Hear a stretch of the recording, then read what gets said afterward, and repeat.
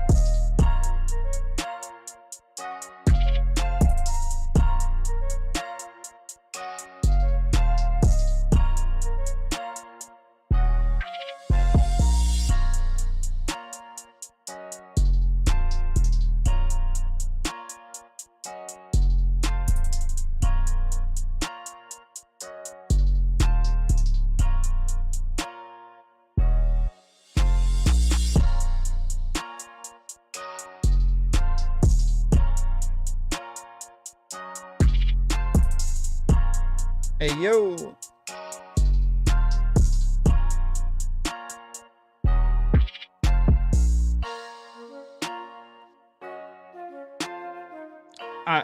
I'm not sure what's going on.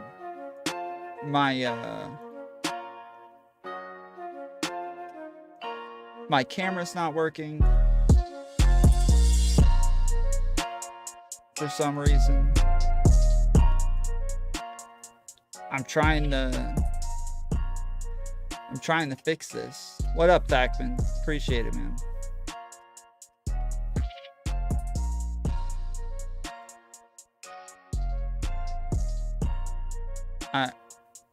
It says it's working. It says it's plugged in.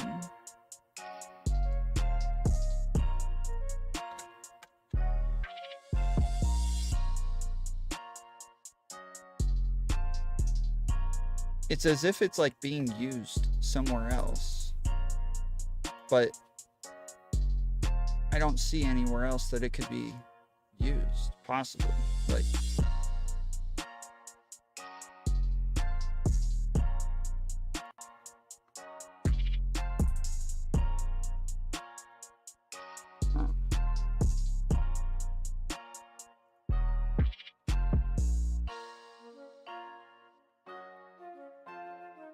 let me just X out of all this stuff.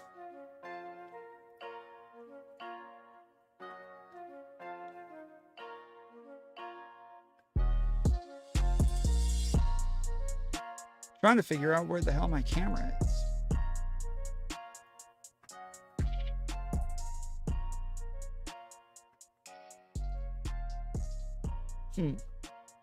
This is a bit frustrating. Because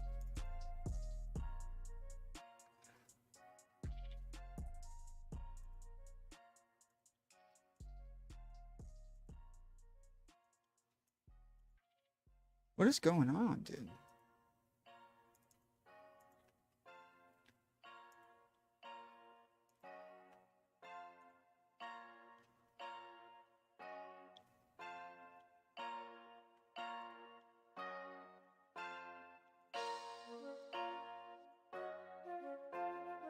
I don't get it.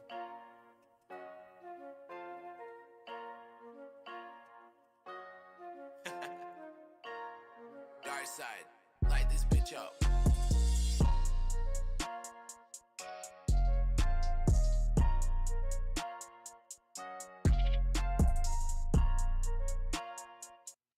Okay. This is gonna drive me freaking crazy. Where the hell is my camera?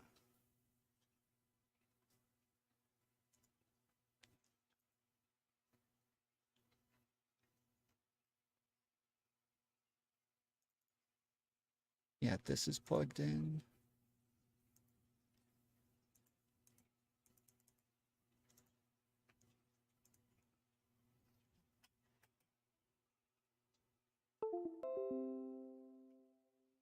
Okay. So now it's on. It's there. It's here. I can see it. And then we pull up. Wait.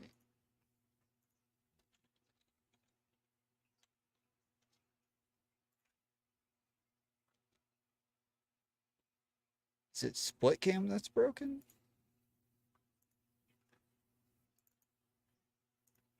Let's see if I can just pull up the actual cam.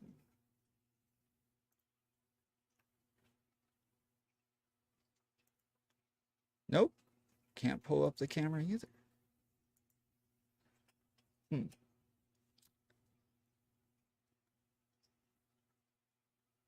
Well,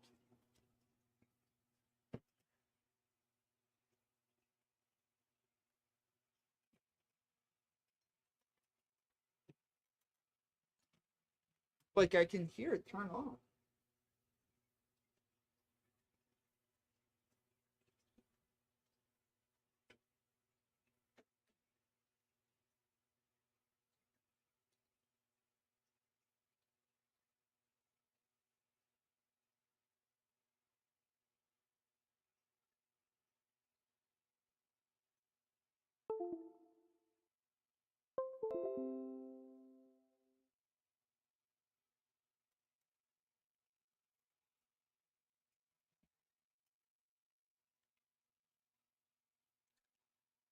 Well, I don't know what to do now.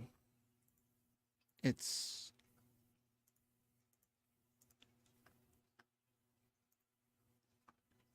doesn't seem like it's being used by anything. Let me X out of more stuff.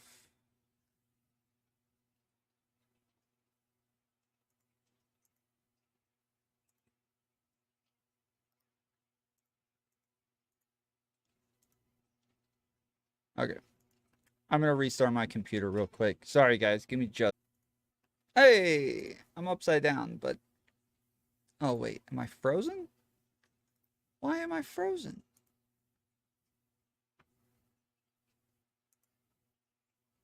I cannot win, dude. Let's, okay.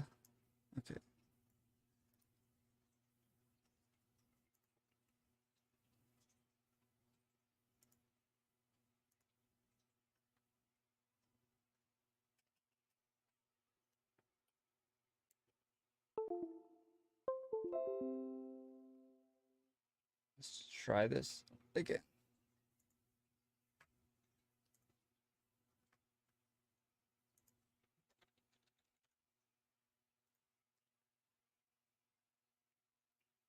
Okay, there we go.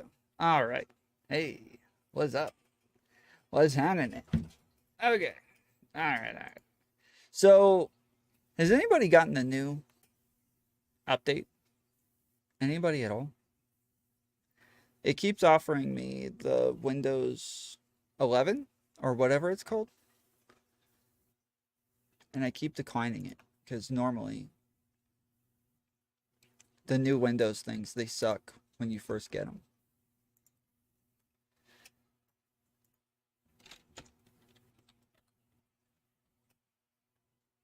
So I don't want to get it. I'm trying to avoid getting it for as long as possible. Windows updates are trash. Yeah, that's what I'm saying. Like, I have no interest in getting the new one. And I haven't heard anything about it either, right? I've heard absolutely nobody talk about the new update. Nobody. I've heard no one be like, yeah, this is awesome, or this sucks, or anything. I feel like everybody's probably doing exactly what I'm doing, is just waiting as long as possible, avoiding the update for as long as you can. So just now when I restarted my computer, it's telling me, hey, you need the update. I'm like, do I? Do I need it?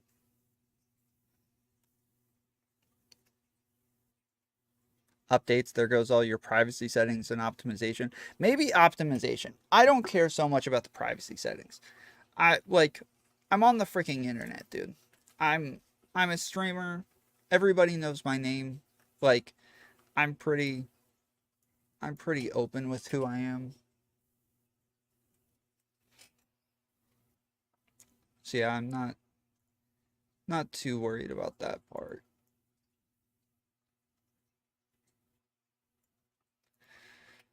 Let's see.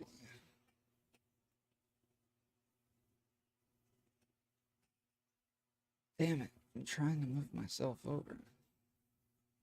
There we go.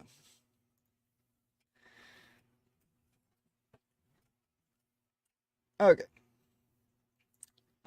Has anybody seen this debate?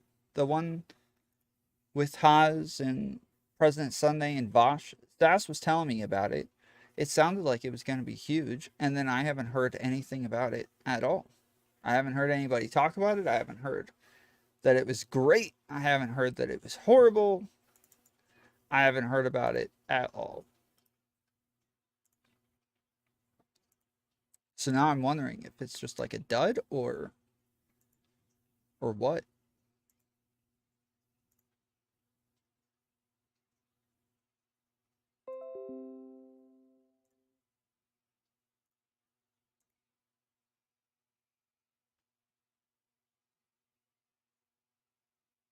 Not sure. See, I'm really sorry that all of this is screwing up. I just got home and I was just like, yeah, I'll stream.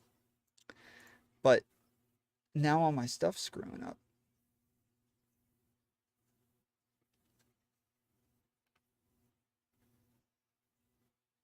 My camera's screwing up. My now my green screen's screwing up.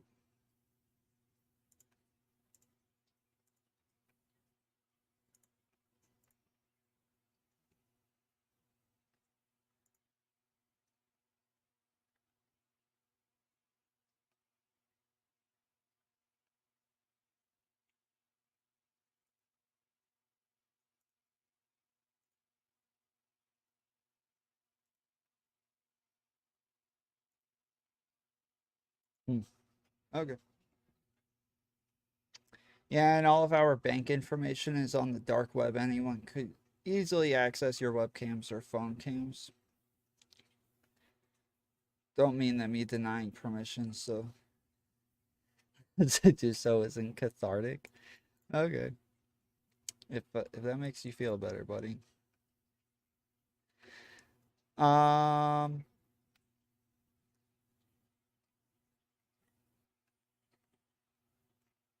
yeah, I haven't heard anything about this debate at all. And it's two freaking crazy people, right? Haz and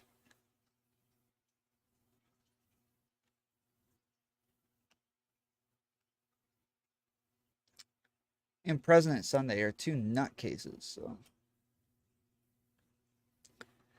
it just doesn't it seems like I should have heard about this debate like 100 times already.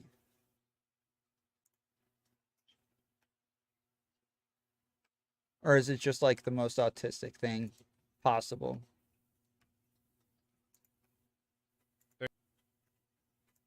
All right, let me pull it up while I figure out what's wrong with all my settings.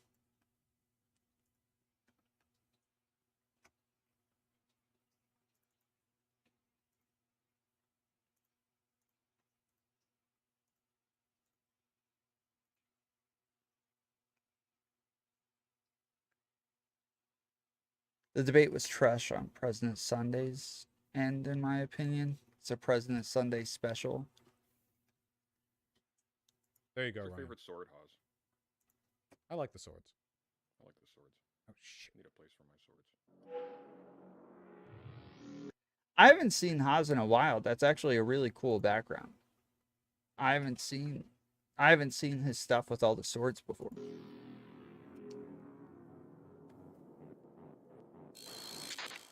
Starting with the one, the only, infra, open quotes, Haz, close quotes, read 10 minutes to talk about his political theory, followed, of course, by President Sunday. Then we will do our back and forths, give everyone a fair chance to talk. And the timer starts now. Modern politics is beset by the same fundamental contradiction, the same asymmetry defining modernity as a whole. Thinkers like Bruno Latour once framed this paradoxical contradiction as between a process of purification, establishing some ontological zone,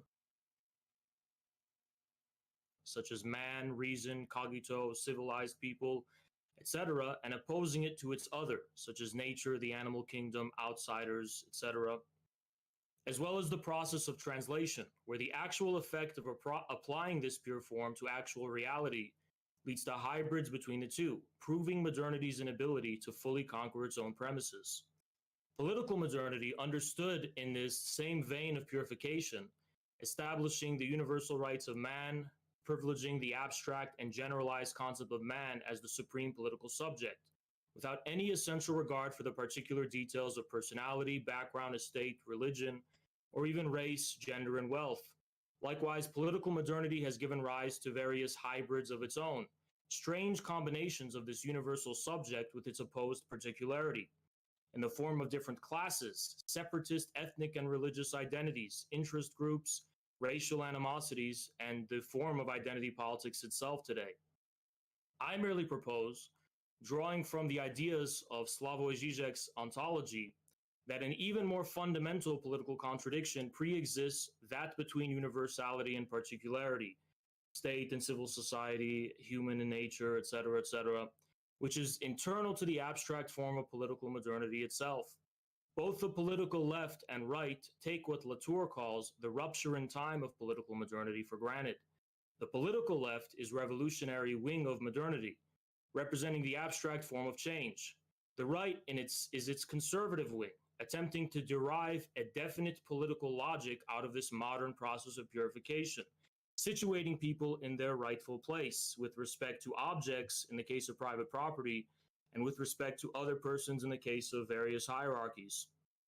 So modernity implies a paradox or internal contradiction that pre-exists and arguably engenders the division into left and right. On the one hand, it implies a revolutionary change. On the other, it also implies a new order and form of preserving itself.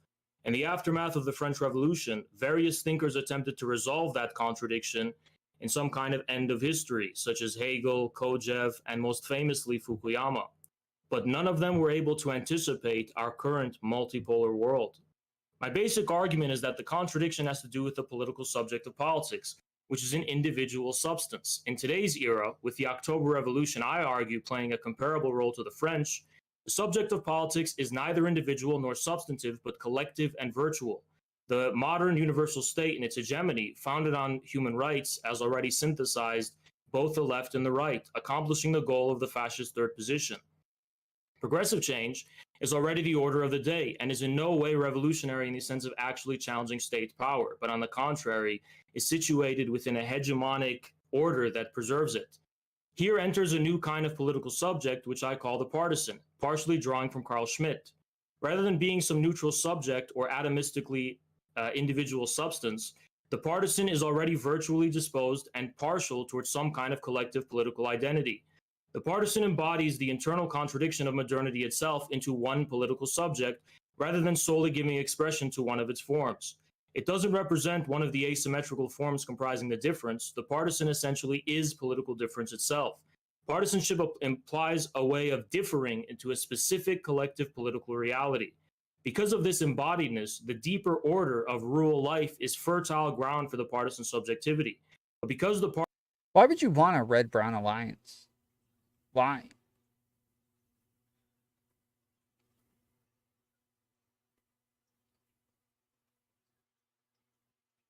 What do I mean? I mean, like, one side's just going to slaughter the other side in the end.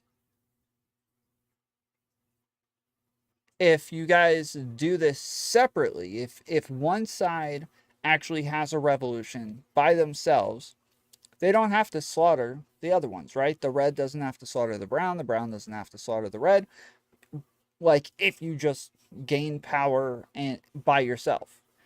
But through the alliance, you're taking this chance where you got this 50-50 chance of being the one that gets slaughtered.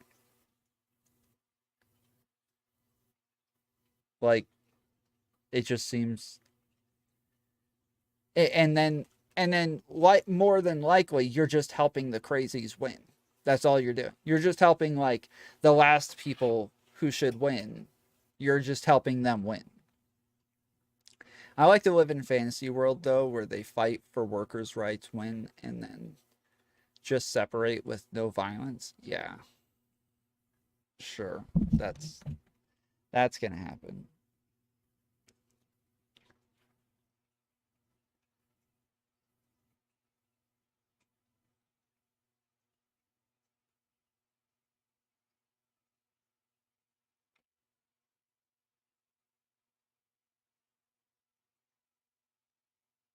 What up, Audio Freak?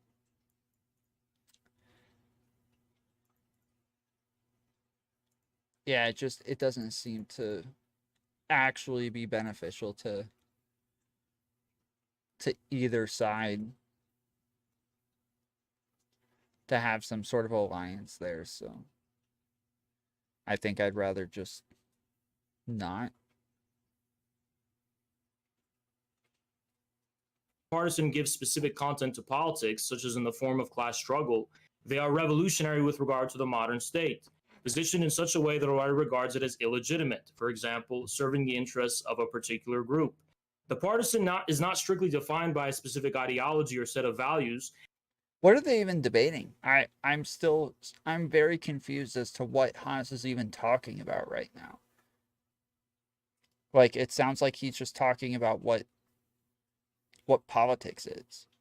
But a position with regard to what Antonio Gramsci calls that hegemony, or what Popper calls the open society. Their revolutionary stance makes them fundamentally left-wing, but coupled with a profound social conservatism, reflecting an embeddedness in the deeper premises of civilization. Many mistaken this for third position syncretism, but the difference is that the partisan conservatism isn't based on ideology, but popular sensibility. If the goal of political partisan were created by individual thought, such as by a theory or ideology, the goal would only coincidentally be effective. Its realization coinciding with some deeper, objectively established and material premise that makes the partisans' movement across the social fabric effective in the first place.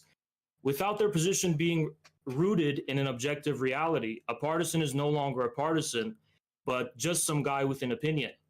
I argue that the partisan is the subject of a polarity, an objectively existing orientation toward the reproduction of an existing civilization.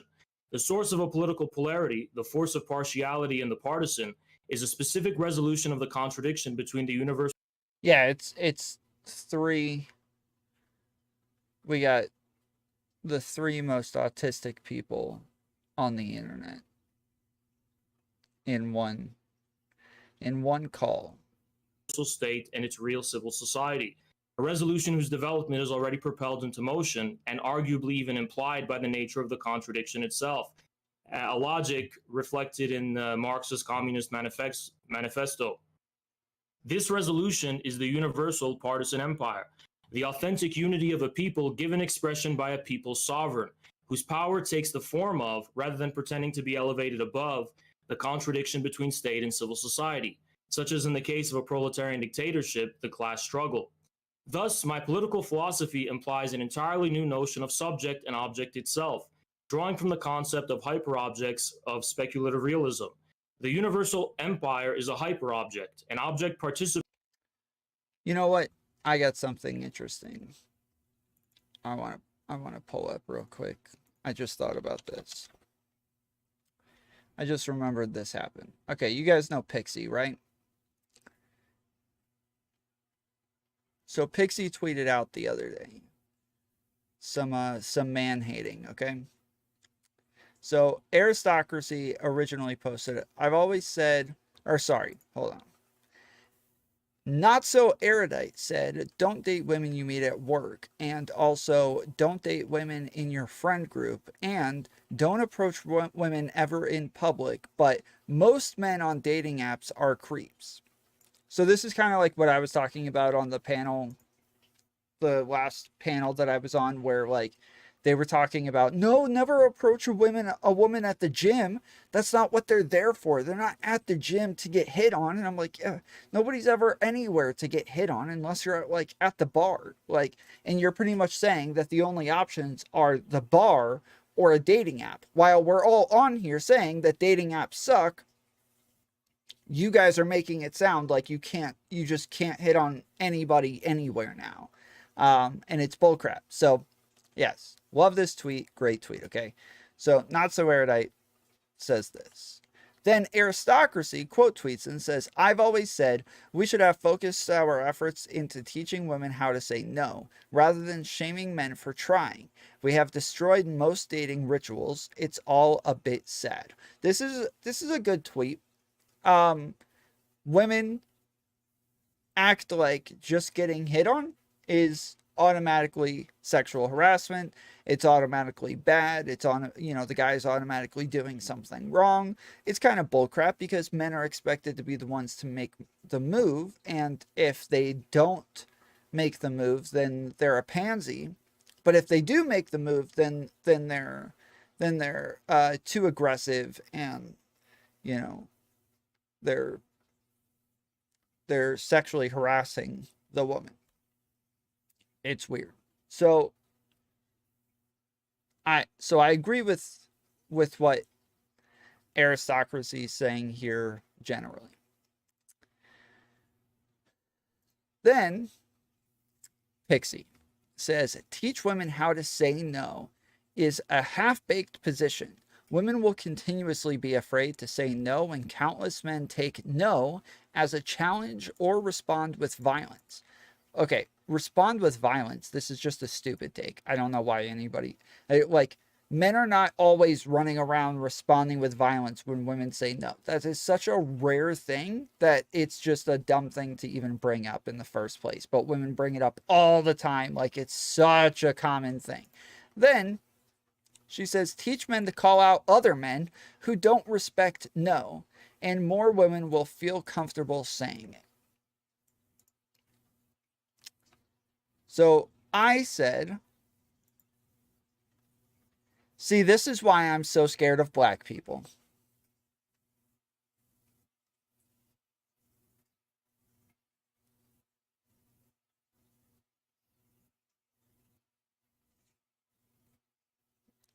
See, that was the tweet, dude. That was the tweet.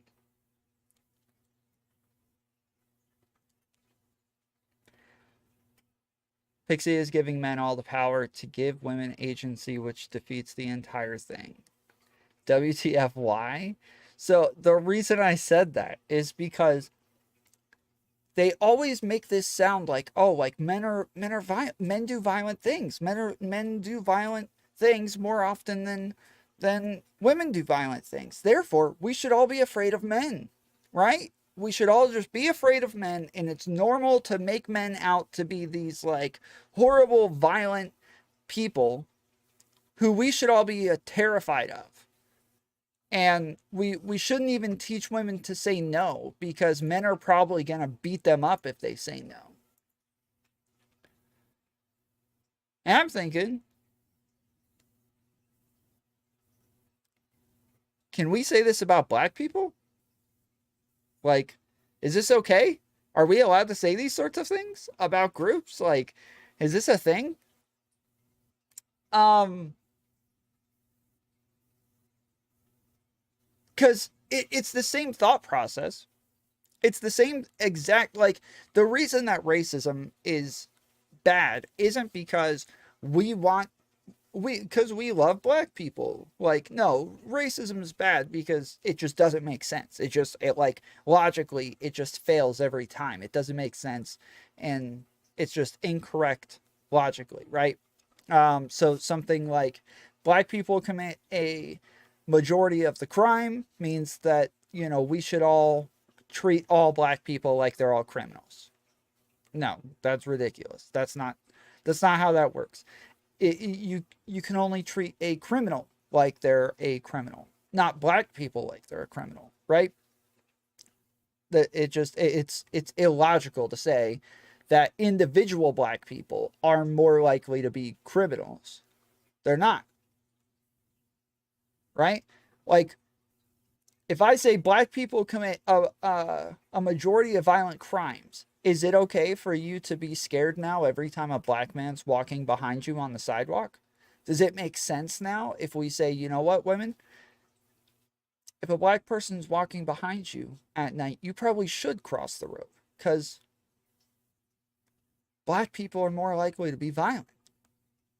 No, we don't. This is not an okay way of thinking. This is like, you can't just apply a statistic from a group to individuals. That's not you. That is a fallacious thought process. It doesn't work that way, and it's wrong.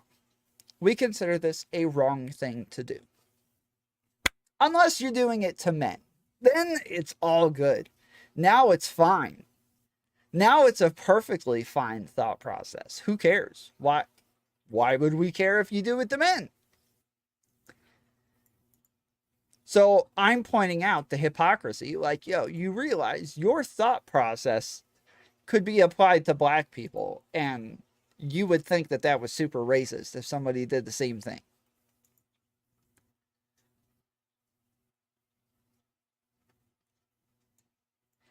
Because the media has fed us the lie that black people are dangerous by showing it repeatedly.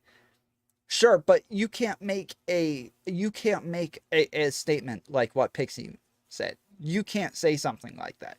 You can't say, we just need to teach black people not to beat people up anymore.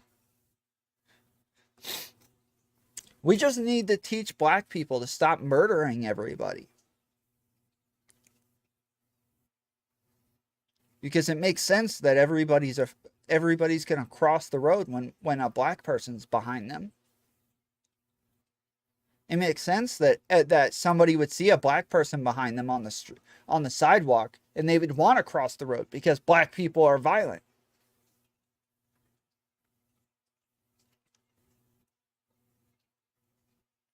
Any response to the tweet? Not from Pixie. No. Nope. Good comparison, in my opinion. I mean, I think so. Yeah. I think so. I think it's a good comparison. I think it makes sense. Now, contrast, my editor said, Tom, no! I said, LOL, I'm obviously kidding, but it seems like the same logic to me. Shrugging face. Crowdsource Politics said, it is, but the difference here is that women are at an inherent physical disadvantage that changes the entire calculus here. Women are at an inherent disadvantage because men are bigger and stronger and faster and all of those things, right? Right? Like, yeah, he's right. Women are at an inherent physical disadvantage. He's not wrong. So I said, so if black people put on muscle more easily, had lower body fat, had higher testosterone rates, and dominated sports based on running faster and jumping higher, you'd have a different opinion on this? This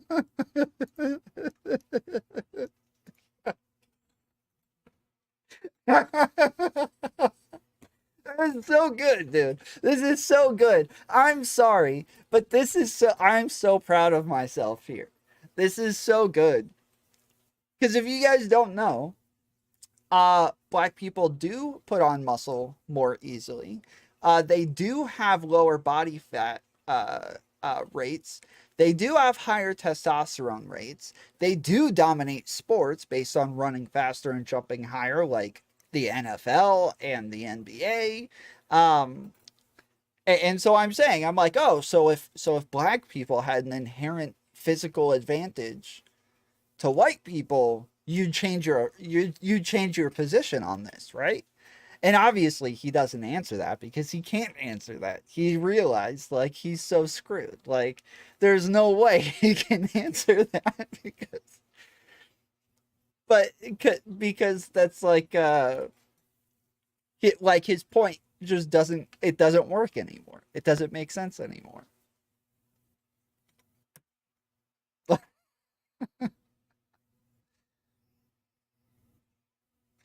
The media has actually been suppressing crime in media since the 80s. Black people commit that much crime, and they have good reason up until it's sexual crimes. What? What does that mean?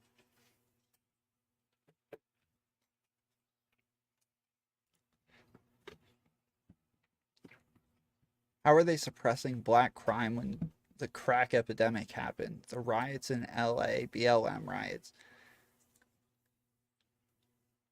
I don't understand what you're saying, Growling. The media has actually been suppressing black crime. There's stats on this that show that like the media shows black crime more often than they show white crime, like disproportionately. Not only that, but then in movies, black people are more often going to play the bad guy, a criminal, a gangster, a pimp, all of these other like criminal characters. They're not suppressing any of these things. And who owns the media? There's nobody owns the media. Tons of people own the media.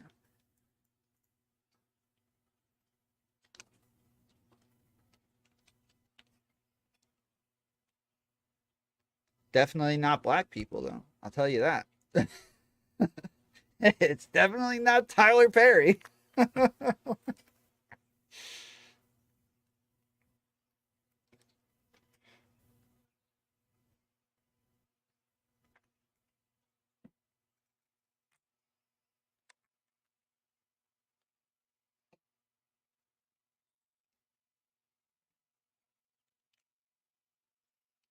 So yeah, so it doesn't like it.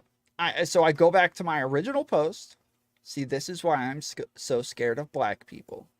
I'm not really scared of black people. I'm not really afraid of black people. But if you're gonna sit there and make it sound like you can be afraid of men just because men are violent sometimes, then I can be afraid of black people because black people are violent sometimes. It's a dumb thought process. It's a dumb way of thinking about this. And it's just a new way to validate women being sexist. And yeah, it's dumb. Y'all been blaming the wrong ones just because real culprits share the same skin tone but not the same last names. Why would I care? Nobody's blaming anybody. Like we haven't talked about blame here at all. You're the only person here talking about blame. Just because you want to fit in your Jewish narrative, but none of us nobody here was talking about blame at all.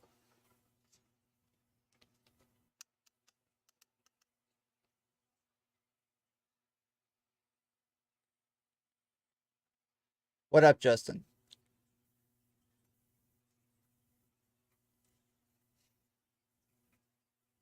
Like literally nobody was saying this is who we blame or this is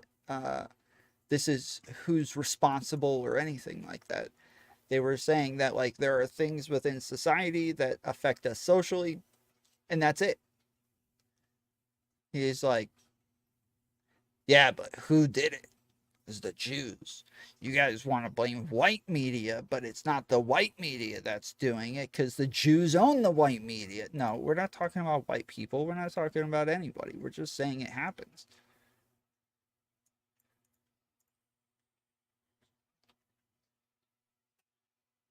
Nothing we are saying equals we don't care when white people get shot. Yes, that's exactly. Yeah. Yeah, but no one cares when white people are shot by the police. I don't know why are you guys pivoting so hard, dude? My goodness, the whataboutism here. Is this what I figured it out. This is what they're talking about when they say white fragility. This is it. This is what they're talking about. I always thought white fragility was just this dumb leftist thing, but now I see it. Now I see it, dude. Anytime you talk about race, it's all of a sudden, well, white people get it hard too. It's like, we didn't say white people don't get it hard. We're talking about specifically black people right now. Why do you always pivot? Like, I talk about stuff with white people. I talk about racism towards white people. I talk about all of this crap. I talk about bigotry towards white people. Like I'm not the person who's over here denying these things. So why can't I also talk about stuff against black people sometimes? I don't know why I can't talk about one at a time.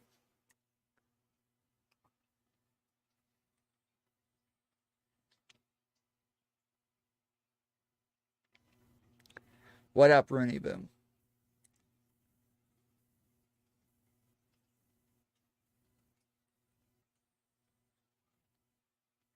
It's it's the same thing with like jokes, right? So I make jokes about black people all the time. I make some pretty racist jokes about black people all the time.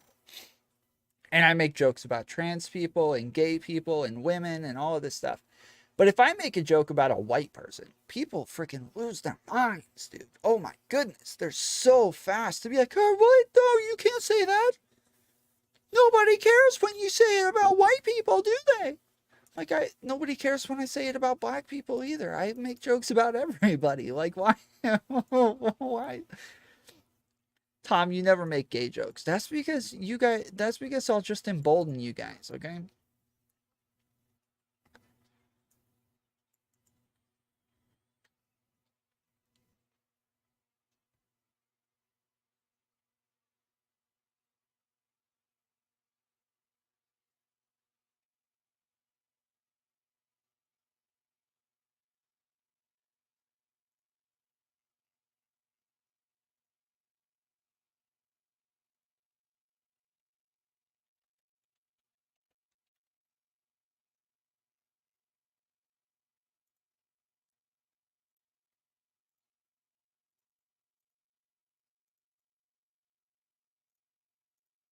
Hold on, let me check something.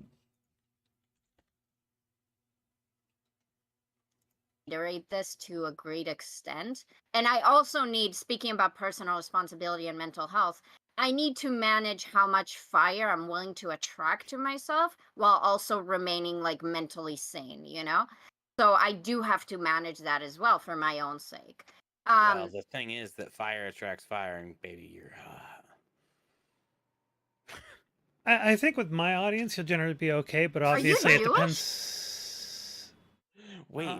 Oh, damn. I think That's with dark. I think with my audience, you'd be relatively like you wouldn't have to deal with too much blowback. But with the problem is like who else reacts to our conversation? Yeah, exactly. Right? I'm not worried about your audience, right? I'm worried about other audiences watching. Yeah. So I started working at a department store, and this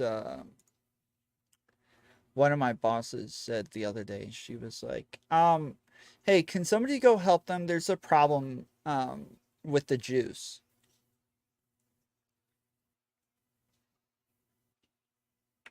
I could not help myself, dude. I was like,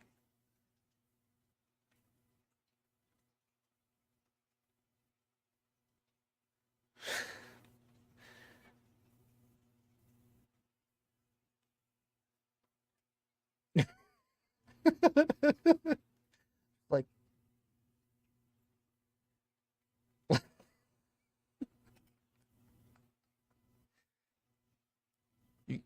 you guys don't like juice?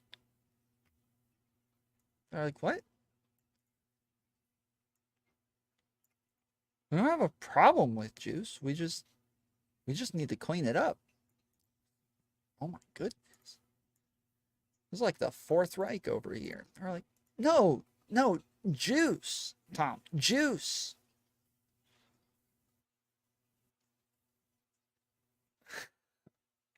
It's like, yeah, I know. The juice. It's a problem.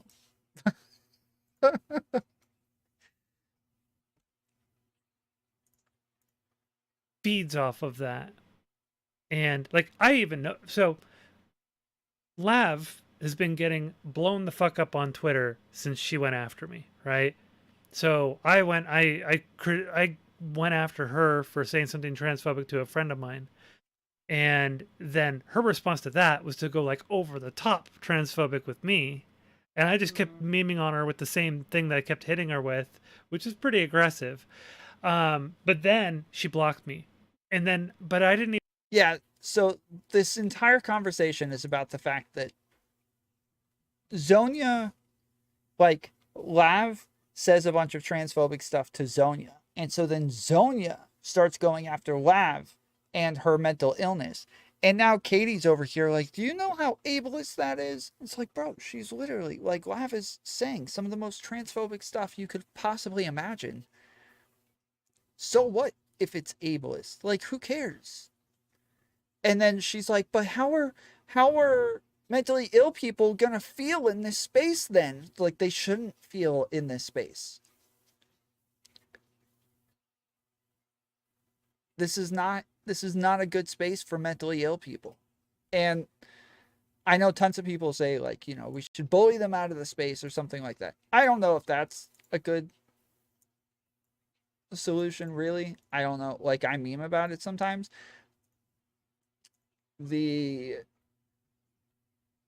Because, I mean, you're likely going to push these freaking crazy people to go commit suicide or something. So I don't know if that's a great way to fix it, but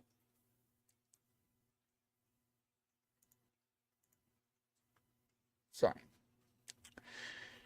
Tom, the only reason Katee is providing any sort of defense for Lav is a roundabout way is because Lav has ties to Destiny.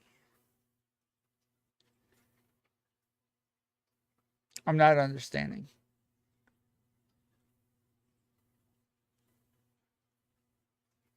You're saying because Katee doesn't like Destiny and Lav doesn't like Destiny, she's going to take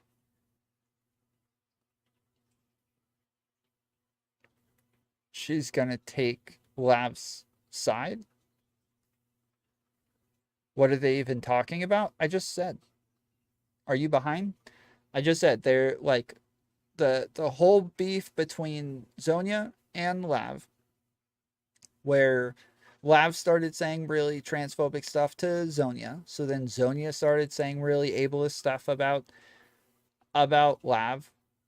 Stuff like, you know, I'm just milking you because you're a lol cow and you're crazy and all this other stuff. Everything Everywhere All at Once won all the Oscars. Best Picture, Best Director, Best Actress, Best Editing, everything bagel. Let's go.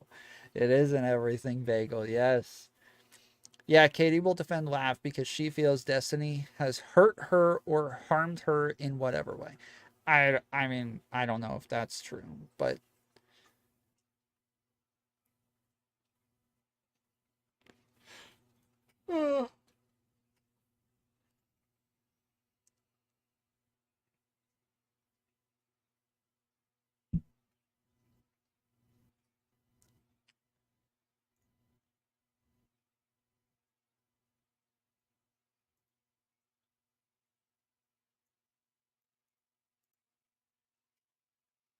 you watched Katee on that stream with Destiny and Mind Waves. It's clear she has a grudge she won't let go.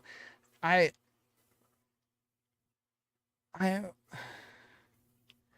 watched it. I don't think that she has a grudge that she won't let go. I think that she was just like, I think she was just trying to make it funny and fun and being a debate bro. There are consequences for me sitting on my high horse, so I'm not able to respond the way that would probably be most advantageous for the space.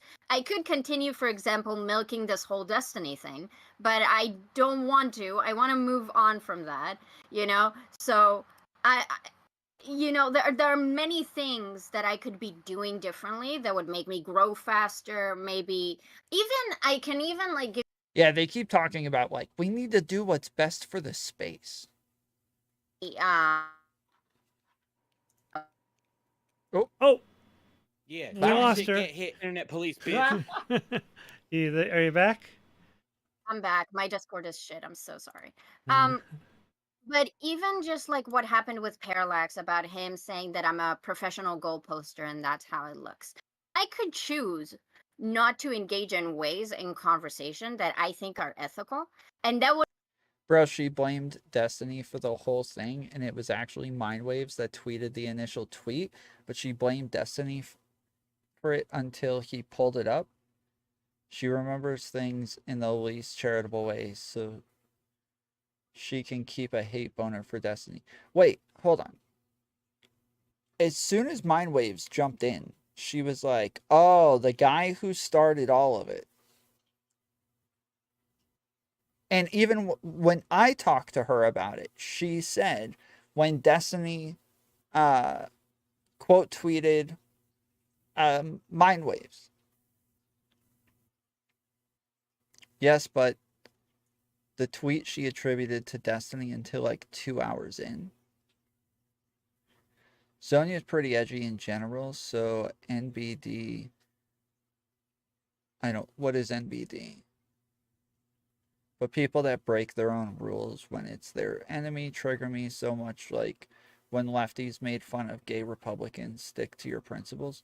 Yeah, I don't understand a lot of these like progressives when they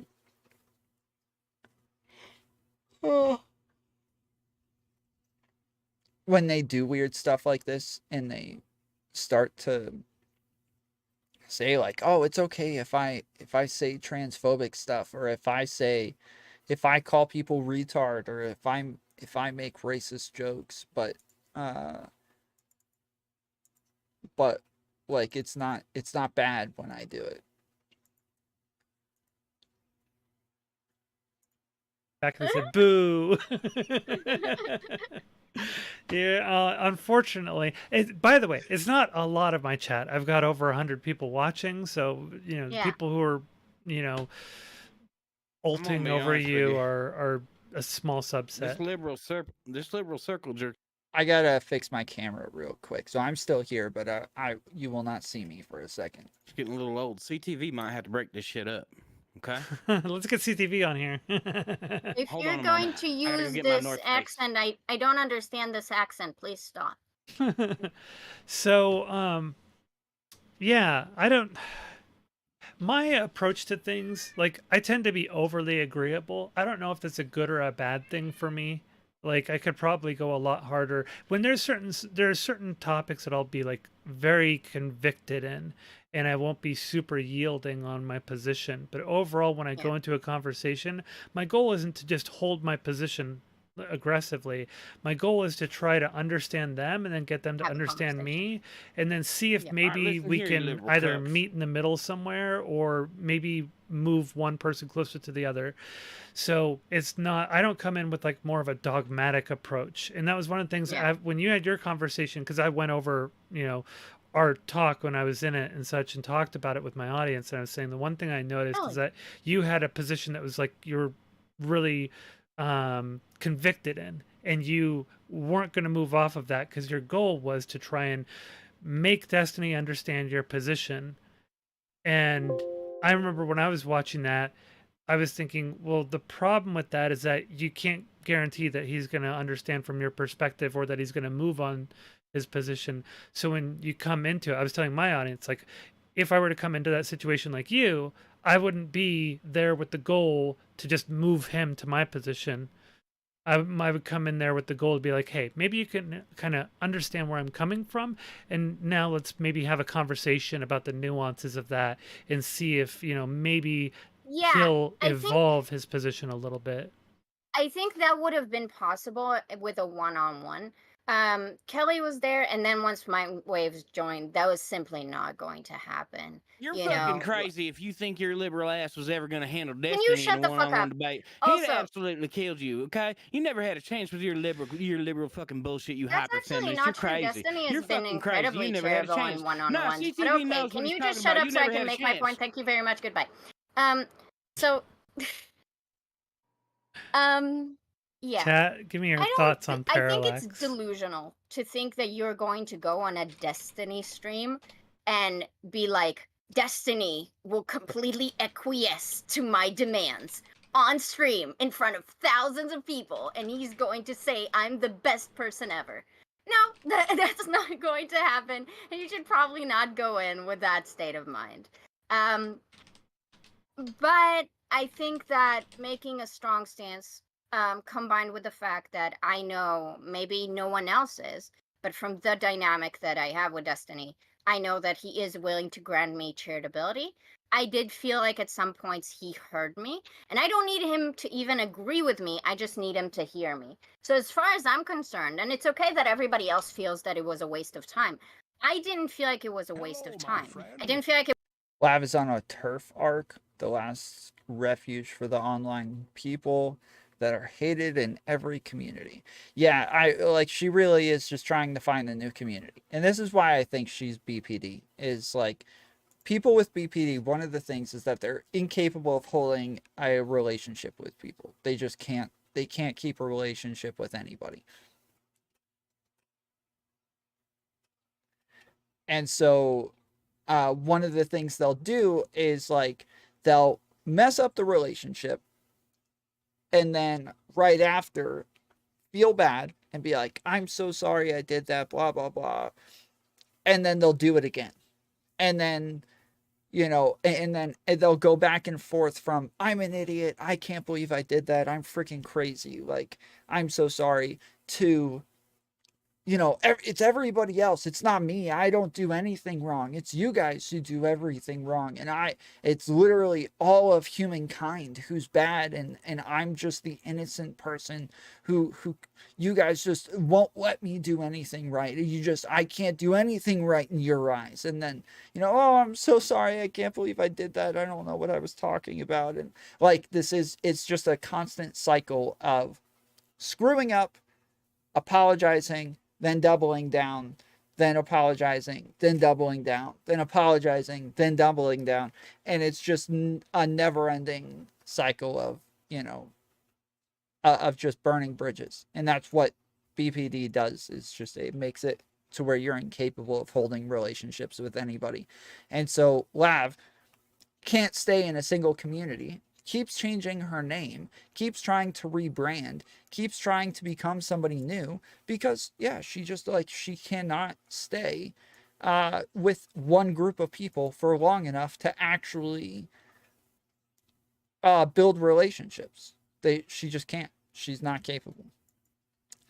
I heard, and this is unverified, that Lav's husband is actually just a gay friend that has moved to Utah and is no longer living with her, FYI. Again, unverified.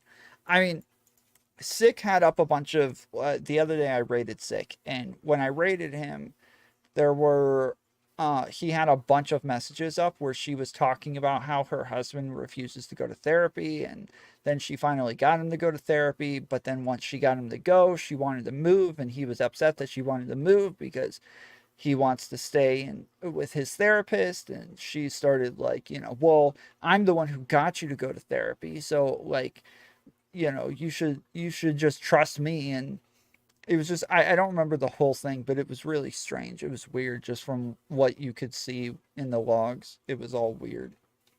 It was a Vote waste on of the time poll, because I guys. felt like Destiny did understand some of my points. I felt like some of the audience understood some of my points. Maybe not the majority, but I had people reach out to me and say, like, that they even got banned from the subreddit for saying that they agreed with me, So that happened.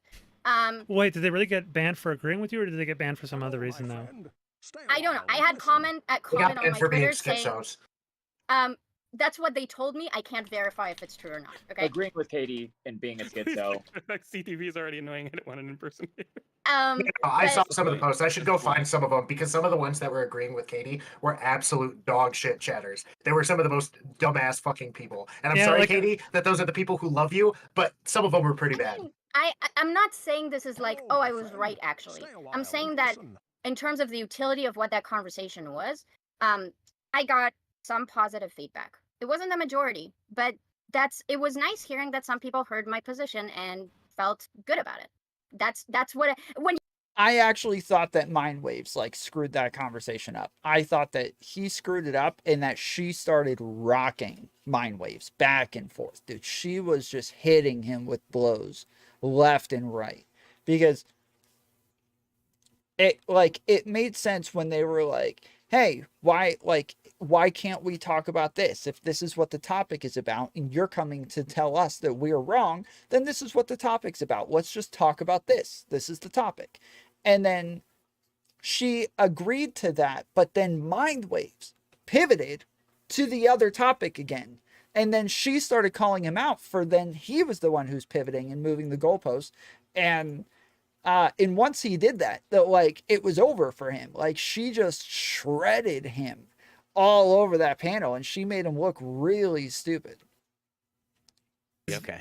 The reason why I do question not you on hate it you. is because I've just heard other people who kind of say that as cope before, and it's Then it's I'll make always sure not to accurate. say it anymore. That's You think Mind Waves messed it up? What about Kelly Jean? Oh, Kelly Jean's just like she I've never heard her add anything to a conversation that was worth listening to. That Kelly Jean's just Kelly Jean, dude. Like I don't know. There's not much to expect from her. Destiny just crapped on Kelly Jean the whole time. I mean, she's not all there.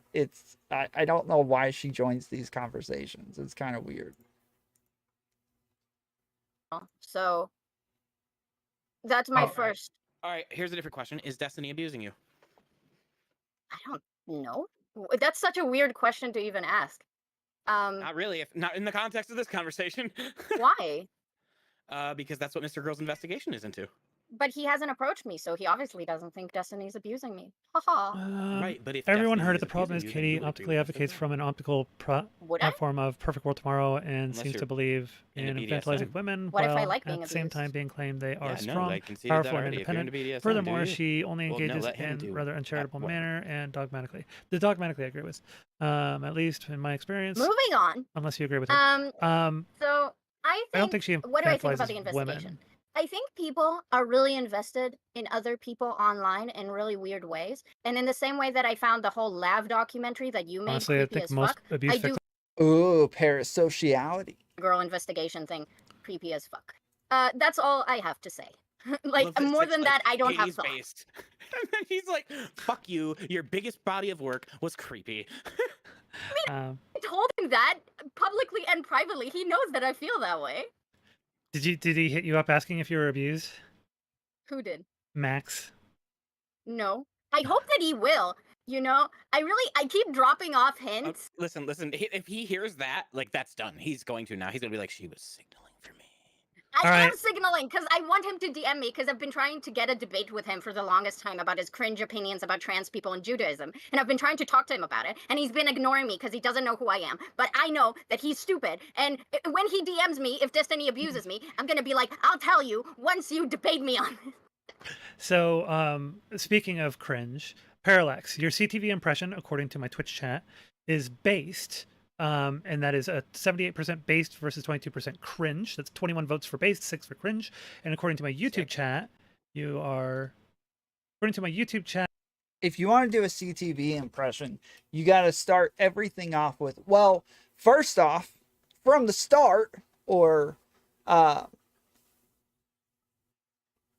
what's the other one? It's first off, from the start, or damn it, what is the third one? I forget the other one.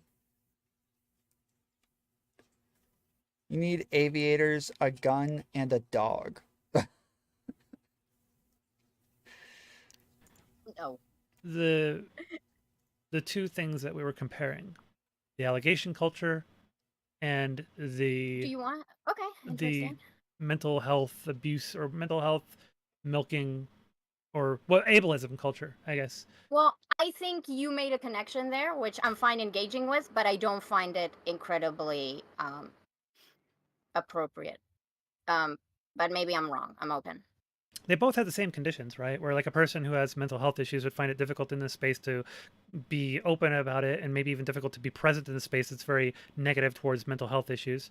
And you have a similar kind of situation with the allegation culture that's in this space, where both people who felt like they actually have valid allegations to make against somebody will feel uncertain about actually coming out about it because of all the false allegations that circulate all the time, as well as the harm that is done to people from false allegations and the kind of toxicity that it brews toward people who haven't actually done anything, anything wrong related to those allegations.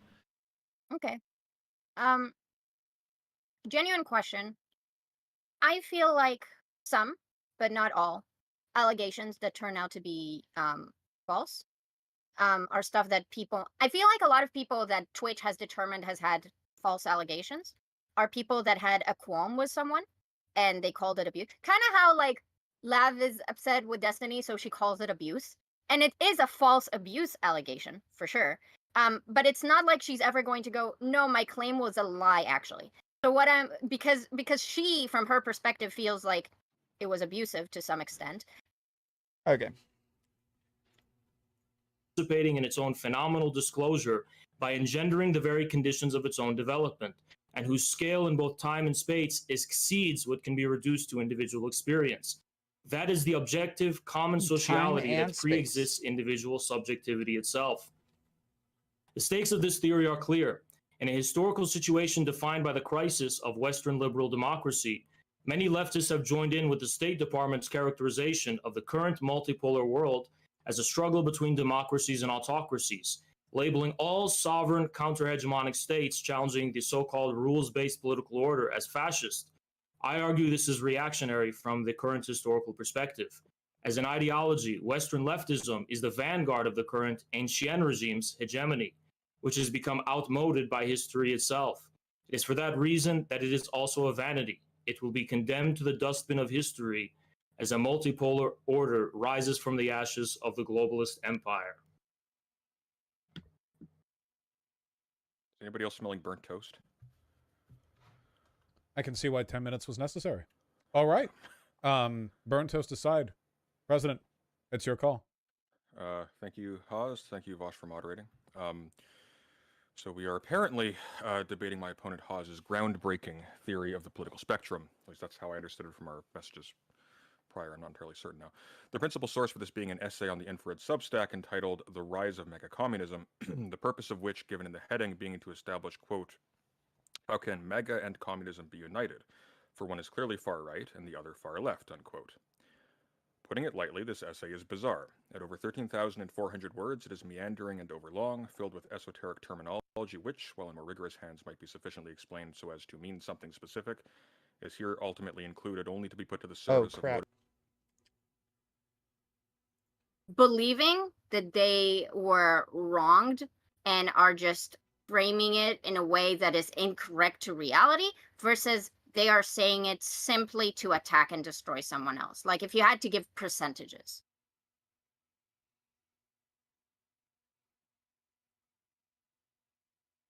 You're muted, I think. Oh, sorry. Splitting between the two with the by proxy allegations, I would say that the vast majority, for a number, I'd say like 99+% of those are knowingly false. Correct. With the ones that are direct allegations, one-to-one allegations, I would say those of how many are false from what I've observed, at least 50%, probably more than 50%. I would say the false. You mean they are intentionally to harm the person? Intentionally to harm the person, because they seem to result from specifically interpersonal fallout, and then these things come out after the fact. And it seems like once you dig into them and really break it down, and once both sides have shown, usually like the one making the allegation does not reveal what's going, what the DMs were or what was going on, and the person who did have the allegations dumps everything and says, this is everything, look at it, open book here, right? And so we find that more often than not, those tend to be false allegations. What percentage would that be? Is definitely, I'm feeling pretty comfortable saying more than 50% of the time they are intentionally false allegations for the one-to-one allegations. Nowhere near the 99% that I think for the by proxy allegations. But do you feel like this is a if I were to commit to a number, I'd say 60+%. probably based from my own flawed memory over the several years that I've been in the So, space. so when you said dump the logs, I was like, are we saying that it's allegation culture, but we specifically mostly talking about like Destiny, or do you feel like it's a Just in prevalent? general. Okay. It seems to me like people are very comfortable, like once they have a personal or an interpersonal fallout between two creators, it seems like people are very comfortable just suddenly one of the people just suddenly coming out and saying, this person did this to me, they were abusive to me, blah blah blah, they hit on me, they Yeah. were being sexist, or they were Yeah. sexually For sure. harassing me. It's just like it's pretty consistent that seems to happen.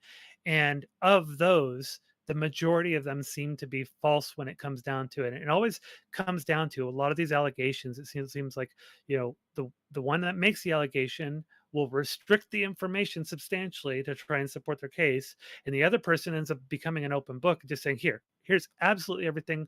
Judge me as you will.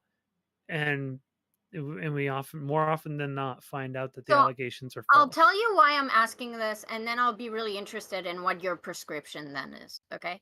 I'm saying this because I know for a fact you can ask 95% of people on Twitch right now that they had a breakup, and suddenly after that breakup they're like, yeah, my ex was a narcissistic psychopath. Yeah. Um Yeah. it just seems that when people have interpersonal fallout, um their perspective about what's reasonable versus their feelings gets really clouded, and they would really view the ex partner in a partner or friend or whatever in a very uncharitable way. And the better you do that, and the more distorted you are, the more you're likely to come up with very like, oh, he actually abused me. Oh, like this thing that when we were in a relationship was fine, now in retrospect it's clearly abuse, that The type of stuff. recontextualization that happens after a Exactly. breakup. We But recontextualize things. I So think it's that is where different I'm though. coming from. Okay. I get that, but I think that's different when you're talking about content creators. I think so much of it is motivated around trying to rake in the anti fans and to rile people up and to turn people against them. Like it seems like there's much more intent on being malicious in this space when it comes to the interpersonal fallout. And then people come up with these malicious claims. And part Okay. of the reason why I'm acutely aware of this is because that's exactly what happened to me when I first kind of broke out in this space, because of the situation that I broke out from and the drama that it was a part of. And there were some very vicious allegations that were made about me that turned out to be, of course, completely false. So I was the target of that stuff when I was brand new to the political commentary space. Before that, I was just a gaming streamer, literally a family-friendly gaming streamer. And so I suddenly, out of nowhere, end up in the middle of this drama, and have a certain content creator going and saying some of the most egregious things about me, and I didn't even know what to do about it. And so I'm very empathetic to that because of the fact that it happened to me. And so I see it when I watch it happen. And every time it seems, not every time, but it seems to very consistently come out that there's always some sort of malice intended. I And mean, I have no doubt, right? So let me maybe this would be a more appropriate example. So I think Max felt like he had a friendship with Destiny, and he has his own issues. And then they fell out mostly because of his fault. And now he's just very resentful and angry and distorted, and just a lot of negative feelings towards Destiny. And then he goes on this little crusade. But I believe he thinks that crusade is probably justifiable because he's full of copium, right? Do you disagree with that? no, I think that's a pretty fair statement, though. Okay. Like he's trying to save face in some ways, but then there's also something else that I know about Max just from my experiences with him. Max is also a control freak. Like he wants to control people, and he does so through a lot of emotional manipulation. He was doing that to Steven. I watched it happen and watched it play out over time. And so a part of it also has to do with that he wasn't able to gain control. So part of Okay. it is saving face, And part of it seems to be malicious in that I wasn't able to control this guy, so I'm going to do damage. Just to make sure that I'm coming off clear, I don't think that Max is like being full of copium and thinks he's justifiable in his behavior is like get good or reasonable excuse to that behavior, right? It's Sure, just yeah. when you say there's a culture of false allegations when people are maliciously doing something, when someone is coping, it's hard for me to say they're like. Do you get where I'm struggling with the semantic here? I think what you're trying to say is that there's a different framework if someone is doing so with malicious intent and knowing that the thing is not true versus someone doing so as a, for lack of a better word, crusade because they genuinely believe in the cause that they're engaging in. Exactly. And they're misguided a lot of the times too. That's what I was asking Zonia. Like, how many crusades, false crusades, do we have? Because people are just dumb about the recontextualization that they have of their experiences, versus how many people are just like, I know this is false. I know this will ruin this person's career, and now I'm going to be doing this. And I'm not, and I think both should be addressed and both matter. I just don't think they're the same, you know? So the reason why I think that we need to be cautious about the kind of allegation culture that we foster is because I don't know if there's any way to, like, we don't really know until we dig into things whether or not there's more malice intended or it's more like a misunderstanding. For instance, I think the whole situation with Dylan, Cat, and Prime was more of like that emotional thing and recontextualization and, people misreading the situation, right? I mean, you say that, and it ruined Prime's career. It did massive damage to his and career. Dylan took very little pushback on that. He didn't have much blowback to deal with, but yeah, and that was a recontextualization, I would say, and it's like a misinterpretation of things that led to that damage. So that one, I don't, at least I don't in Dylan, I don't see the malice, right? And I know Dylan, I just don't see the malice there. So it's now the I malicious think that's stuff. a very interesting example because Prime's career was ruined because of it. Dylan took absolutely very little damage from doing that to him, and without him, it wouldn't have gotten the platform that he gotten. He gave an apology and everything, but fact of the matter is Prime is where he is, and Dylan was doing just fine for a long time afterwards, you know? So it's like, I actually think that kind of bolsters your argument that's like, at some point, what does it even matter if there's malice or not? Like, the damage that has been done here is just, like, awful. But that's then, sort of like why I have to say it's like we kind of have to be careful about this. Like, so many people just suddenly flocked to Kat's side just because she was a woman, right? And that was really disturbing as well because I was sitting there going, because I didn't know Prime well. I had only been on a handful of panels by the time that had happened. I liked the guy, but Dylan I actually knew, and I worked for Dylan as well. And I knew Dylan well enough to know, I was like, this is not Dylan being vicious or being malicious or anything like that. He's convinced of this, right? And so it put me in a difficult situation. But I was not happy that it's just like so many people were just flocking to Kat instantly and assuming that she was, that her story was completely, based in truth and reality. When I was like, oh my gosh, this is a little worrying. And I wanted to be supportive of like Dylan and Kat because Dylan was somebody that I really respected. And again, he and I had a little bit of a history. But yeah, it was shocking to see that kind of thing happen and just automatically everybody floods over there. And like Prime had almost nobody in his corner except for just a handful of people. And until he was Destiny lucky that intervened. Steven was one of the people who jumped in there to push back on the whole thing. And after Destiny did, other people were willing to come out for Prime, which they weren't willing to do before. And so, like, I sort of see that as like a really good example, for no pun intended, a prime example of the risk of having this sort of culture that allegations are just kind of accepted, and it's kind of like people just assume that there's some kind of truth in it, and that there's some at least somewhat valid, and then it kind of gets perpetuated. And the other problem is that some of these things, if they don't end up with a big spotlight on it to push back on the allegations, then they end up becoming sort of the rumor mill in the overall mythology of the space. And when you come into the space, you learn these things. Well, I remember when I first started to become more aware of this space, I started learning about all these different allegations about people. It was just sort of like everybody talked about it. You get to know people and they're telling you about, oh, so and so did this, so and so did that. This person groomed this person, abused that person.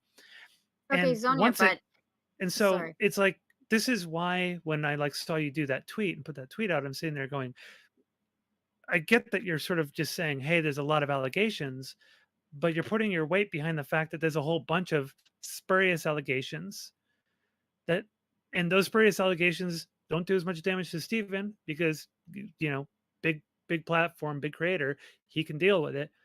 But those same spurious allegations also exist for a whole bunch of smaller creators like Prime that can be significantly damaged by them. Yeah. And so And that's I why I explained was to you that, saying that. like, well, that my tweet was obviously read that way. That wasn't really what I was going for. And I already told you that's something I should have considered better. So I'm taking ownership of that. I'm not saying that if I had considered that, I would have necessarily chose differently. And I was actually going to bring up Prime and Destiny right now. That's like, okay, we all think, are you talking to me or to your chat? Talking to my Okay. chat, I both got rated by Sick. Thank you, Sick. And I also got a $20 donation from somebody in YouTube. Yeah, Okay, I mean, cool. if Fucking this conversation is hey, just gonna be between you two, spoilers. I'm probably just No, gonna tune out I'm and into it too. I'm just watch right the now they're actual kind of stream. So, All moving right. forward. yeah, it was really nice seeing you, Katie. Really nice seeing you, Zonia. Thanks for inviting me for the group chat earlier. Yeah. Yeah. Take care, Sick. Yep. Take it easy, Bye. guys. Yeah, Guys, no, yeah, I sorry just for you guys that. are Zonia. you guys are moving forward pretty well in the discussion. So I'm just trying not to interject and disrupt the discourse. And It's then, by a the good way, I think conversation. Tom wanted to challenge you on something later, or once we're done with this. Okay. Katie. Yeah, I Me? did. I Whom? wanted to add Okay. something in No, real no, quick no, though. here's let where Just her you hold finish. on. Let her go finish. with Let her finish. I want to let her finish. I just want to, before you move on from this, Prime's like issue afterwards wasn't that people thought that he was this horrible sexual harasser towards Katarana. It was that even with like him being relieved of all of those allegations, there were still some things in there that they thought were bad, and this was like Sorry. the second No. to third issue with him having issues with women, to where people felt disagree like with that. there were too many allegations at that point. It was I the second disagree thing with that because Kurt completely. was the first one. Right. Well, it was Kurt, and then there were other things with the Kurt that came out as well. So it was, True, there were yeah. many allegations with Kurt. But yeah, I sorry, go ahead. I disagree with that framing, and we can talk about that. But so Zonia, so I think you and most people would agree that, for example, Lav's allegations regarding Destiny and especially Hassan are like malicious, right? Yep. Okay. But we also can agree that, like, okay, I don't think Katarana and Dylan were lacking malice, but let's say they were, just for the sake of advancing the conversation. So they were lacking malice, and they destroyed Prime's career. Hassan and Destiny, while it's unfortunate to have false allegations against them, they're fine. They will continue to be fine. So we even see that, like, malice doesn't even... They're big creators. Yeah, malice doesn't really factor into this in a meaningful way at all, because you can be completely non-malicious and destroy someone's career, and be completely malicious and, like, only get shit on for the rest of your life for making false allegations against Hassan, Well, you know? that's why my point is that you can't really split hairs on that. It's more about the culture that we foster.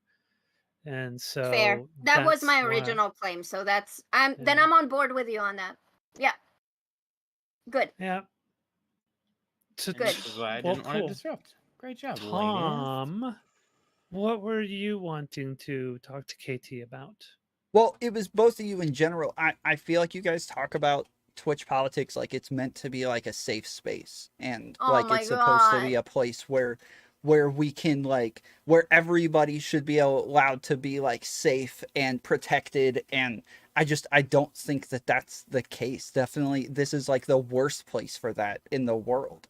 I think that that's a ridiculous way of like framing things, is like, oh, because I think safe spaces are good, just this is not that place that we should like push people who want a safe space or think it's a safe space. We should tell them to like get somewhere.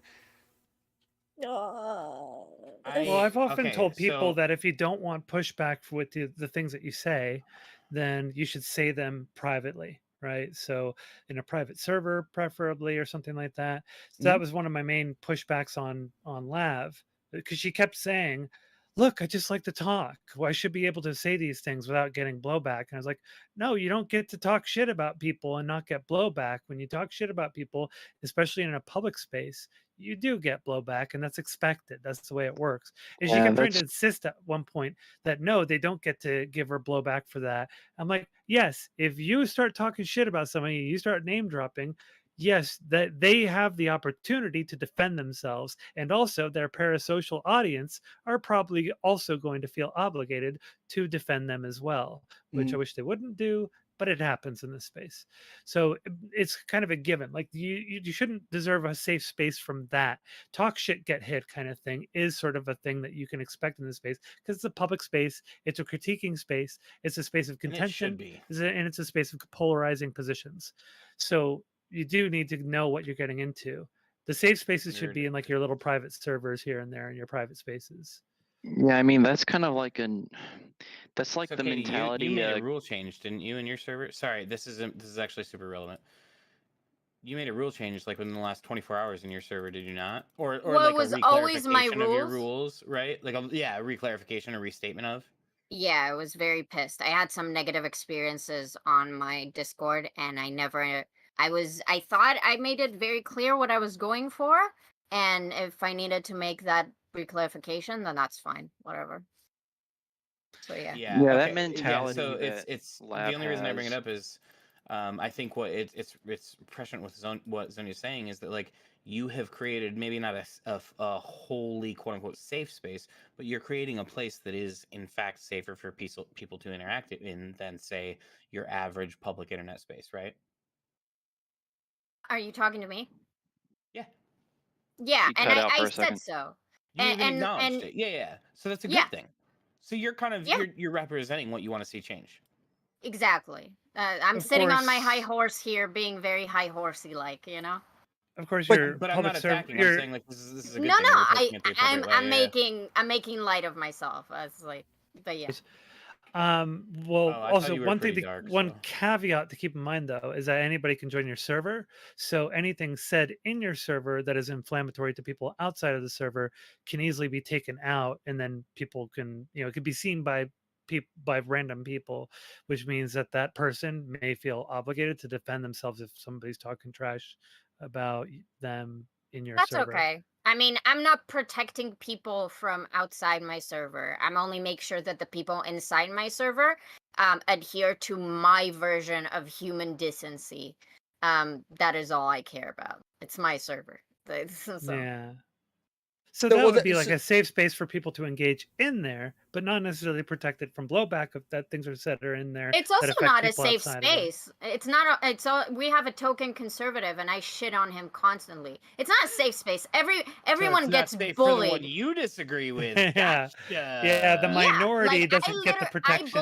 I bully everyone on my server, and they have to take it. Otherwise, they can leave. That is the rules of my server. That is it.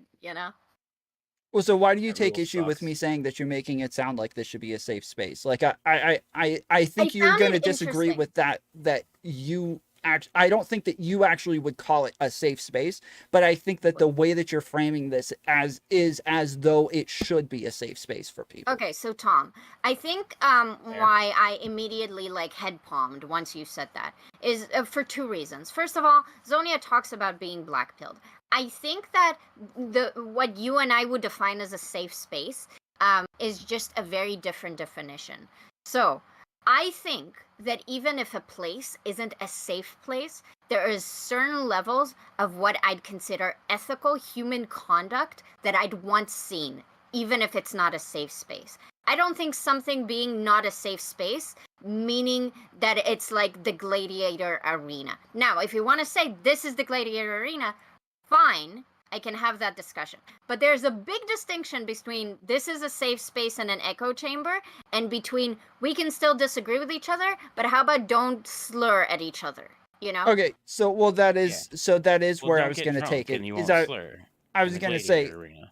like, generally we'll say, yeah, you shouldn't go like tackle people. But if you're on a football field, we all kind of agree to that ahead of time, that like I'm not going to go sue you for assault if you come tackle me. I think this is blood sports. I think that we all kind of agree that we're all going to go at each other's heads. We're all going to be, pretty inflammatory. And I think that if you, I don't think that like having some mental illnesses means that you should come with any sort of special protections. No, wait. Blah, blah. Okay. We will No engage with bumpers. the mental health thing. Just very quickly to generally specify. Do you feel like Twitch poll is a football arena? I'm saying I think it's like what you agree to as you come in, like football, yeah. Okay, but in this analogy, so my critique is that I'm saying, you guys, we are all on like the street right now, so we don't owe each other anything, but we're on the street, and there are consequences to engaging with each other, but you all keep tackling each other, and then you're saying, what, this is a football arena, and I'm saying, no, we're on the street actually. So and maybe you disagree with that, and then we can have that discussion, right?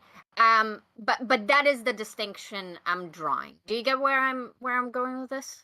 I am, yeah, I do. Like that is what I'm saying. That's why I started off by saying, like, I when you say that, I could say that this is a gladiator arena. I'm saying, yes, I do think it is a gladiator arena. I would say it's kind of like an agreement to go play football. Like, generally, we would say ethically, you shouldn't go tackle people. But when you're in this space, like, we all kind of agree that you can come tackle me. You can come assault me. You can come hurt me. I would say in this space, we all kind of have these agreements ahead of time that this is blood sports. We are going to go at each other's heads, and we do have a different, it's like agreed to ethics. Then I need to inquire on that. So, where are the lines? Because when I am on my whatever, I need you to tell me where the field ends and where it starts, right? Because you and I, Tom, we've this is our second time interactions, and we also DM, right? And I believe we both have a certain conduct that we both like to have. So while I do agree that when I engage with you, I do take into account that it might get heated, I don't expect you to start telling me to burn in an oven, right? Even though in a blood sports type situation, someone might feel like that's an appropriate dig to make. So in this space that is the football field, I'm willing to say there is a football field, but it is on the greater context of like a general sports arena, and like you agree to enter certain part of the sport arena, with some players, but you're not always on the football field. Sometimes you're playing gymnastics, but you're also a football player, I feel like that's a much more accurate representation of because this is a very big space. Yeah. So can I kind of tackle that, Katie? I think a more simplistic way of what you're saying is that, like, this stuff is all situational, right? There's no blanket way to describe how we're going to handle these situations. So for example, again, I'll just stick with you and I because it's a very simple example. The very first time we interacted, you didn't know me. I came in on an after panel. I perceived you as being kind of bitchy. So the next time I met you, that's the fucking energy I hit you with, right? That's just how I read the field. I felt like your energy was shit. I didn't like your energy. I gave you shit energy back. You gave me really good energy in response to my shit energy, which I thought was very mature. And so I responded with really good energy therein. Yeah. However, I think that that's just indicative that I'm reading the situation as it goes, and I think that that is the actual answer. Is like there's no smooth answer, there's no simple answer, there's no sexy answer. It's a complicated situation. You have to read social dynamics, and if you're not reading them well, and maybe that's attributed to mental illness or not, But that's my maybe critique, this isn't the space for you.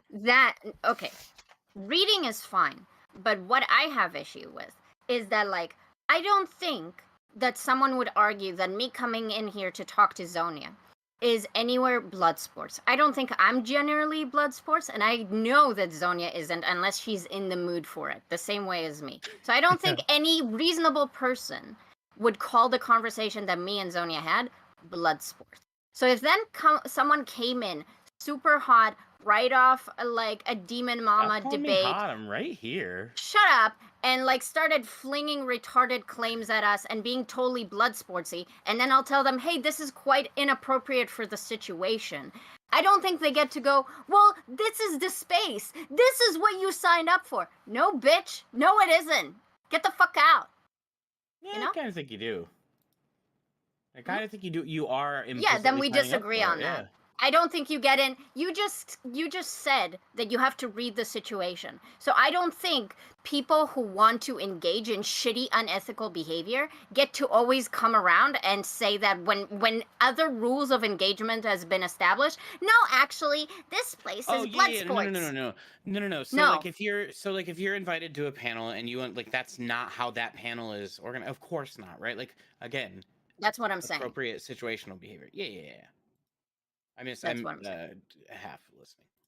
Yeah, I Oh think my that there's a gosh. lot that goes into it. Like, it's a progressive space in the first place, so there's obviously like a lot of progressive beliefs, but you also have a lot of people in the audience who are who don't have We're names or oppressed white faces to them. They you also have a bunch of gamers who come from gamer culture where we all grew up on Xbox Live talking about each other's moms. So there are lines, and normally those lines are going to be decided within the court of public opinion. And so you coming in and like critiquing people for the way that they interact with one another, that is part of it. But I have trouble with the expectation of that being the case in the first place. Wait, but do you think that me critiquing something and saying I don't think this is useful for the space is me having an expectation? It's how I want to see the space. Yeah, so yes, I think that the way that you guys were talking about it earlier is as though, like, so you mentioned ethics when I first brought this up. You're kind of talking about this as though it's the way it ought to have been already. And so when you say, like, this is the way you want to see the space, what does that mean? Like, what is like the broader idea? Is that like general morals and ethics should apply to this space like they do out in the streets? So I think that saying general, I don't know how far back you watched this conversation, but I did the whole, like, if I clicked my finger, I would make this space X way. But we said that that's a utopia, that's not relevant. I think what's reasonable to do is take individual creators, see what their values are, and then react appropriately. So the reason why this whole conversation even happened is because I saw Zonia interact with Lav, and I was like, I don't feel like this behavior from Zonia is indicative to the kind of person and the type of values I think Zonia wants to promote in this space. So I am confused. I want to talk to Zonia about it. For example, a lot of my critiques regarding Destiny are not about whether his values or ethics. It's about, I believe that with the size of your platform, you have certain ethical responsibilities. And he might say, I disagree with you. And I might say, it's fine that you disagree. I still have those critiques, right? Mm-hmm. So those are like the positions that I'm holding, right? Okay, so I agree with that then. Okay, so then for somebody who is mentally ill, like, we're going to go ahead and say that this is going to be a bit more blood sportsy, but with some ethics, right? So I watched you and Kelly Jean and Mind Waves and Destiny talk the other day. Yes. Okay, so would you say that the way that you interacted with them, is that part of you pushing the way that you want to see everybody interact within the space, or is that an anomaly? Blood sports. That was my version of blood sports. That's Okay. like when people say blood sports, I'm like being shitty to other people, right? Uh-huh. That's what blood sports is. Right. It So kinda is that an depends. anomaly, or There- is that you feeling like you have to interact in that way in order to engage because that's the way they are interacting?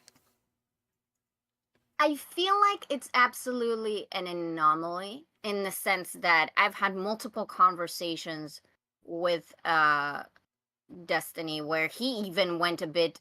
I actually found it quite annoying when he kept saying I'm debate broing this. Like he has any right to call anyone else for being a debate bro. So I just found that to be like interesting. Debate bro in this space has well, a he's- different connotation So to he it. was saying debate brained, and that you were so drilled down on sort of like the hyper nuance of the thing, but not really getting to any kind of point for him, or not Oh moving yeah, the conversation forward. So that's that's true. what He he's saying. never does that either. Okay. Um, That was He what he was was saying saying- at the time, right? So he was Sure. trying to, yeah. And so, like, part of the problem is that I think a lot of times when somebody is really rigidly holding to their position, like you were, you kind of had like a dogmatic position, I would argue. Yes. This is your position, and this is what you wanted to convince him of, or at least get him to Yes. understand.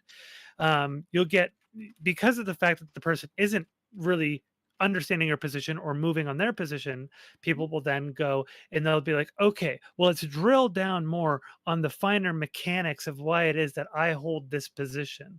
And then maybe you'll understand me. But then the problem is, as you do that, like recursion down into the finer mechanics of your position to try to convince them, it's not allowing the conversation to move forward, because really the reality is that you should probably both agree to disagree, and then one person should adopt the other person's framing just to carry the conversation forward instead of Yeah, trying but to I've already drill addressed it. down Just on wasn't possible because I couldn't have conceded this to move forward because that was my whole point. And Destiny wouldn't have done that because that makes him the loser of that debate. Also, as I said before, if it was a one-on-one, it would have been a completely different situation. And that is also why I'm saying it's an anomaly. Usually when I talk to Destiny, I feel like both like pretty cordial, pretty chill. I don't even feel like I was too egregious towards like him. I was like shitting on Mind Waves though. Like fuck that guy. I don't like him. So Actually, true, yeah, 'cause you have absolutely. similar levels of like so soft. What? Nice. What? Nothing. I Okay. just decided I don't want to talk about this. Okay, cool. Well, that was a cool contribution then. So yeah, I was absolutely shitty to Mind Waves. It was absolutely like a bloodbath, blood sports, the whole shebang thing. I even admitted that I was totally memeing at some point. It was very enjoyable to see Mind Waves like lose his mind as me and Kelly were just like picking on him for every little thing. I enjoyed that very much. But that's obviously an anomaly. Yeah, but if there was any space to have that type of interaction, I believe that would be like on a Destiny platform or like a Dylan, like what was his panel show in the past?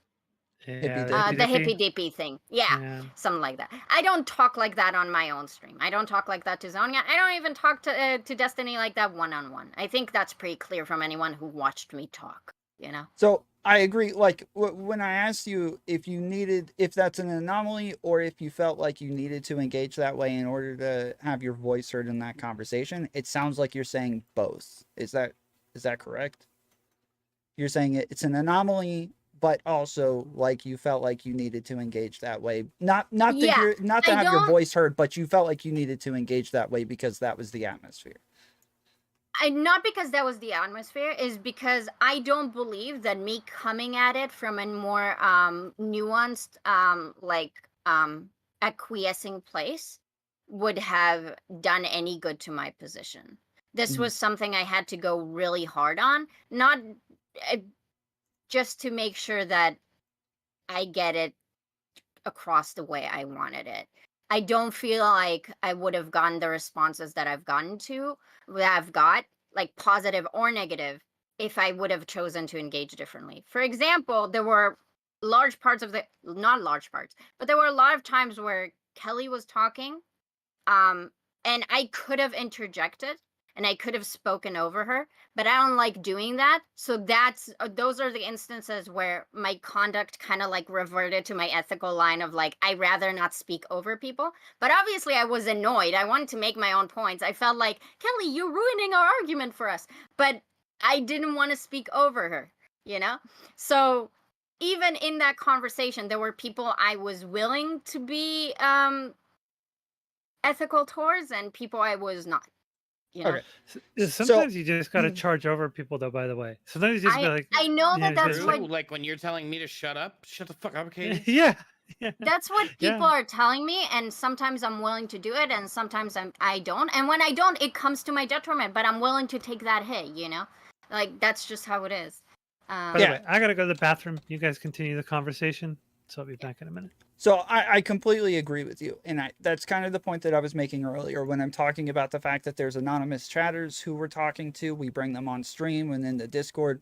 And then also the type of space that this is where it's a bunch of gamers who talk the way that they do and engage the way that they do.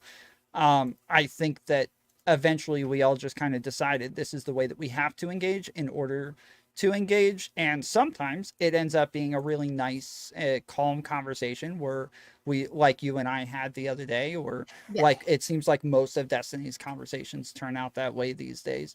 But sometimes it's not. And I think that a space like this is not a good space for somebody who is, I don't want to say mentally ill, because the mental illness in and of itself is not the problem.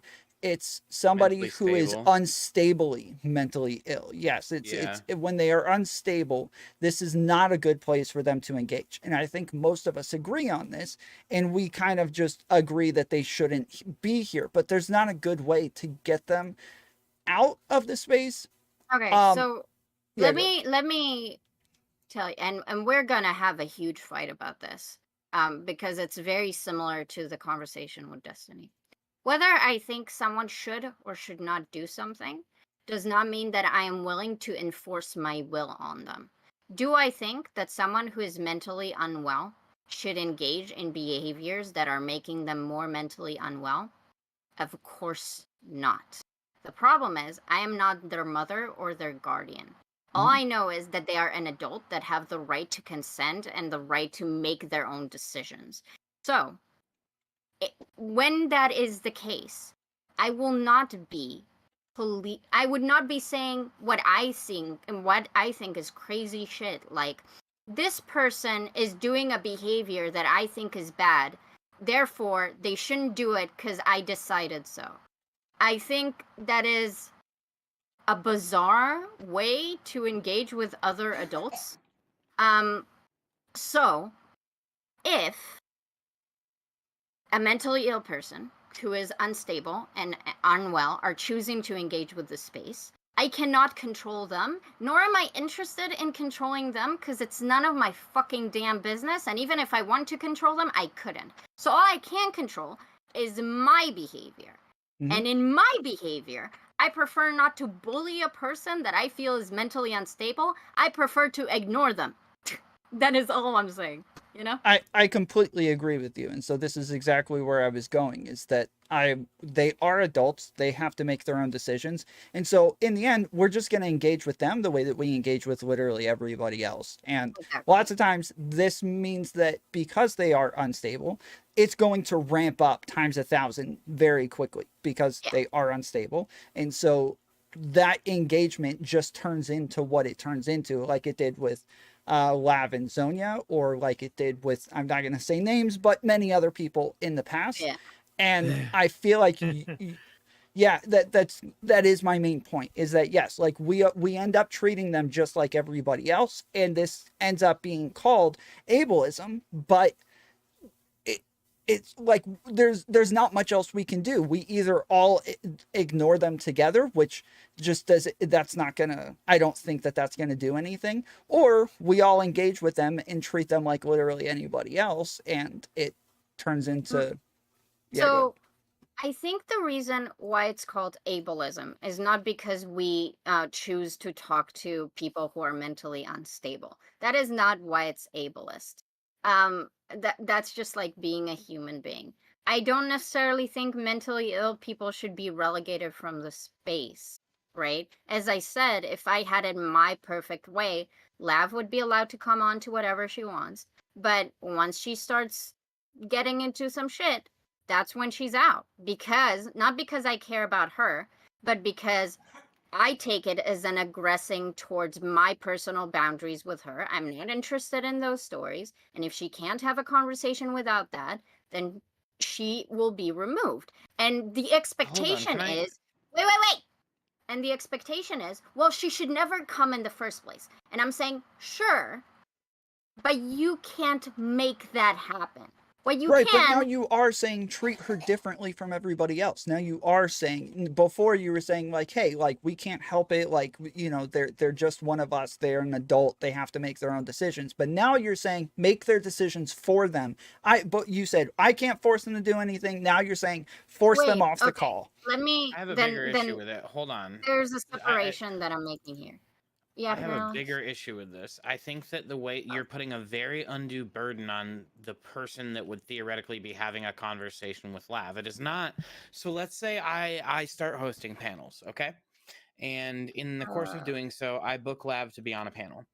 And I book Lav for 2 hours, and within 15 minutes, she starts getting into her Destiny personal drama bullshit. And I have to now kick her from the panel. This makes her literally someone who can't exist in the space like everybody else. You're creating another problem. You don't have to kick her from the panel. You can leave her on the panel and yell at her.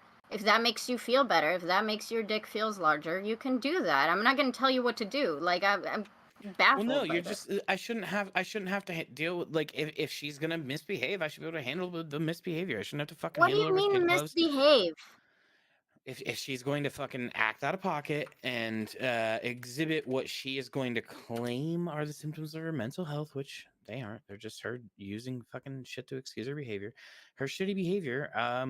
If she engages in it, I'm not just gonna fucking. Yeah, I think that's crazy to think that, like, the people engaging with her. I think you don't understand what I'm saying, which is really frustrating. No, I do understand it. Holy, you're saying that if she starts to go down that path, it is on the responsibility of the person engaging with her to, like, silence her, mute her, cut her off, whatever. So you use Wick specifically earlier as an example. You would say he should kick her from the panel. That's what we should do, not that it's your responsibility to do so. I think the most ethical path forward. That's the same thing. Responsibility. Oh my god. Those are the same things. Okay, I understand that for you people that's the same thing. That is not the same thing for me. I think there are many things that you should do, but it's not your responsibility to do them. Wait. Hold on. So, okay. Would you like an example? No.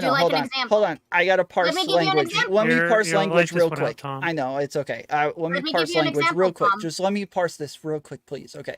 So to say something would be good if you did it, right? So if I hand money to a homeless person as I'm walking down the road, it was okay that to bully would her be out of the space? good. Oh, sorry, I didn't realize I'm muted. Sorry.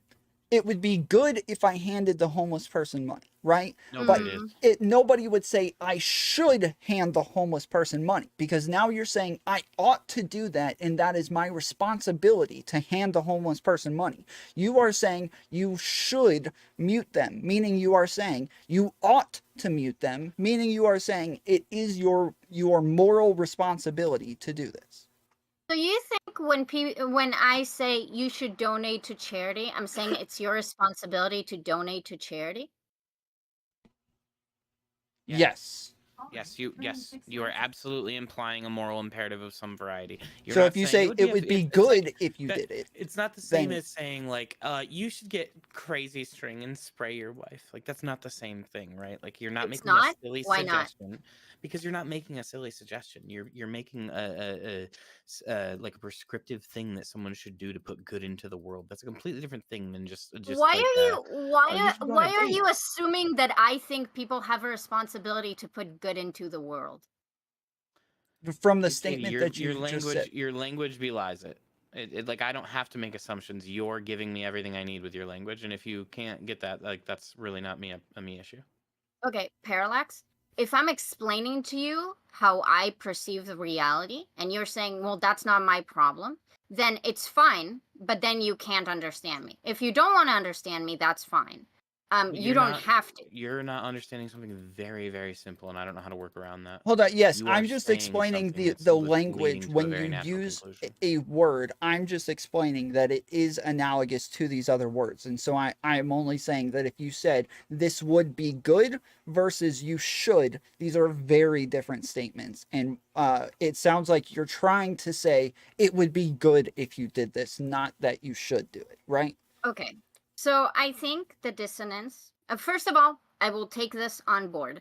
This is how I speak because I never come out of the position that people have a responsibility to do good for the world. I just don't have that frame of reference. So saying someone should doesn't imply that I think they have a responsibility to do good. But I take it on board that most people do think that's an issue. Therefore, from now on, I'll try to exchange saying you should with it would be good. Problem Well, solved? Yes, Yeah, I think it just would be that. better. Yeah. Yes, just that, like, for when you say, I don't think people have a responsibility to do good, I would Thank you, woman. assume that you would say, like, you know, if you know somebody's going to murder a bunch of people at a school tomorrow, you should call the cops ahead of time, right? You would probably have that like imperative that they should go do something good in that case. There are If times they where have that value, yeah. well, They if might not they, have that value. right, but we're saying you are making the statement, meaning you have the value to say that they should No, do no, it. no. But my statements about what other people should do is dependent on their value systems. So you don't believe in morals. I believe in my morals. Right. Well, morals are how we should interact with one another. It's how we should engage with one another. And Okay. I have ideas about what would be good for us to do. What we should do is dependent on individuals' moral systems that aren't mine. Okay. Do you All right. understand?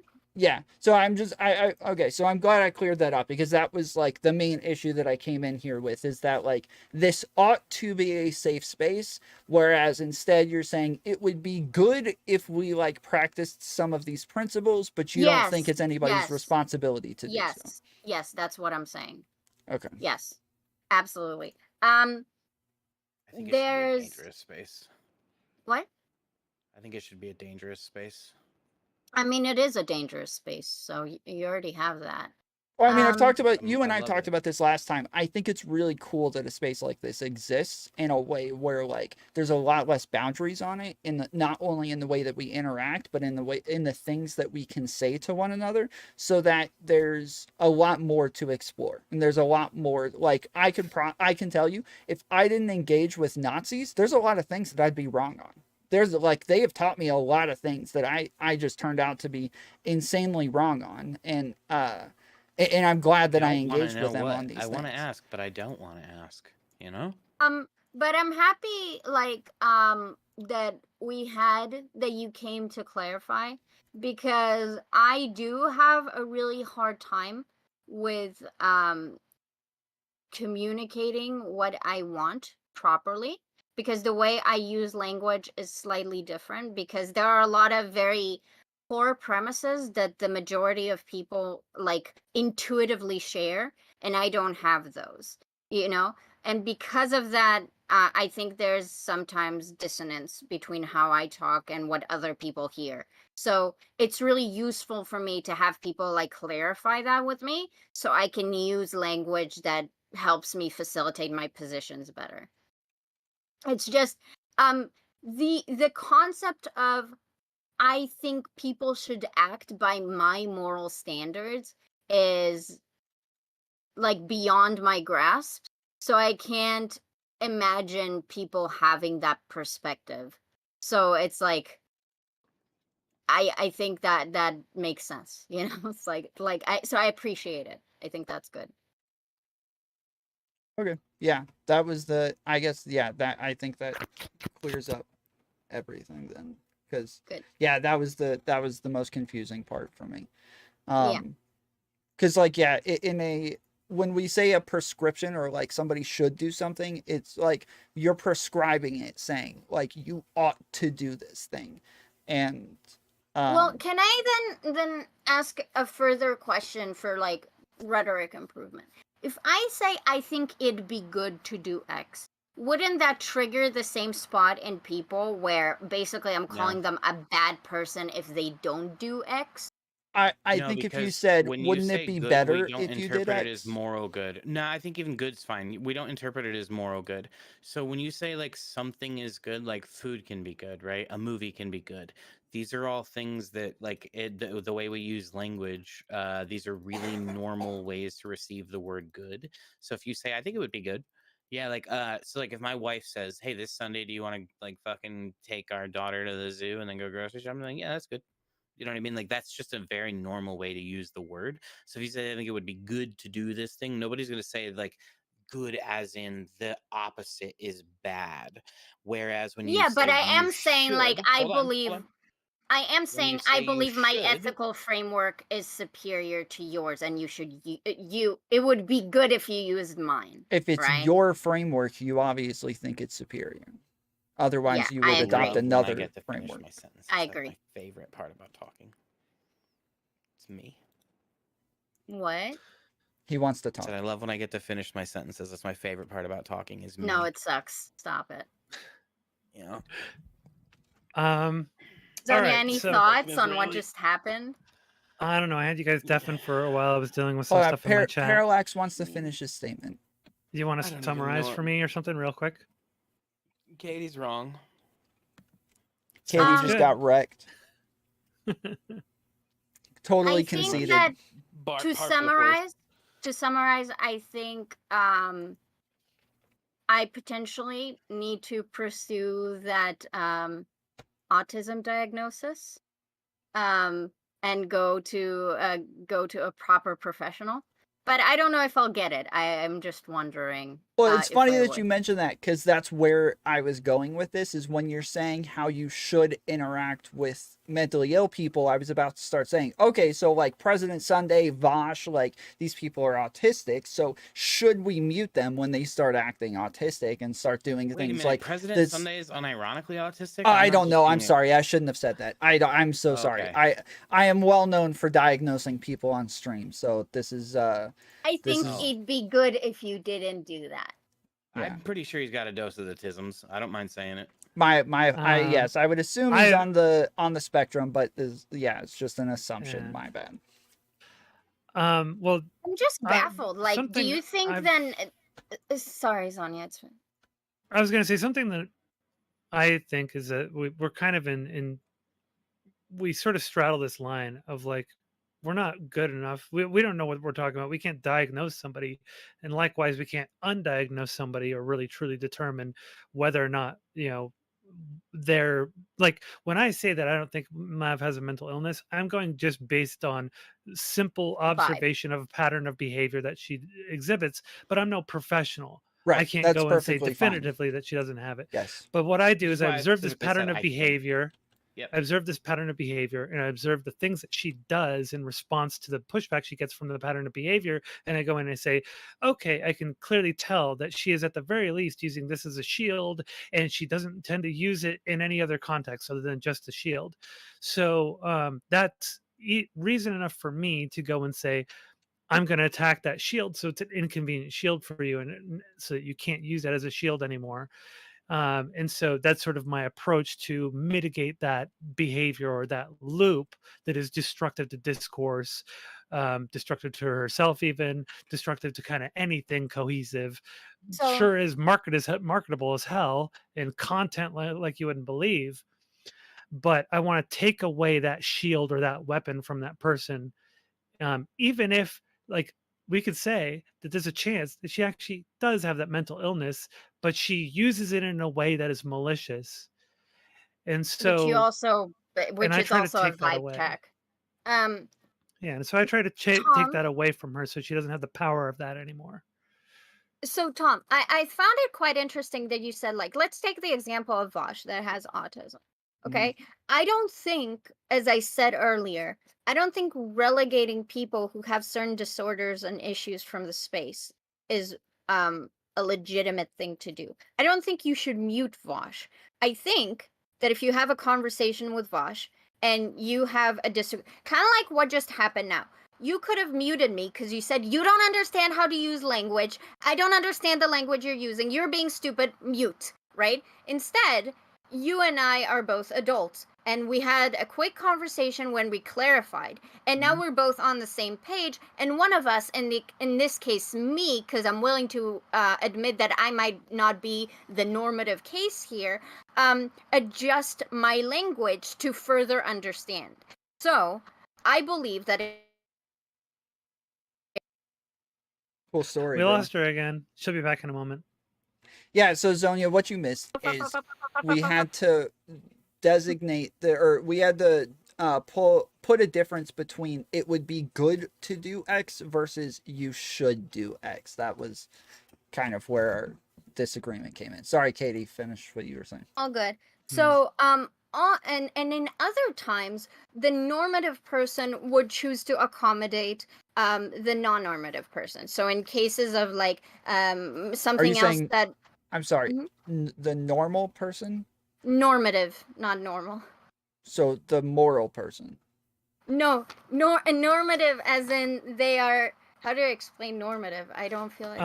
Neurotypical versus neurodivergent. Is that what you mean by normative? Yeah, or someone who has a mental illness versus someone who doesn't have a mental. Okay. A normative person in disability speech would just be like, if you're in a wheelchair and someone else isn't, it's most people aren't, so their normative person is the one who's not in a wheelchair, right?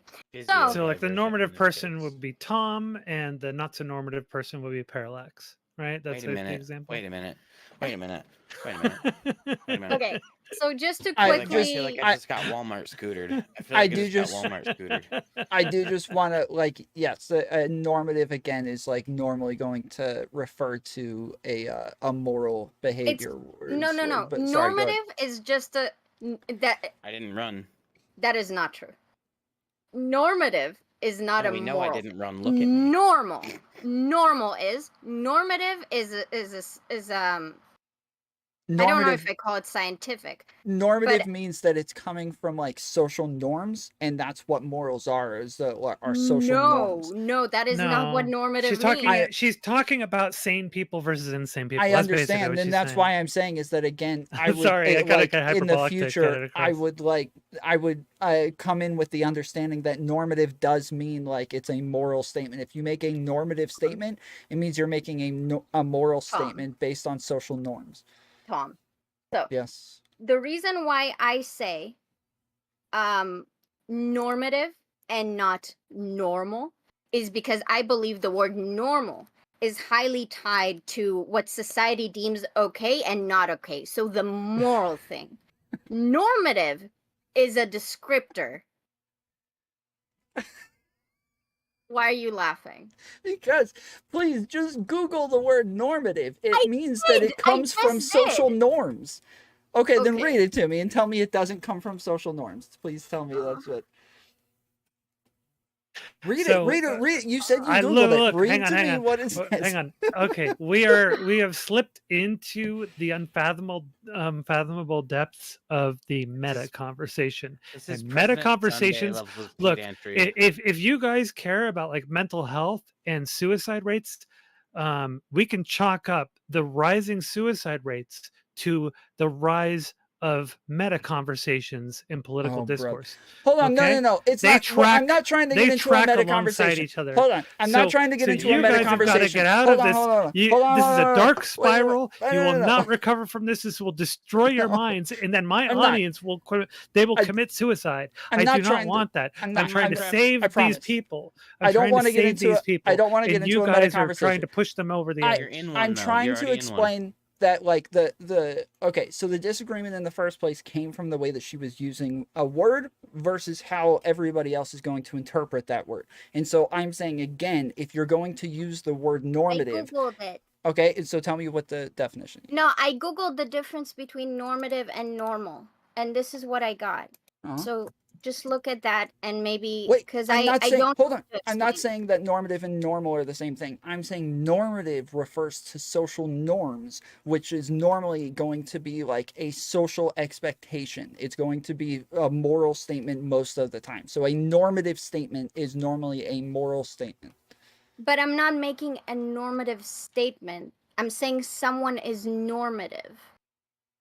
So they are just they are They're more likely to be the norm, is what you mean. exactly. Okay. Yes.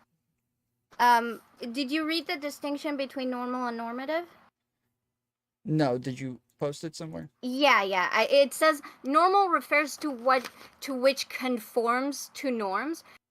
So while norms are the rules that guide our behavior, normal is the act of abiding by them. Normative refers to what we perceive as normal or what we think should be normal, regardless of whether it actually is. So you see the word should is in there? Yes. Okay, Yes. so we went over before. Should is a moral ought to. And so that's what I'm saying, is that when you say normative, people are taking this as a moral statement to say this ought to be this way. And so when you say somebody... But the Yeah, go ahead. definition I read just implies that that's not actually what it means. So Well, it no, wait. says, however, refers to what we perceive as normal or what we think should be normal.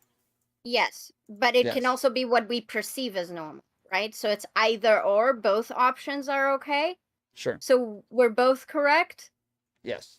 Guys, my Okay. audience, they are dropping like flies. They're committing suicide in real time here. Okay, You guys got to so get out of the finish your meta sta- conversation. Finish your statement. Go ahead. You got to do this. You got to save me. Okay. If you don't care about your audiences, at least care about mine. You need to understand, this is like my favorite part of discourse. I love the meta. It's what I don't care about the meta. It's the linguistics who that are I'm going to you? get Why? a bit Don't more say these anal things out about. But loud. it's, No. go ahead. It's I all right. disavow. I disavow. I don't know her.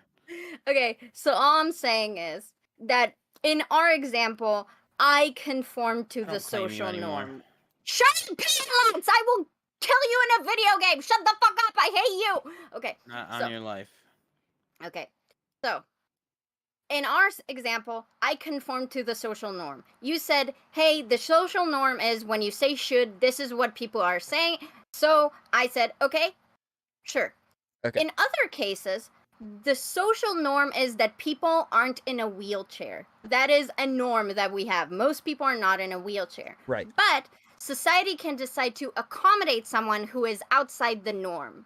Right? Okay, So so- sometimes you'll do this and sometimes you'll do this. That's Okay. all I'm saying. Okay, so Vaush versus a normative person. Go ahead. Okay, so depending on what Boring. you can leave. I'm fucking with you, Katie. That's what I live for.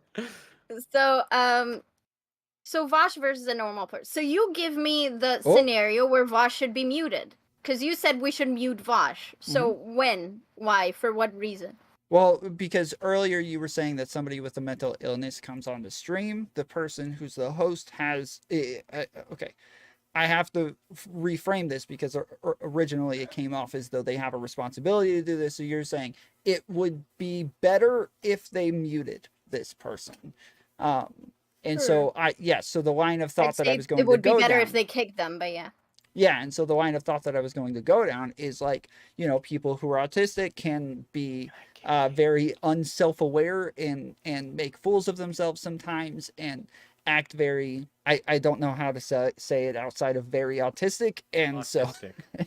so There you go. it seems I knew like you were going. my yes, the line of logic that I was going to go down is, okay, so you're going to say that we ought to mute Vaush in these cases, but yeah. No, so I think maybe there was just a misunderstanding. The example that we gave was specifically about if we don't want Lev to go on people's stream and say a bunch of crazy allegations, if we're not okay with it and we have her on their stream, then I think it'd be good that if that's something that you don't want her to do and you can't control her behavior, then if she does that, you kick her. That is what I was saying. So just being autistic is not a reason to mute someone. Now, for example, Do you disagree, Tom? Are you I don't serious right disagree, now? but I'm saying you're saying, hey, like when the bad part of their mental illness comes out, that's when you should mute them, or it would be No, good to no, mute them. that's not what I'm saying, Tom. I'm saying when the part of their mental illness that you want them to mitigate and they're not mitigating it, you can enforce your own boundary and not let them hurt you. Because obviously they're not supposed to be hurting you, but if they're hurting you, then they're having a hard time not doing that, correct? But if Lav does that on my stream, it's going to be beneficial to me. It's not going to hurt me. Okay, well, if that's how you feel, then you'd want her to bring up this personal stuff, would you Right, not? but I thought that's what you were pushing back against, is the fact that people are going to profit off of her mental illness, and so they should mute her so that she's not making a fool of themselves and everybody's what I was benefiting talking off of it. about with Zonia was specifically that Zonia saying that we want to protect the community. Protecting Lav is a different story. So how would that hurt the community if Well, Lav... I argued that at Zonia first will it tell was- you. I'll be right back. that at first both people would have been considered, the community and her, but because of the fact that she's done so much damage, that it behooves us to find a way to end that loop. Whether or not we want to do that through bullying, I'm not really sure, but there are people like like Kelly. What damage do you think she's and done? like Kelly and Pixie. Well, for instance, Kelly, Pixie, and Madame Genevieve, all three of them, women tend to suffer a lot more of the backlash from these kinds of allegations about sleeping with certain people in the space or sleeping their way to the top, etc. And even when those allegations get proved wrong, it doesn't matter. The rumors stick around indefinitely, and it just continues to spread and will continue to be weaponized against them. And so those are the examples that I give. Like, that's the kind of damage that Lav does in this space. Like, I don't Okay. care about the Hassans or the Destinies, really, because they can both handle themselves. They're big boys. They're both men. They got a lot of power. They got attorneys. They got everything that they need, right? So these smaller creators that are also women, who tend to be disproportionately targeted because of these types of things, that's damage that's done. And that's the kind of thing that I want to put an end to. And so I want to know, well, like, how do we deal with that? How do we stop that from happening? And I kind of agree with Katie that the bullying is not really the best answer. It's a shitty answer. It's an unethical answer. Weighing against the ethics of the damage Lav does versus the damage we do to her, I'm not sure which one outweighs what. I tend to lean toward that our unethical behavior is still not as unethical as hers, but I'm not. There's no real way to measure that. So I would like to find some way to address it that isn't an unethical bullying type of thing. I mean, I feel like we already do this. We already have ways of dealing with this. This is why we shoot call them. Is that what it is? I'm sorry. I meant in a video game. In a video CS:GO. I mean, in CS:GO, we have something called canceling. KD ratio. Canceling somebody is where it's a ton of people denouncing somebody or something that they did all at once, right? If somebody says something incorrect, everybody denounces what they did, and then normally, because they're denouncing the action, people end up denouncing the person, which turns into bullying and crap like that. But like, the bullying seems to be part of people saying, hey, I don't like this person, this is a bad person, they do bad things consistently, this is not somebody that we should all endorse. Like, that seems to be part of that seems to be part of the process, to say, like, hey, they're doing things that are wrong, they're lying, they're spreading misinformation, and so we should all push back against this.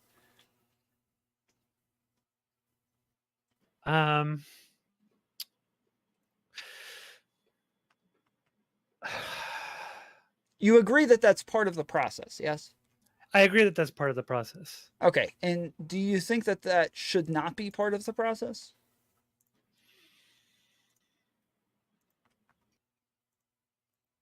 No. Okay, so we're all down with bullying. We all agree bullying is good.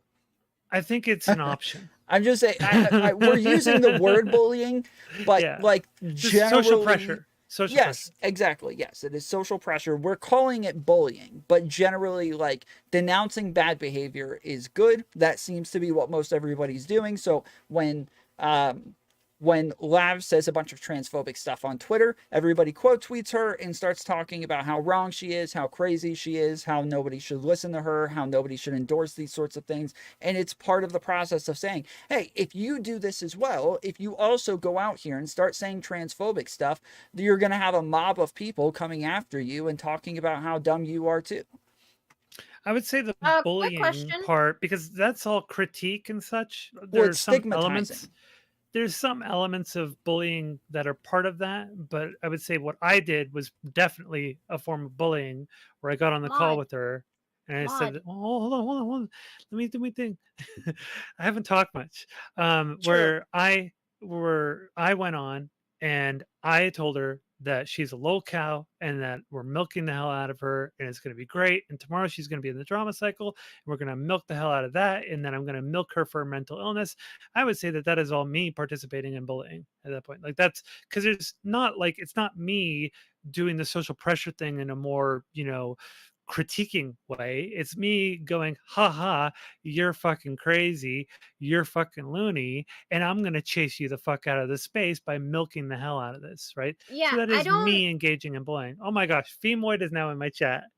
I don't now, agree. now Lav is in my chat right now. I don't agree with this framing that bullying is a type of social pressure. If you can't engage in social pressure that isn't bullying, I think it would be good if you learned how to do that. I don't think bullying I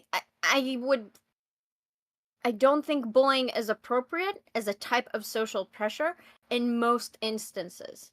I think we as a society, it'd be good if we weren't so okay with bullying. So See, what I'm is working on like my what is language. yeah, so what is bullying then? Because when I'm talking about denouncing something and I'm saying that we should all put a stigma on people doing bad things and like denounce it altogether, like where do we draw a line that says this is now bullying? If it's personal attacks, if it's attacks Do on you think immutable what Zonia did characteristics, is bullying? I think well, so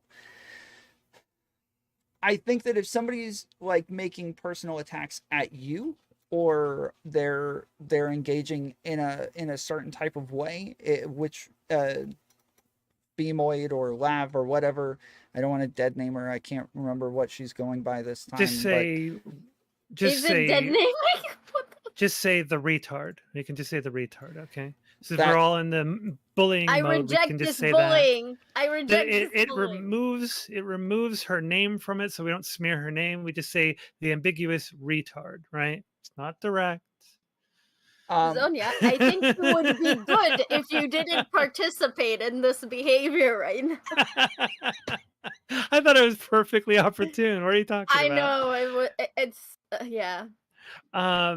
So go ahead, Tom. Yeah, but I'm saying like we stigmatize these I behaviors. think Tom, I think the fact that Zonia herself said that she was clearly engaging in bullying, and you can't even call what Zonia did bullying, is highly emblematic to how in society we are really okay with bullying.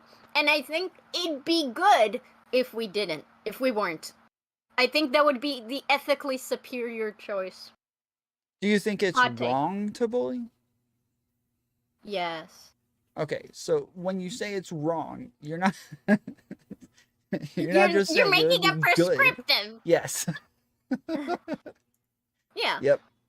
Okay. So wait, so if I'm saying that it's wrong, are you now saying that is it a should statement? Because I'm specifically avoiding should statement right now. Yes, I am saying that it's a should statement, but it doesn't matter. So it feels at that point I'll have to say that that's kind of bad faith, because you're basically relegating me from being able to make any ethical critiques about anything, because I'm not allowed. I'm saying that you can make should statements. I'm saying that you can, and there's nothing wrong with making should statements. I don't have a problem with it. I'm just saying that yes, if we say something's wrong, we are saying you should not do this thing. And so yeah, generally it is a should statement. But I don't want to get into Zonia's gonna freak out if we start talking about language, because she calls that the meta conversation. Look, so yeah. Look, all you're It's the doing when you get metaverse. into the meta conversation, you're just proving to me why ableism is actually based and positive, because you two fucking autists going off on the meta conversation is causing all my goddamn chat to want to Roblox themselves, and probably your chats too. All right. My So chat is fine you're with it. you Yeah, my are chat's fine the with it. case. You are the case study for the positivity Your and chat is the benefit of non-normative one, ableism Zonia. and bullying You the are the one that- neurodivergent. Okay, Me all and right. Tom have 2 chats, and they are fine with us doing this. You are the outlier. Zonia has you a low conform to IQ us. chat, so. It's... So, now here's the thing. I'll tell you why it is that I consider that particular type of behavior that I engaged in to be bullying. One was there was no real critique to it. Well, there's a little bit of critique, but it was such a hyperbolic approach to critique that I don't think it's going to actually communicate to Lav her mental retardation and why it is that she needs to go and and get a lobotomy, for instance. But it serves really only to like shove her in a direction, like away from the space, to overwhelm her through a hyperbolic attack.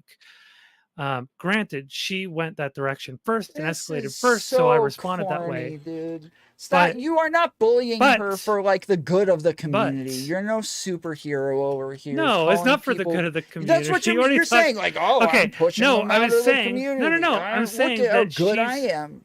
There's nothing heroic about it. Is that the person does damage. And so I want that person away, because if she does damage to some of the women in the space, she's going to do damage to more of the women in that space. That means me.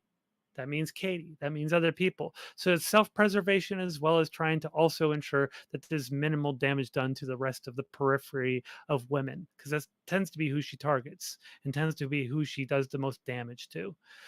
So that's sort of the approach. Okay, you're doing damage to people that are good people in this space with positive contribution to the space. Madame Genevieve, when has she been a problem, right? She's only really had positive contributions to the space, and yet Lav wants to do damage to her. So if Lav thinks that she's doing damage, because Katee's all about the what their morals are. So if she thinks that Genevieve is doing damage by engaging in OnlyFans, which is a toxic website which reels young women in and ruins their lives by getting them to what do you call it? Yeah. Anyways, you get what I'm saying. She can't measure that damage. The damage she actually does to Madame Genevieve, we can measure. So that's what I would argue against that with. So now here's the thing. So what I do, yes, that is a form of bullying that I do, and the question is, should that be something we should engage in? And that's where I'm kind of like, it used to be that I was completely against any form of bullying. You know that, Tom, because that was like my whole falling out with Demon Mama's community, right? But as Katee had mentioned earlier, and I mentioned to her originally, I've been blackpilled on this space, and I'm kind of more leaning toward, okay, maybe some bullying isn't really that big of a deal. People are so fucking toxic in this space. We got people like Lav in here who just want to go and do damage to people, talk shit about people, make shit up about people, drop people's dirty secrets and shit like that out, all over the place. Is it wrong to bully the fucking shit out of a person like that to the point of even potentially damaging them? Is that actually wrong in light of the damage that person, the measurable damage that person does to other people? I think that when we talk about like measuring each situation, the easiest way to measure it is like how, I know it's corny, but like how far has this person like ripped the social contract up, and this person has shredded the social contract, so I don't really feel the need to fucking uphold it for them. I just don't. I've absolved myself morally of it. I'm not going to murder the person. I'm not going to seek to do them harm. But if I am in a position where I have to engage with this person, I'm not going to give them some extra level of respect. In fact, I'm probably going to give them less than I would a stranger. That's just the reality of it, because they've demonstrated a certain level of behavior that makes me less inclined to do so. What's up, Steffi? Yeah, it's just really that simple for me. The conversation's looped for a bit around, rhetoric and stuff, and that's fine. My I didn't camera wanna came out, add dang or it. detract from that. I don't know what the fuck I want to do with that. But I don't know. For me, it's as simple as like when there's certain lines you can cross, and once you've crossed them, I really have no need to measure my actions. And yeah, it's that simple. I don't give certain people levels of dignity and respect. And I think that when we all realize that we do this, and you stop wearing the mask that you don't do this, it's just so much more satisfying to live a life like that. Like, so for example, the easiest way to illustrate it is like people are like, oh, I don't judge, I'm not better than anyone. Fuck you. Yes, you do. You're better than murderers, and you know this. You're absolutely better than murderers. You're absolutely better than Tom, rapists. did your camera die or something? Yes, my camera's messed So- You up. know this to be I'm true. working on Parallax, it. what about you acknowledge that you do that sometimes too, but you say, I think I'd be a better person if I fought against that and tried my best not to. I think that I could be a better person with less effort in more appropriate places. This is a perfectly fine characteristic. Okay. Agree to disagree. Well, I'll try. So Portland is burning brought up an interesting interesting believe it. thing. He said that this is the what I was stating.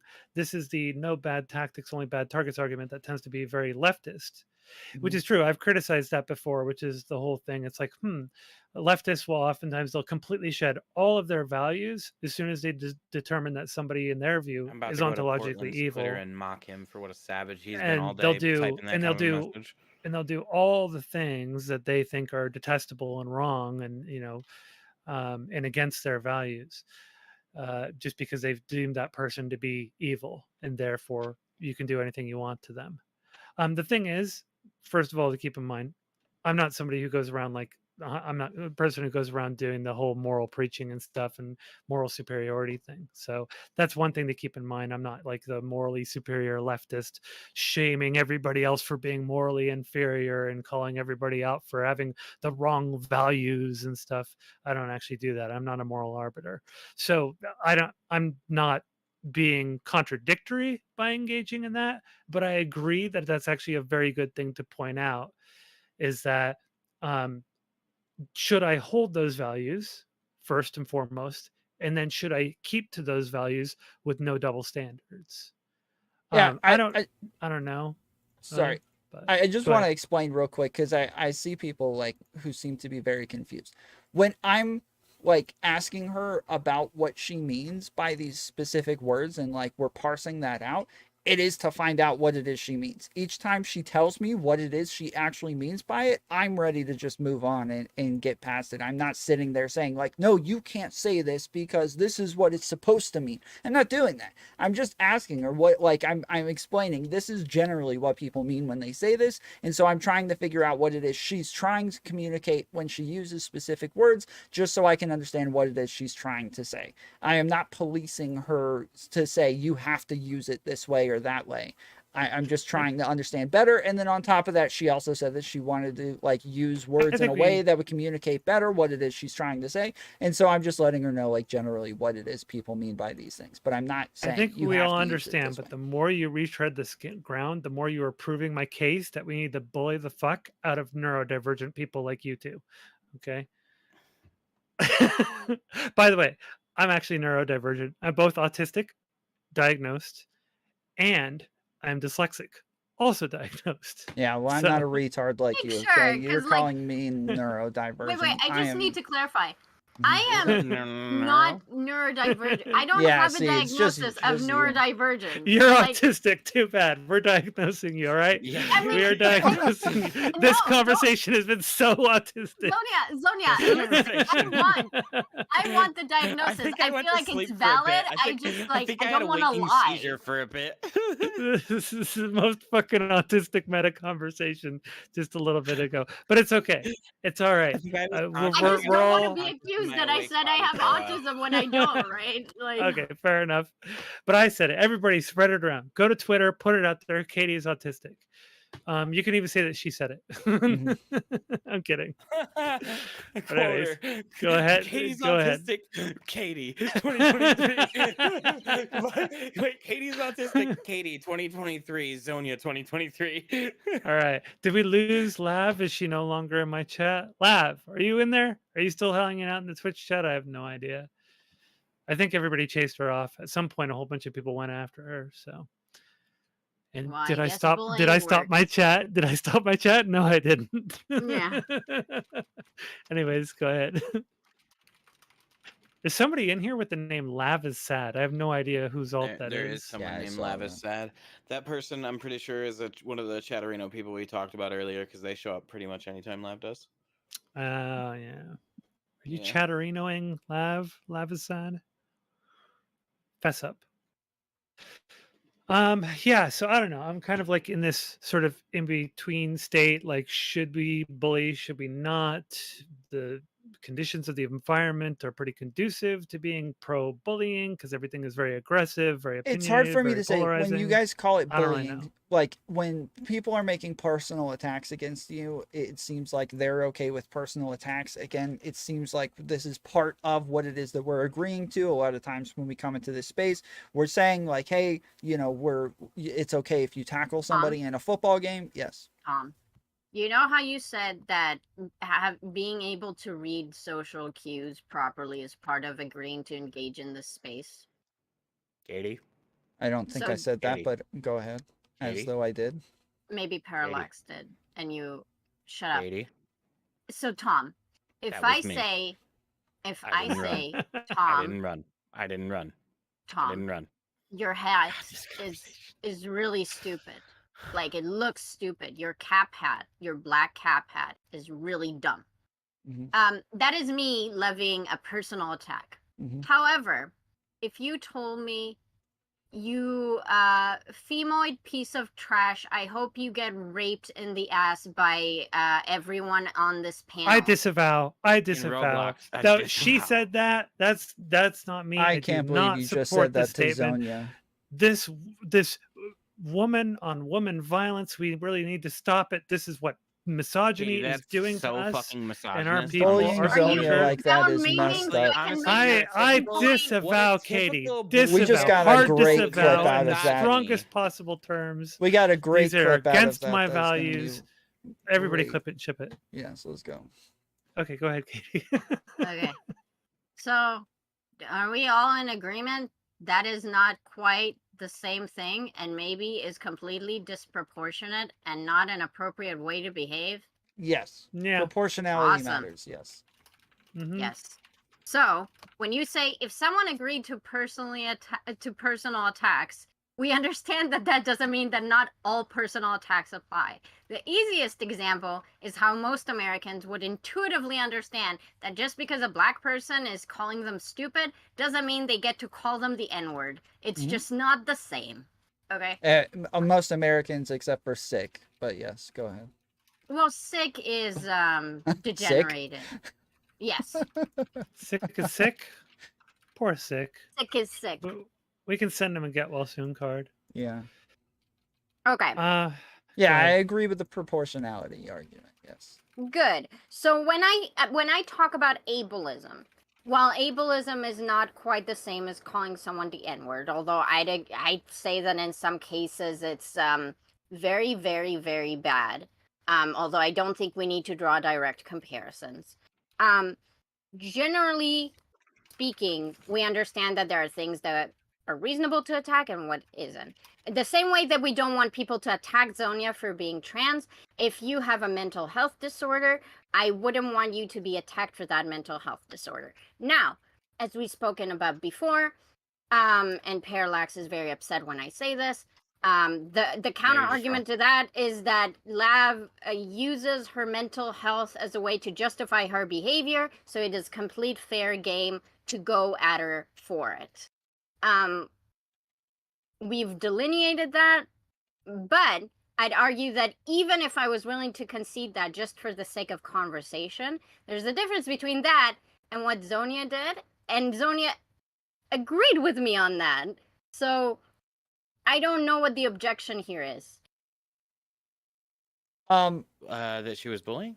You know, she said Tom didn't really agree that it was bullying.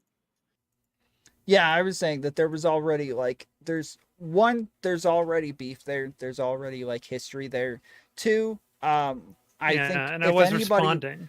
I think if as well. anybody was disproportionate, it was Lav, going off about like the Super like misgendering transphobia? and everything. Yes, the Mecha transphobia. yes, and I didn't think that Zonia was all that disproportionate to like just saying that somebody's a lol cow and they want to milk them. I think is how it started off, right? That like I didn't think that was all that. She escalated first, and then I started doing the lol-cow thing. And that's what So, I'm saying is I like yeah. that. I don't think that it was really all that disproportionate. Yeah. Okay. Yeah, I think it's a very similar to matching energy. What I describe, what I do. I think I that Zonia was understand. meeting a certain energy with a certain energy. Are and we that's perfectly on fine. are we on board that Zonia brought up the mental health before Lav brought up the transphobia? Yeah, she responded after that, but she had already been Yes. talking some trash Yes. about me before that encounter. That the whole reason why I started responding to her was because of the shit she said about me in the conversation with Max, the 3-hour conversation. Basically, what she said was that I had jumped on to Sixth stream to take some digs at her, which wasn't actually true. I jumped on there to defend her. She wasn't even on the stream yet. Yeah, that was funny. Sick was trying to pedo jacket her, and I was like, "Fuck that shit!" So I jumped on the Sixth stream to actually push back on him pedo jacketing her. And It was so funny that you ended up fighting with Zonia, her can I on ask a that question? stream This when is we a real both Yeah. question, jumped 'cause I in to haven't actually defend engaged her. with you on this topic. Yeah, and that was Were you crazy being- because, well, hold on, let me finish. Oh, sorry, and sorry. so the only thing that ended up with me pushing back on her was when she started taking digs at me when for no reason. I literally was just like, well, hold on 1 second, Laugh. You can't really say that because of this thing.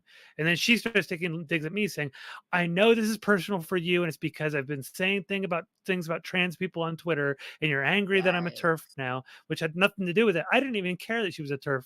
Literally, one of my friends is somebody who's totally fucking transphobic, right? I don't give a shit about that stuff. So so that's how that started. And then she goes on to Max's stream and says that I went on there to take digs at her, and that people like me and Kelly and Pixie bullying her is like a hazing right for us to get praise from Steven and to get orbiter status from him. That was the shit that she talked about me after I went out of my way to push back against Sick trying to pedo jacket her. Yep. And that was how that whole thing, that series of events started. So you're changing your position. You are now okay with the bullying, right? I have actual questions. I'll be right back. Is this before or after the cat thing? That was before the cat thing. Before the cat all thing. those events that transpired, and then I did the cat thing. In your mind, after Lav that had already escalated prior to the cat thing. Yeah, and I do think so that she was abusing her cat. Sincere? It is Like, sincere. Do you think she killed the cat or just abuse? No, that is clickbait. So the cat killer thing is clickbait, and that should be obvious. It was a hyperbolic title and thumbnail. That was the clickbait. But the actual videos in there are demonstrating what I think is cat abuse. So that's my position on that. So I put it out there in a clickbaity way to get attention on it. And in a way that's kind of like, I'm not going to be charitable to her, right? Because of the shit that she's been saying about me. And so that's how I put it out there. And and then of course, then we had the meetup on Tuna Chip stream, specifically because she was pissed off about that. And she challenged me to come on to voice chat. So I went on. And she started escalating. And then I went in with okay, you're just a fucking lolcow, and I'm just here to lolcow you, which is more me, because I was kind of done with her. If she's going to be a cat abuser, talk that trash about me after I was going out of my way to defend her, etc. That's yeah. Oh, you're back. Okay, good. If she's gonna do that shit, trash talk me after I go to bat for her like that and try to defend her against Sick pedo jacketing her, shit talk me on a bigger stream, to somebody who used to be a friend of mine, and then I see that she's also abusing her cats and justifying the abuse of her cats. Yeah, fuck that. I was kind of done with her at that point. So as soon as she started escalating with me, I just went in with the lol cow thing and went hard. So, when you say you pushed back against sick pedo jacketing, or what do you mean? Because is that the panel stream? That was where Sick was. So Reservoir confronted Sick on Sick stream about her. About Sick pedo jacketing Lav in his expose documentary on her. Yeah. Because there's a section in there where he talks about her where she had an intrusive thought, like an OCD style intrusive thought, and looked at like a little 12-year-old girl, I think, in a the swimming bikini. pool thing. Yeah, Okay. and looked at her in a way that freaked her out, and so she talked about that. And so yeah, the way that Sick framed that and left it hanging and did sort of like a hint, nudge, nudge sort of way of leaving it hanging does lead the viewer toward being like, oh shit, she's a pedophile, right? Or she has pedophilic urges. And so, and when Sick was confronted by Reservoir about that, I didn't think Reservoir was doing a very good job of kind of like, or he was doing a very good job. Is that Wait, are you Sick, just forgetting that I was there too? were you on the call? I came to defend her before you did. Well, you were in the chat. You were in the chat, but you weren't on the call. And Rezzy's currently challenging, saying that she called Sick a pedo first. Yeah. Okay, so you called it first, and then Reservoir jumped on the call.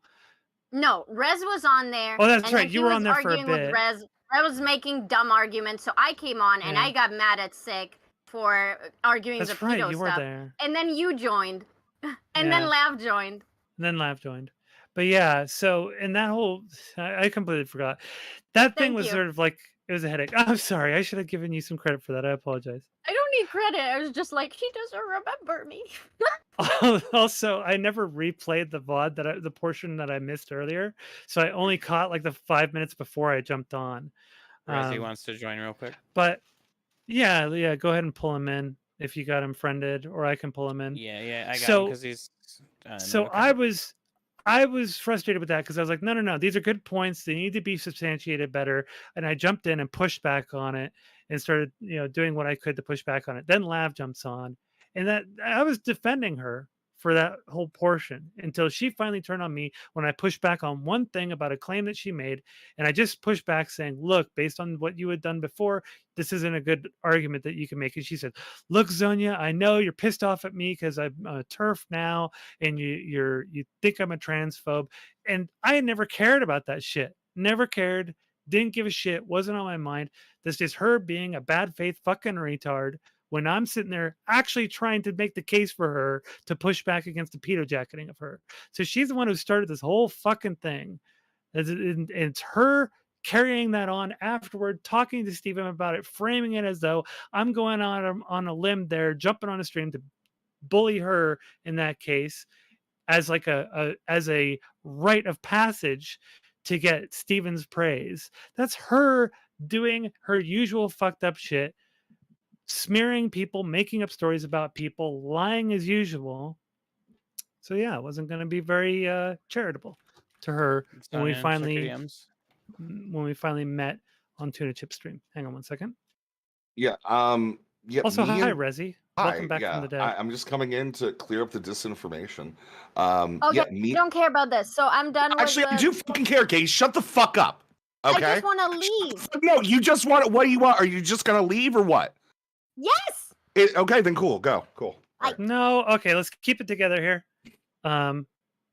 Katie, let's let Reservoir do his thing for now. Katie wants to leave. Let her go. I just mean that like you guys are just discussing whether bullying is even like an issue, and I don't care about that. I don't feel like I need to prove bullying is bad. wanted to clear up because I think that like there was a mischaracterization. I didn't confront Sick about the pedo allegations. I was confronting Sick about the Nazi allegations. Okay. Oh, he was like, yeah, and then it evolved into the pedo stuff. because then Sick called her a pedo in chat. Then she called him a pedo because of what PBLC was saying. So yeah. Also, all right, Katie, hold we're on- not all right, hold on one justifying second bullying. here. We're arguing over whether or not it even is bullying because Okay. of the rise of Oh, it's 100% escalation. bullying. There is a big ethical question right now. Lav wants to be added to the call. Yeah, you should do that. I'll stick around. What about the I people have no who issue are? with it. We have an anti-bullying person here and a person who says that we should be cutting them off. I kind of advocated for, like, I think it would be good for us to act as bartenders and cut people off when we think that they're What do you unwell wanna and doing do, harm to Zonia? themselves. I don't infantilize people. I think if they want to engage, they can engage. I have nothing to say on this, so I will just moderate so it doesn't turn into a complete crap show like it did last time. So She's not somebody who can be moderated. Well, hand over the what do There's you call no it? perms in It's a group chat. It's a Yeah, group doesn't chat. somebody own the group chat? Like, doesn't No. isn't So some- none of no? us can mute anyone? Either way, Correct. no, it does. Yeah, but it doesn't. Then it let's doesn't just matter. move to a server and have or someone we have can the be mute button. adults. We can be big boy adults. It's not about us being adults. It's the person you claim that can't be an adult. It's if you guys want to just jump into my server, I can. Send me an Zonia, invite. do you want to? Sure, why not? Whatever you All want. right, so we're doing Tom's server. Yeah. Sure. I'll post it in the group. All right. That's fine. Where's your server, Tom? What is your server? Oh, it's this Vanna thing. Okay. Fools. You're in I my got it. server. Yeah, I wasn't sure if leave me alone. Okay. Is this it? I guess we're doing the loop, by the way. Anyways, I'll see you You there. guess we're doing the I'll loop? I'll send Yeah. it to Lav. How do you do I have to like approve the rules? Okay. Yeah, cool. All right, talk to them. All right.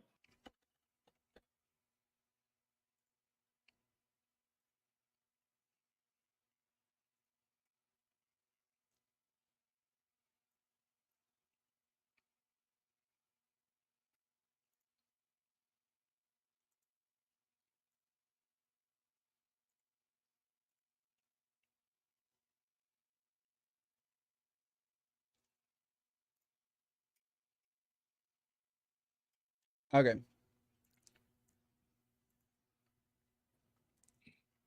Ooh, I do like that PFP though. That's good. Oh, yeah, that's a really good one, yeah. Yeah, I like it. Thank Yeah. you. Shaylin I drew missed- it for me. She's very Really? The talented. cow. I like it. Yeah. That's like really outsider Okay. style. I like it. Is Yeah. is the I man got there it for your Connor for husband? Valentine's Day. It's Portrait of Us. Yeah. Okay, cool. I'm just gonna go Yeah, refill it's- my water bottle. Go ahead. So Lav, was If there I could say something something specific? quickly. Yeah, go ahead. Yeah, for one, this like framing of me being like completely crazy,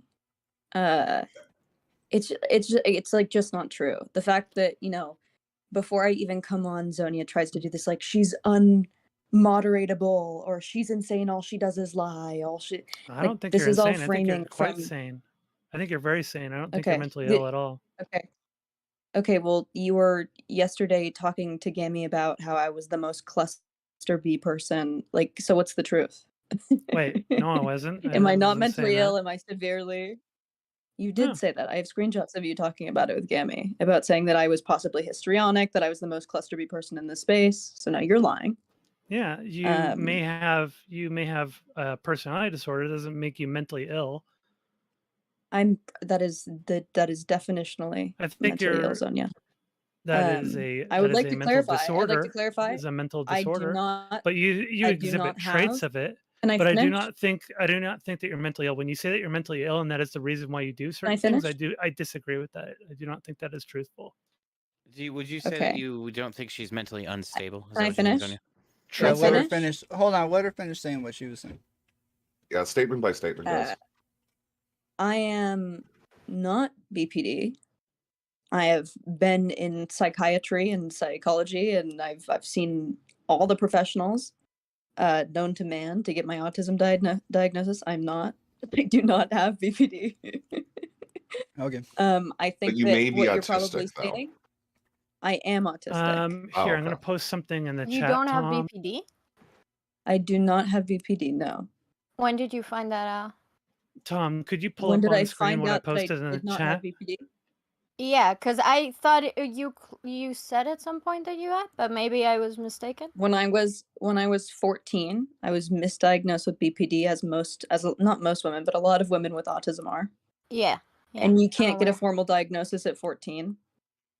I know. But it's sort of like tentative. So then when I turned 19, when you can get an actual professional diagnosis of BPD, that is when I went on the journey of finding out what Screen was share, wrong Tom. with me. Okay. Yeah, hold on. And So it was when not people BPD. when people say that you have BPD was because you said you were diagnosed at 14, even though it's unethical to do so, and you were misdiagnosed. I think that's probably some of it. I think a lot of it also is the way that I've behaved in these spaces. And I think that the way that I've behaved in these spaces is pretty. I mean, when you look at the controversies surrounding me, the way that people speak about me, if you just go on Chud Logic's page right now, you'll see 17 videos with like the worst shit and just like horrible comments, and that's like a sentiment of like how most people treat me and speak to me in this space. Okay. That is like completely like abusive and like harassment. And I think that I've acted the way that anyone in my position or anyone in the position that I'm in would act accordingly. And all doing this while I have very limited social skills as an autistic woman, and all while I'm trying to navigate my own life, right? And so then, from the beginning of me and Zonia and I had a great conversation a couple months ago, where we talked about gender and I was at the beginnings of my peaking in feminism, and I had been a TRA for months and years, and then I was starting to like sort of wake up to it, and now I'm fully peaked. So I'm a TERF. I'm a certified transphobe. And so then our first negative interaction was with Say Sick. congrats. I said yikes. Oh, I thought you said congrats. No, I said yikes. Continue. My first negative interaction with Zonia was on the Sick thing, where Zonia keeps saying that she came on to defend me in some way. That I mean, it just didn't go that way, right? Like it didn't feel that way. Yeah. It did didn't go feel that that way. way. It just wasn't that way. It wasn't. You was called me that- it was that retarded. way. You said that after you went after me, I literally was defending you. Reservoir and Katie both. Yeah, can to be vouch fair, for we were this. trying to say that you weren't a pedophile. That's what Zonia Tom, you're originally supposed to be came out. and all the while, great, and all the while, Zonia was being extremely patronizing. Not true. Okay, Hold I on, let her felt finish. that Zonia was being extremely patronizing and extremely rude, so I acted out, obviously, and then that was our first negative interaction. Weeks pass. I talk to Max, and I'm saying basically, well, I don't think it's a secret that if you shit on me right now because of the controversy and attention attached to my name, that you get a lot of likes, you get a lot of favor, you get a lot of whatever, especially in the scope of Steven's orbit, right? That's not a crazy thing to say. But you made a much more specific claim than that. You made the so that claim you would become that we get orbiter status from taking digs at you and going after you, and you also likened it to being a hazing process. You likened it to a hazing process. Well, I meant we need to slow this down. Like there's already been a lot of claims, and I think I was there in the conversation with you and Zonia too. So was Rez. Like, shouldn't we address that first before we go? Yeah. Further? No, I don't think so. Why not? I think let's go ahead and address that. I think you should let me get it all out because you guys have been Why? talking about me for You've how had long? you've had plenty of time to get it all out on I don't plenty of think that that's occasions. true. So let's Hold go on. ahead and cover Hold on. the claim that you just made. Hold on. Because the thing is, Wait, you, hold on. you- Hold on, Tom, hold on, Tom, hold let, on. Tom, let Hold me on. explain something to you. Just Tom, let me hold on. Just Let let me throw this Zonia out. cook. Hold on.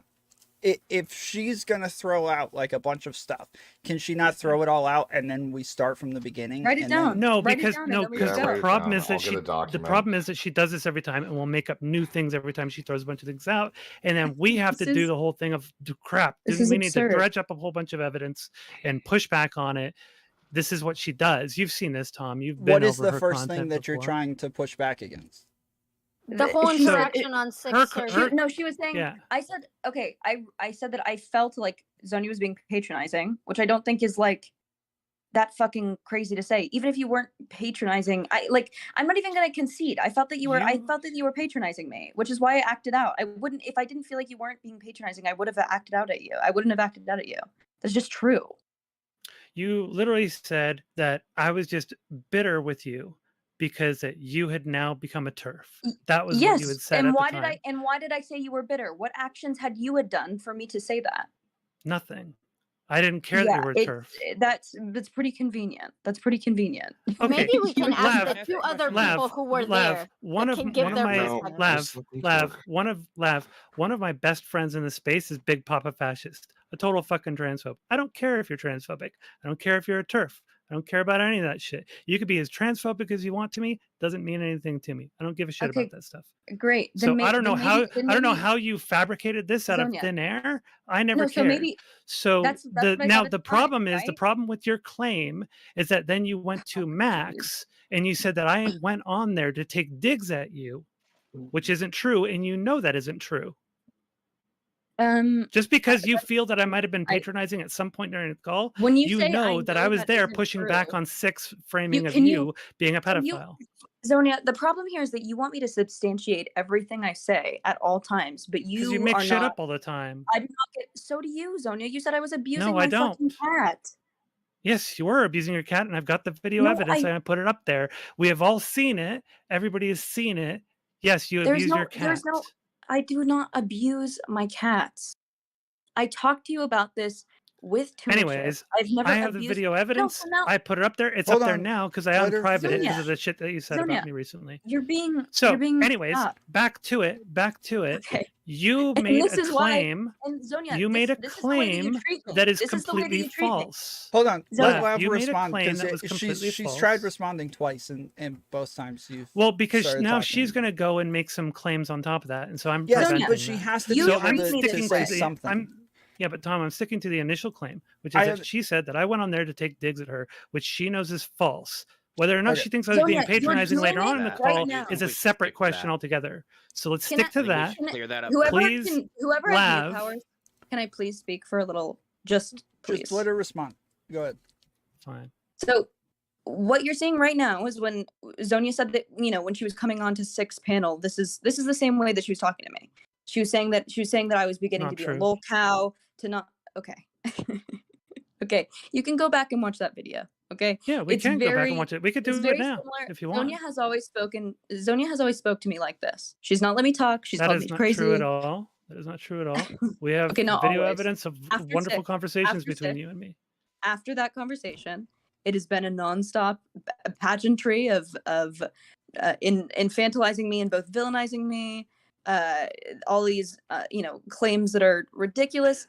If you want to talk about the cat video, before I was ever into politics, I was a comedy TikToker. Okay, I got as many followers as I did because I was a comedian and it was dark humor. Okay, the joke was that my cat was so tame. The joke was that my cat was so tame I could do whatever I wanted with my cat because he was like a ragdoll cat, right? Someone asked me, how do you get him so tame? And so I made a joke video, a sarcastic joke video about how to dominate your cat so that you can do anything with them. It was a complete joke. My cat was 25 pounds, huge, big, fluffy, sweet boy. We never got in a fight. And even if I'm having a hard time also, like if I was actually abusing my cat, Why would I go on to a extremely public platform to self-report on me committing a crime or an atrocity? At that point, I was known for being someone who fostered kittens. I've fostered multiple litters of kittens. I have a ton of animals. I'm known as an animal lover. This whole claim is ridiculous. I didn't even think that it was in earnest until, we talked and then I learned that it was real. But anyway, like I said about, I've never abused my animals. I will say that on record. But yeah, when Zonia says, I'm being so kind, Zonia probably thinks that she's being kind to me now. And I don't take it that way. I think she's being... No, I'm just being very serious with you right now. I'm not being kind. Okay. I'm not really caring about kindness. Okay, but this is the way that you were speaking to me then, and it's very patronizing. That is not actually true. We can go through that video if you want. Can I just... I was on your side. I was fighting against sick. Confirm or deny? No, you're reframing this. It's very simple. We have two people who are here. Is this how this... At the beginning of the call, when Zonia entered the call, was her attitude towards Lav... Wait, it's not the beginning. ...to defend her? No, wait, it doesn't matter. Because your claim is that I went onto the call to take digs at you. The framing of the call is that you said that Zonia did not come to defend you, and she is saying she did. So is that how she entered the call, Rezi, to defend Lav or no? So yeah, Zonia was making a general defense that we shouldn't be pedojacketing people without actual evidence, which is kind of what I was arguing with Sick about, to begin with, and that's how it started. It did quickly devolve, but that was how it started. Okay, so it devolved because I would assume Zonia is going to say Lav's actions, yes? Well, I would probably say the same thing vice versa. Sure. Yeah. Yeah, I would say probably, yeah, that sounds about right. I mean, that's my guess is that, yeah, both will say that it turned because of that. I mean, whether it is whatever the truth is there, I mean, you have to look at it. I don't really think it just kind of turns, that's just, I think, how these conversations often go, is that they just start turning and you don't really turn back from it, So I don't really know who escalated entirely, but I mean, I couldn't remember exactly. So Zonia, is there something that Lav said that made you think that the conversation turned? Is it something specific? I didn't think the conversation really turned. It was just that suddenly out of nowhere. So I had pushed back on something that she had said and it was me just trying to be nice. And I was just I said something along the lines of I don't think this is a good argument for you to make in this case. And here's why. And then she said, look, Zonia, I know you don't like me, that this is personal for you. That just came out of nowhere. I didn't even know why. It had surprised the heck out of me because I thought that we were still on, we weren't on good terms, but there wasn't bitter terms. So I was under the impression that everything was fine. We weren't talking anymore, but that was, but there was nothing else beyond that. So that's just shocked the heck out of me when she said that. And then when she did it a second time, a little bit later, she said that it was specifically having to do with the fact that she was a TERF now, and that I was angry about her being a TERF, which blew my mind even more because I don't give a shit about that kind of stuff. It doesn't mean anything to me. So, Lav, why did you think that? Because up until that moment, me and Zonia had just been completely pleasant. So I made an assumption based off of not knowing who Zonia was, and I don't think that that's a crazy assumption. All of a sudden, this person is coming in and being very antagonistic to me, or I felt was being very antagonistic to me, and it comes days after me of being, announcing myself as fully fledged a TERF. So I don't think that that's a crazy thing to assume. If I was wrong, then I was wrong. But I don't if we're getting really caught up on that statement, I just don't really see the utility. Can I try to build a bridge? Yeah, go ahead. So Zonia. No, hold on. I'm just gonna say I don't care about bridges anymore. So sure, you could try to build a bridge, but I don't really care about bridges anymore. Okay, it's not the bridge is not for you, so it's. I'm gonna try to be nice, but yeah, go ahead. Okay, go ahead, Kate. I think that since me and Rezi were both on that call, and as far as me and Rezi are concerned, we both know that Zonia came in with the explicit intent of defending you from Sick basically Sure. blue jacketing you. Wait. Sure. And let's say that you felt like Zonia was being hostile to you during that conversation. Okay. Maybe it would be the best way to move forward to just be like, maybe I interpreted how Zonia treated me in that conversation, and I got the wrong impression, and I lashed out in a way, and that unfortunately caused like more grief between us. And then we can just put that aside, because then that's you saying, yeah, maybe I fucked up, and then we just move on. I think she's already saying that. I think she's I already pretty said much that. saying that. Yeah, she's Okay. already saying that. So Zonia, but also, Yeah, go ahead. I think we're Okay. getting really caught up in why Zonia came on the call, and we're not talking about like the things that transpired during the call to make me go on to tell then Max that I felt like it was an initiation process to retain some social status in Destiny's orbit or in Chud's orbit, or to gain favor in Twitch poll. How can you guys in say any she's way? done that if now we're back here? No, okay. Katie, Zonia has made content on me for weeks now, and her views are the highest they've ever been. It is not hard to assume that. I understand. That wasn't the case at the time, though, right? So I didn't start doing the okay, content but I on was you right. until after your convo with Max. Okay, I was right though.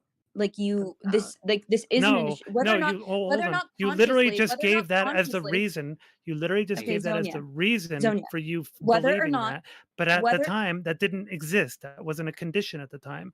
Okay, whether or not consciously you made that effort, it is what happened. What I was talking about with Max is not what actually happened. That there was an initiation process. And the more you nothing to do with content or numbers or anything. That condition did not exist at the time. Zonia, I didn't start doing content on you until after you talked to Matt. It has nothing to do with me doing it consciously or unconsciously. You were hold on, Lav. You are fabricating a condition that didn't exist at the time. You couldn't have judged that at the time because that condition didn't exist. I didn't do the Zonia, content I was on talking you. about And my stop for a second. Matt. Mute up, Tom, for a second so I can complete my thought. You didn't. I did not start making content on you until after you talked to Max, when you came to him with that thing that you're now qualifying with this condition that didn't exist before then. You say that you went to Max for that and believed that at the time because of the condition that I was making content out of you and getting high numbers for it. That condition did not exist until after you came to talk to Max about that situation. So you can't use that as a qualifier for you going to Max with that belief in mind. It did not exist. You're post hoc justifying it. Anyways, I'm done. Okay, so when I was talking to Max, clearly a lot of it was like feelings, right? Like clearly a lot of it was how I felt in the space, how I felt about Steven, how I felt about everything. You're asking me to justify logically how I felt and then what ended up transpiring. What I felt at the time was that you came on, you shit on me, and that you were going to get rewarded for it, which you did, right? So whether or not you subconsciously or consciously, accidentally or on purpose did this thing, my call and the way that it felt was completely correct. Okay, I didn't accidentally or unconsciously do anything. That's the thing. You're going back and you're claiming something that is massive. And not only that, you're still claiming something that you cannot justify. It has nothing to do about me unintentionally or intentionally or unwittingly doing anything.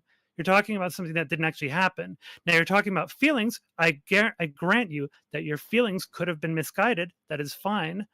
But all the conditions you're using to justify it now, these are post hoc justifications. Okay, what I felt at that time was that you intentionally did that. If you're telling me that you did not intentionally do it, I will say okay. I will say okay, you did not intentionally do it.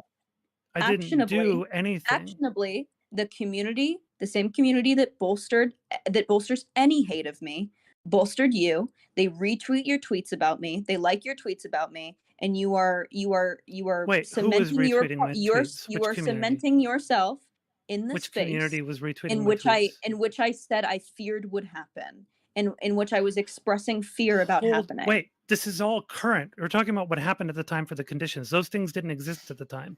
None of those existed. Tweets about you didn't exist. Zonia, I already said at the time it felt like it was intentional. So if you felt like something that was based on nothing, literally, there were no tweets. All right. You're trying. Okay. Okay. Hold on, Hold on, Zonia. wait, She's wait, saying wait. that she's willing to let it go, though. She's saying that that's just how she No, felt. but and the if you're problem is saying she's that's willing not to the let case, it go she's based on saying, Tom. she is trying to Wait, frame it as though wait, these hold on, Katie, conditions that existed and I absolutely is did what I'm something. saying. no, I she I know is why you're saying that saying she's it. willing to let So it go. Zonia, If you say so that's Zonia, not very what it simply, But was, the she's she's problem willing is, to but let the it go. problem is, That's all she's Tom. saying. But the problem is, Tom. She's trying to say that she's going to let it go on the basis that I actually did these things, none of which those conditions existed at the time. These are No, conditions that existed No, after she's she not. talked to She's Max. no, I saying didn't. if I said you I, say I that's said it was not the not your case, intention. Hold on. May she's I saying just that if you I say that's can not the hold on. case, then she's willing to say that that Wait, wasn't the stop case and translating move for on me. past that. No, because she's saying Hold that on. I was Even doing it translate. You just unwittingly said or it one Okay, time. sorry. Zonia, Lav, Yeah. stop what translating did for you me. say? If that is the case, that it was not your intention, I'm sorry that I didn't. said it. Okay. All right. If that What is was the not my case, that it was intention? not intentional for you Come shit to on Lav. come shit on me to join Steven's orbit, I apologize for the implication of your virtue, right? I Okay. don't think that obviously you are, I assume, are upset because that paints you in not being genuine, and obviously you value trying to be genuine, right? To me, what it felt Yes. like was not that. So when you say it's not based in reality, it doesn't need to be based in reality. It was a feeling, and it was me expressing that feeling to Max. Yes, It but doesn't part have. of It doesn't.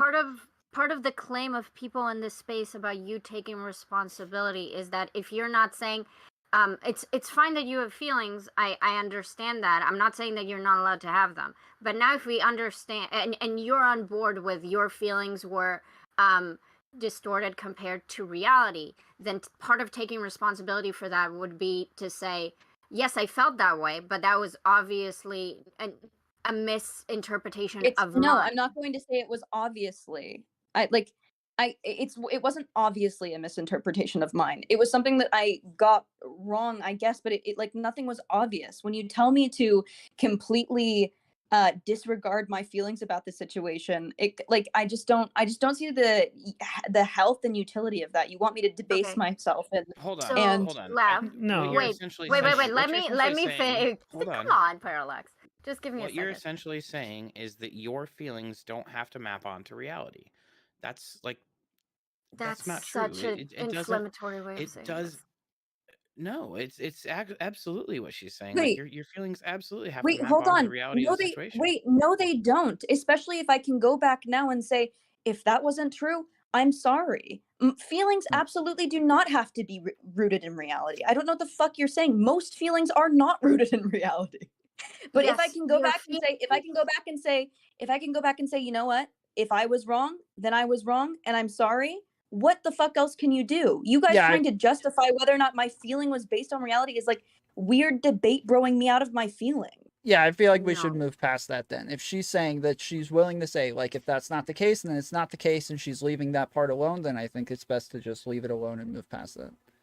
Okay, the clarification is helpful. The fact that you went and clarified that the feeling of me intentionally going on there to take digs at you to get favor from Stephen was your feeling at the time, and that's the thing you're clarifying. Yeah, and I'll say no, I had no intention of that. I already had permissions in Stephen's server months before that. It's not what that wasn't my intention at all. I went on there expressly to push back on Six framing of you because I felt that it was potentially very harmful. Okay, I believe you. I think that it's also very hard, and at the time when I was talking to Max, and it's still hard for me to understand right now, is why there's so much traction when someone talks about me. I mean, I know it's because that I'm disliked in the space, but it's hard to explain and examine all of like the intricacies of how these people are bolstered, how people can make whole platforms off of hating me, whole careers off of hating me, off of drama channels, following my every move. It's like it all feels like an initiation process into like this bigger Twitch Pulse sphere, and I think that that's accurate. Would you mean like the hating on you is part of the initiation, or what? Yeah, the making content on me, hating me, vitriolic, misogyny on Twitter, I mean, all of it. Even in like voice chat, sometimes I'll join like a voice chat in like not so erudite server, and someone will like talk shit on me, and then everyone in the VC like cheers, and I'm just like, ugh, like, and these people don't even know me. Like none of these people have ever spoken to me.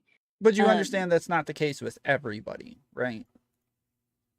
Yeah. Sure. I think I'm having, like I said, I think it's a hard thing to explain everything that's like going on, right? Because I'm just I've like been pretty good the faith with person you since we've met, experiencing love, some right? of it.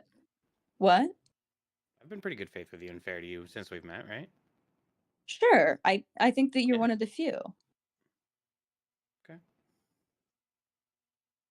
I guess I can't really fight against that. Thanks. So if Yeah, that that's so okay. if that starting point is put behind us, like does that explain everything that came afterwards then? So with the past like couple like days or whatever, so obviously there was the the time where Zonia came on after she accused me of abusing my animals, which if you've ever been, first of all, if you love your animals as much as I do, and someone just off of the only basis being a comedic TikTok tells the world that you are like an animal abuser, you're gonna be pretty fucking pissed, right? So I'm already pissed. Zonia comes on to talk to Tuna Tip. Tuna Tip? Hold on. Accessing files. Tuna Tip. And, then it goes on this like rant for 30 minutes saying that I'm a lol cow and I just sort of have to sit there and like try not to cry because if I cry, it looks worse. And then I become even a bigger lol cow. And then I'm like trying to I'm trying to find my footing, my standing. I'm trying to choose whether or not to be aggressive back, if that looks better, if it looks bad, if I'm sticking up for myself appropriately, if I'm, there are all these things that go through your head in a moment like that, which was, it seemed pretty senseless. Like the 30-minute rant about me being a lol cow just seems senselessly fucking mean. And it was after accusing me of, abusing my cat. So it was it was just, I don't know, I just didn't. Even after that, I think I like hurled abuse back at her when I was like, "You're jealous of my bio pussy." Which was like funny, right? Like none of it, some of it was funny, some of it was just like outright rude. I apologized to Zonia afterwards. She apologized to me, because it was just weird. The whole interaction was weird and just like needlessly toxic. And then days pass, and I see that Zonia's still like responding to tweets about me, and then Zonia like messages me and is like, "I'm going to remove this video of you," and I'm like, "Oh, okay." And then I see that Zonia's tweeting negatively about me again, and then Zonia then makes a remark which is a completely gendered remark, that I'm a washed up porn star. And Plenty I'm of like, male okay, porn stars. okay, but most porn stars are female, and the term washed up is pretty exclusively used to females. So it was a completely gendered insult. And I'm sitting there like, okay, this 45-year-old man who identifies as a woman is spewing just like misogyny at me. And I'm just like, and this is who wants to be respected in women's All right. spaces? Okay, stop with this. Okay, hold off for a second. Let's address some of this. So after we kind of patched things up, even though it was pretty heated afterward in that conversation, that 9-hour conversation that we were in, yeah, I was like, well, she's getting a lot of shit. I saw what was going on. You were getting bombarded all over the place. Everybody was covering it. And so I went ahead and I extended an olive branch and said, hey, I'm deleting my tweets about you. And I took down the video. Right. And I did those things. So what happened was, and Gami tweeted out a picture of Katie, and said, this person is the new Lav, something like that. And you replied to that saying male misogyny moment, which none of that was misogynistic. Nothing had to do with it being gendered Comparing or anything like that. an annoying woman to an annoying woman is absolute misogyny. It just is. No, it's nothing about that that's misogynistic. I Nothing don't about it that's expect you gendered. to fully comprehend misogyny as a 45-year-old man. And I don't expect you to comprehend it either. Even Brianna Wu says you don't understand misogyny. Brianna Wu is And she's also been a around. 50-year-old She's been fucking around. man. She's been around fighting for second wave feminism since before you were born. Yeah, second wave feminism is retarded, and Brianna Wu is also a man. All your claims Brianna are Wu second is wave not a feminists, man. so I don't know what you're Brianna talking Wu about. is a Everybody you woman. read up on is a second wave She's a feminist. Zonia. So and everybody you quote is a second wave feminist. And But, yet she's pro sex work. And Come and on. so And and pro so and pro gender ideology. so That's you ridiculous. for no reason attacked her gender and claimed that she was being misogynistic, your favorite word that you apply to things that aren't misogynistic. And so what I did was I was like, Someone heard okay, you, well, Mike. fuck this shit. Because Gami is actually a friend of mine. I was like, well, fuck this shit. Let's do tit for tat here. And so I tweeted out, because you said male misogyny moment. And I quote tweeted it and I said, washed up bitter porn star moment. Right. That's what I put Which out is there. a clear escalation But then, because you were not involved. But then you turned it into me wanting to fuck you or wanting to want your pussy or some shit, this weird degenerate shit that you do. I don't understand why you did that. You just went over the top with it. So I started it's then funny. memeing more. So then I started memeing more aggressively on you. And we just kind of escalated. And then you ended up blocking me, which I thought, honestly, here was the thing. I was enjoying the back and forth. I thought it was fun as well. Yeah, So I didn't. I think you're annoying.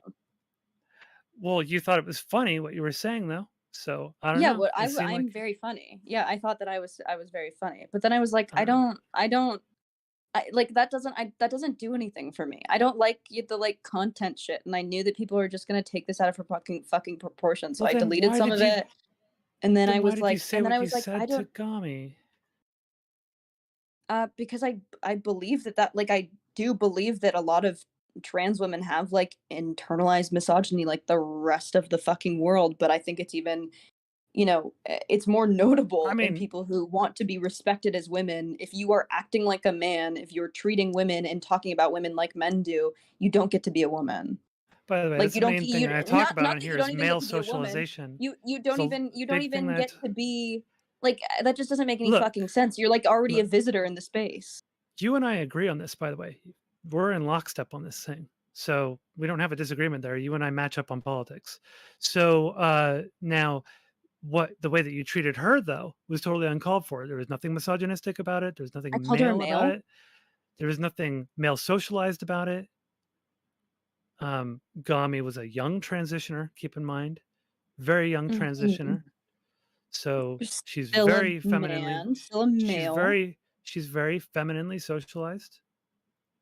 Yeah, but So- Lav, the question is was there male. something specific about it that made you throw in the word male? Like it could have been misogynistic without the word male. Yeah, and I still argue there's nothing misogynistic about it. It was that she was the new lolcow. That was the argument being made at the time, which I don't agree with. I Okay, don't so see even Katee as outside a of that, lolcow. like throwing in the so word I've been- male, like you're obviously ramping it up, right? Yeah, you're being a little hateful, I would say. So a little. when Come on. okay, no, go ahead. She ramped it up to 100. Hold on, let her answer. No, go ahead. Go ahead. So when I've followed Katee around like a little bit because of her interactions with Smith, and Smith is my friend, so I've seen a little bit of their stuff, and commonalities between why people think that Katee is really annoying is because they're gendered insults, shrill.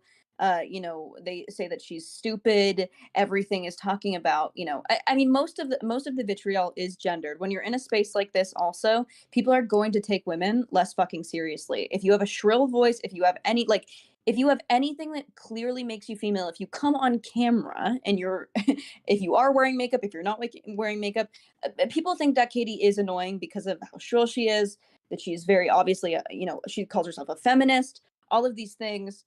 And then Gami says, oh, this person is the new Lav. And, we're both feminists, albeit we believe different things, as, any feminist can. But, and then saying, comparing one woman to another woman, why, it is just, even the whole, lolcow thing. It's women are more often lolcows. It's like a dehumanizing term that is not gendered completely, but you're absolutely like understanding that like if a woman gets too emotional, or if a woman gets too shrill, or if she argues a little illogically, or if she's, you know, whatever, you turn into this like lolcow thing. I don't expect you, and this is why I say I don't expect you, any of you, to understand the complexities of what growing up as a woman in the patriarchy feels like, or the microaggressions that exist in it. Like imagine if So imagine hold on, if you're like you're hold on, you're gish galloping a little bit, imagine and it's making it difficult to imagine address what you're saying. okay, great, let me finish and you can write it down. That's not on me, that's on you. So if it was like a black creator and another black creator, and Gammy was like, oh, this is the new whatever, I think it's probably safe to assume that like that might be a little rooted in racism, because there are plenty of other people that you can compare plenty of people to. And then obviously I've seen Gammy, No. I've also seen Gummy, 50% of the world, right, or 50% I've of also the seen country. I've also seen Gummy, Gammy, whatever the fuck their name is, Gummy. be misogynistic before. Like I've seen it before. I've followed Gummy for a very long Did time. you know that your politics match up with hers? She also talks about male socialization and trans women. That's part of the thing that Gami and I actually talk about I quite think a that bit. we do probably match up on quite a bit. That doesn't mean that we're like complete allies. I still call out my No, own it means that internalized she's misogyny. hyper aware of male socialization and misogyny. I'm doing a whole shtick with Erudite because I've called her a misogynist. There are plenty of times where I have picked it out in other women. So say myself. misogyny moment instead of male misogyny moment, because she cares about male socialization and trans women too. So maybe it packed a bigger punch. Maybe she realizes what the fuck she's doing. It seems like you're just sort of automatically judging someone based on their gender and kind of assuming, making assumptions about argument them. that people use to bully you Lav based on this conversation. Because impact. hold on, shut up for a second, Paralakz. Because the whole argument that you're making is that she's doing that to you because you're also a woman. So you're basically doing the same thing. Here's the thing. That is part of the gag. That's part of the part of like if she's gonna there's no make gag about a it. You misogyny moment, believed it. You assumed she's gonna it. be what I feel like is a misogynist. I'm gonna point out that you are a man. It's tit for tat. So the problem is that you assumed that was what was actually going on. It was a lolcow thing, but you assumed it had something to do with your sex. Twitter. Well, but the problem is, but then you go and then do that assumption back onto her, right? So yes, here's the thing: that is what Twitter is. Okay, so it's just kind of stupid, is all, and it makes it much Zonia, more. you assumed I abused and or killed my cat from a fucking comedy video. I have actual video evidence To be of fair, it. Lav, There's you no also comedy assumed, to it. Lav, you did assume Zonia was part of a theatrical cabal that's out to get you and Mr. Girl too. That is not okay. Theatrical cabal is such a okay, like well, the yeah, most because they're putting on dramatic a theater, right? way. You know, people assume shit about me all the fucking time. It is like people assume shit about each other. What, like, why are you guys acting like this is fucking crazy that I went on and it was like, yeah, Okay, this is so misogyny. we're talking about if it looks like misogyny, if it smells like misogyny, if it walks like misogyny, it's probably fucking misogyny. Okay, well then, Lav, this is what I'm going to argue then. Then everything is misogynistic, and then it's not even really worth calling it out with a specific person and saying it's male misogyny. That doesn't make any sense. The problem is that you kind of you lean very, very hard on the word misogyny, correct? No. It's one of your most frequently used words, correct? No. Because you see misogyny all over the place, even where it doesn't actually exist, correct? No. What is this framing? Because you basically point at people all the time and you say, you're misogynistic, you're male misogynistic, or male misogyny, etc. Usually when it's just a word that you kind of throw around. You use it the same way that trans people that are leftist trans people throw the word transphobe around. You feel this way. No, and so I will validate your feelings about it. This is very much in everything you say. Substantiate like, think about, that. Here's Substantiate the thing. how I call everything this. And how I've been wrong. Think about this. How often do you hear me use the word? Zonia. Okay, think about this. How often do you hear me use the word transphobe? I don't watch your content. I don't know. Also, you You've don't care engaged about with me a lot. transphobia. I care about Well, misogyny. you thought that care I about did, but transphobia. anyways,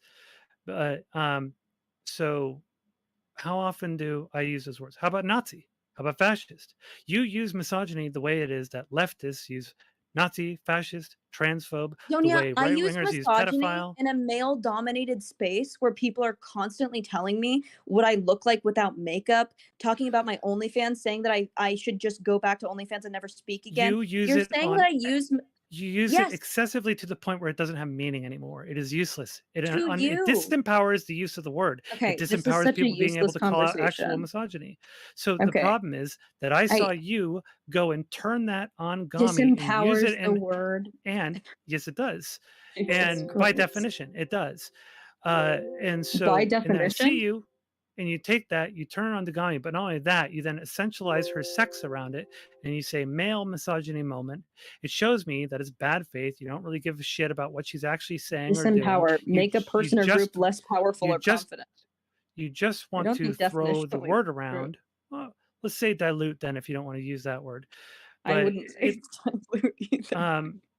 so it dilutes the effectiveness of the word. The word becomes meaningless if you just This throw is it a around. But anyways, feeling. This is a no, feeling. this is actually What's the truthful. data? This is. What's the data to suggest calling things out as misogyny makes it less potent? Do you take it seriously when like some raging woke scold calls someone a transphobe? Do you take that seriously? Well, I don't Call take someone a anything Nazi. With Nazi. I mean, You we would understand look at this it the is same all way pretty most much of true, us right? do. You look at it the If same way someone most of us do. It's like, called someone oh, a Nazi, great, I'd be yeah. like, oh, why are they calling that person a Nazi? It's the boy who cried misogyny laugh. It's like at some point no one believes it, right? That's what Yeah. Zonia's saying. Okay, and but I don't. But that's you're fascist saying, is another one.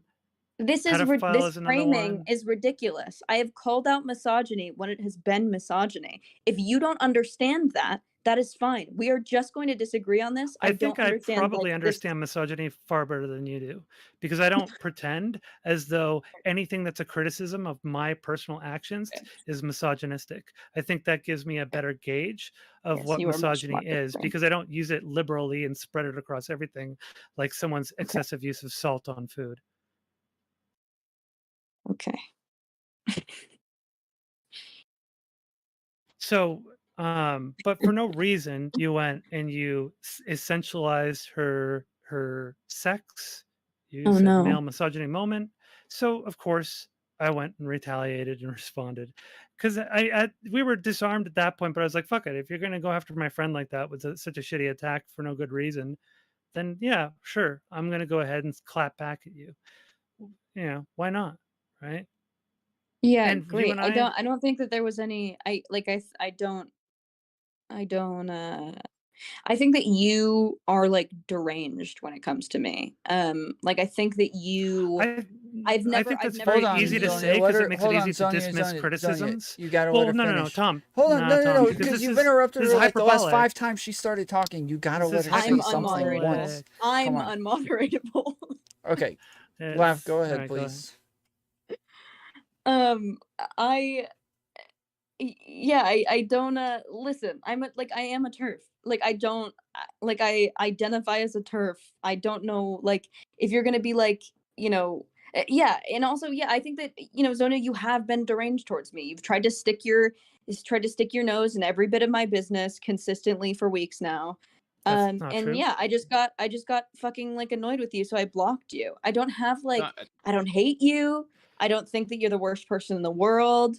I think that your friend saying that I was a junkie and posting photos of Klonopin at me was like upsetting and also like wrong. I've never abused Klonopin. I've just been taking it for a while, and it's hard to get off of because benzos are in your system and they're just hard to get off of. I'm not like a junkie. But hold on. I have a question I've got to ask. I can't ignore this. hold I on. have been no. Okay. This one is it's being ignored. Lav, you throw misogyny around all the time. What about the way you treated Kelly Jean and Madam Jen? Like that is pure misogynist bullshit. What do you mean? so the way that I treated Kelly Jean is like an awful bitch. Kelly Jean has Kelly Jean repeatedly like first of all, okay, so this is where I'm coming out with the Madame Genevieve and Kelly Jean shit. They said something that I fundamentally disagreed with, which was that sex work was empowering, right? It is not. And so when these people are on panels with me and they're trying to be like, no, it is empowering, I'm going to be like, no, you're fucking retarded. It's not. Here's the data behind it. This is a feeling that you have, and it's not true. It's actually completely the Calling Kelly Jean an awful antithesis. bitch was misogynist, right? What? Calling Kelly Jean an awful bitch was misogynist. Like you're doing it right now. I would You're call just you an awful justifying- bitch. Okay, but you're just justifying. Okay, but then you Okay, don't, then also then you're right. Zonia's No, correct. but here's the thing. Then Zonia's No, but correct, here's the and thing. you don't understand misogyny. No, you are calling this misogyny, which is true. Calling someone a gendered insult is misogyny. I don't think anyone's free from misogyny. So it's just okay when you do it. Okay. No, So it's here's not the thing. okay. You're assuming that after I say that after I call out what is misogyny, I'm making a condemnation. I'm not. Me and Gammy, I still don't know how to fucking say their name. Gammy, whatever. Gami. I think it's Gami. If Gami and I could have continued to be mutuals forever. We've made jabs at each other forever. I called Steven a misogynist in the beginning, and I still kept streaming with him. I've called Big Tech a misogynist. I've kept streaming with him. It's not a condemnation. It is You mean just a call out. I'm sorry. You're saying when you say it's a call out of the behavior, right? You're saying it's misogynistic if you wanna behavior, call me out- not the person, right? But Yes. you're okay with Okay. it. Okay. So hold on. it's not whether or not I'm Hold on. okay I'm trying to with clear it. this up real quick. So you are saying that you're calling out the behavior because it's bad behavior, whereas he's saying you're like when you do it as well, we would expect you to take responsibility for also acting or having misogynistic behavior as well.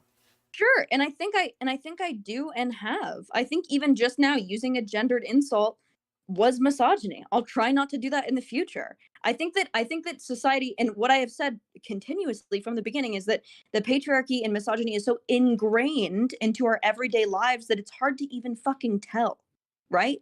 Because we just say things offhand now, like saying the word bitch or saying the word whatever. Like it's just in our normal fucking vocabulary. So obviously it is easier to call out misogyny in someone else, right? It's harder to tell when I'm doing it because, I'm not above anything. I don't think I'm above anyone for being a shiny beacon of feminist truth, right? I still fall into the same shit. Hell, I'm still doing sex work and I'm against it. I just think it's important to call out things. And also, I would appreciate if more people called out whether or not I was being misogynistic. Kylo was one of them and was like, you know what? I think that calling someone a pick-me is misogyny. And it completely was. It completely was. I am not above criticism, and nobody else is either. Tom, check your DMs. Yeah. So, okay. All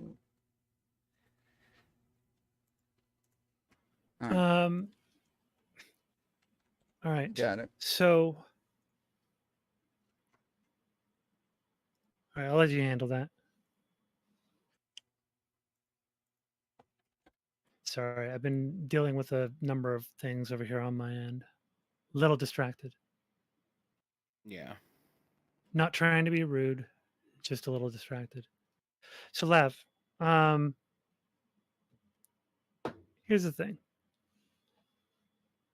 I know that you think that I'm deranged. Well, I don't know if you actually think that. Maybe you're not being honest there. I'm not really sure. Since your conversation with Max, yeah, I put that little short video out about you in the tweets about it. I didn't really care all that much after that. I just kind of left it there. But obviously there were escalations afterward. You went on a panel like 2 nights ago about me, talking about me. Everyone was telling me that you were fucking deranged talking about me. There are people in other servers saying, damn, like, I don't know why Zonia's like going so hard on listen to those people. You shouldn't listen to those people. Here's the thing. This is what viewers do. They bait drama. And so they'll go and they'll tell you things that aren't actually true, or they'll, no, Zonia, I've seen you talk about me. I've seen you the one talk from about 2 me. days ago, it's a pretty tame conversation. And it was just general, like people were catching up. There was conversation going on. I actually mostly stayed off of the topic. I made a couple of comments, but overall wasn't trying to be hyperbolic and was keeping it pretty tame. Because I did back off of you. and I did unpublish the video. I privated it, so things are cool at the time, right? Yeah, and then So because here's of the thing. and then This because is of a negative interaction, you forgot your virtues and put it back up. And then you went on the 30-minute rant calling me a fucking lolcow. Zonia, that was deranged. That was derangement. that was before all that. That was before all that. That was still That's not derangement, Zonia. okay. You've been You're insane to okay. me. You used the word derangement like you used the word misogyny, so I don't really care about it. It doesn't mean anything to me, and it doesn't mean Oh anything my to god. anybody Okay. else. But Thank so you for stop jumping around. completely thank you for completely invalidating whatever I said, and you can fill it. You Well, can now fill this look, space with whatever the I'll truth be is, honest. which is what you I'll said. be honest. If Demon Mama calls somebody a transphobe, yeah, I'm going to throw that out too. I'm not going to listen to it. So there are Okay. people who misuse words and abuse them and use them aggressively I don't need to you the to point where believe they have me. no I'm meaning just telling anymore. you how I feel. So you're doing that with the word misogyny, and now you're doing it with the word deranged. So yeah, Okay. nobody's really going to care about what you think is deranged, unfortunately, or It's also, fortunately in my case, unfortunately in your I think case. all of these But conversations have an air of unusualness because when I feel like, listen, this is a feel statement. This is an I feel statement. Okay, well, get everything ready. has been feel statements up until this point, but yeah, Yeah. Up you've until leaned a lot and on this how point. you feel about things.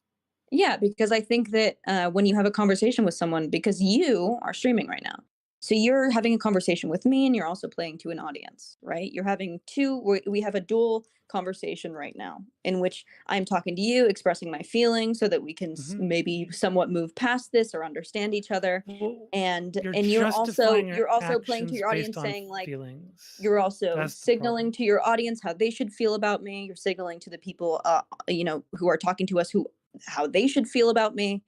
And this whole time I've been talking to you, whereas you've been talking about me and sort of to me, but sort of through me. And I find that having a conversation like this No, is I talked extremely to you as well. confusing. I talked to you as well. Okay, but this conversation is very confusing for me because of that. That's not on me. That's a you problem. But I've been pretty direct. Okay. I've been speaking to you directly. But the problem is that your justifications for a lot of your actions have been based on how you feel or felt about these Yes. situations. But the thing is, when your feelings are false, and then you go and do certain things, make certain statements about people, and those are false, those people are going to feel like they have the need to defend themselves or to say something in response. That's kind of the way this works when you say these things in public, right? If you don't like that, don't say them in public. Say them in private. Don't say them on a stream. Say them in a private server between like friends that you trust or something. Otherwise, expect some of the quote deranged responses that you're getting from people, which is fuck, Lav has done it again, saying more shit about me. Yeah, I'm not saying that you shouldn't. I'm not even making a moral statement that you shouldn't be deranged. I'm just saying that you have been deranged. I don't care whether or not you bully me. That's for me. That's for you to dig your own hole in, right? That says more about you than it says about me. But what I like when you're talking about me, I would like to, and that's why I joined, because when you're talking about me, I'd probably like to be part of it. Seems like I could have been part of it because Paralakz was like, you should come on, and I was like, okay, then I will. So that's why I'm here. But if you want to keep bullying me, if you want to communicate with me after blocking me, I would have probably invited you on to have a talk with you about this stuff. But I don't know. I figured that you were kind of done with me. Yeah, I definitely am not wanting to speak to you with any sort of excitement. But I thought this conversation was fine. Because I got to express my feelings, even though you invalidated every single one of them, and kept interrupting me and kept, calling me, saying that, it wasn't an extremely successful Not that conversation. it's ultra important, but I don't want it left out there that I asked you to join the call. Zonia asked if you were around, and I said she's asking if you're around. Would you like to, or do you want to speak to her / us? I did not. Yeah, ask you implied that I should. I didn't say that you asked me. Okay. Yeah. So, I don't know. What you're experiencing is just kind of what you deal with when you make public statements about people. Sorry that you see it as being deranged. Doesn't have to do anything with me digging a hole or anything like that. I guess expected outcomes. Maybe you're not prepared to expect them. That's kind of on you, though. So It's not that I'm not I don't know what prepared to tell to you. expect them. It's I can still react to them even if I'm expecting them. Again, you're kind of leaning on, your feelings based on, Zonia, a people are lot of this is responding your to. feelings. No, Yes, I'm like pretty you direct feeling like I in abused my my responses. cat. There's Or no you feeling feeling there. It's very or like obvious in your delivery. There's nothing deadpan about it. There's nothing comedic about it. The video Okay. itself wasn't marked as comedy. It didn't have a hashtag satire in it or anything. Hold on, Lav, I haven't seen this video. I assume your most people videos. haven't Well, seen here's the this thing. video. Hold on, Lav, Here's the I thing. want to ask Hold on. just real Okay. quick because Lav, is it so unreasonable that somebody would take that interpretation from this video that you abused your cat? I think it is in the context of the succession of videos because it was like a quote video after a series of videos, right? So anyone who was watching that saga could very clearly tell. Anyone following me could tell that I have like a dry, monotone delivery. To someone who's pulling it up 2 to 3 years later, yeah, I could probably understand that. But when I clarify and say, no, I don't abuse my cat, I mean, you don't have to believe me. If you think I'm a cat abuser, that's fine, but it's like completely speculatory. And for you to say that as a fact is against everything that you've said that you're mad at me for. But the thing is, I have pretty strong claims to it that I can substantiate quite No, well. you as don't. You have opposed a to video. You just have a the video. feelings. You have a video As of me opposed to just a squishing feeling. my cat on a bed. And Cats your claim love that to you be were squished. and your claim that you were a comedy TikToker at the time also doesn't really hold up because you're the Cats content love at the to be time squished. is you talking about things like not wanting to have people's identities invalidated, talking about misogyny, advocating for trans issues too. It was serious topics that you talked about at the time. So No, you can't claim that you were a comedy 15 to 20% of TikToker. my content. I was at that point. But you was claim that basically you were a comedy TikToker at the time. I That is not actually was. true. So trying to say that is Yes, the basis for that is I not a strong was. basis when most of what you were putting out there was pretty serious stuff or casual conversations about You're saying things that your most, chatters and you ask have you. nothing. It wasn't most. You're making these claims that have no fucking backing because of it's how you feel, Zonia.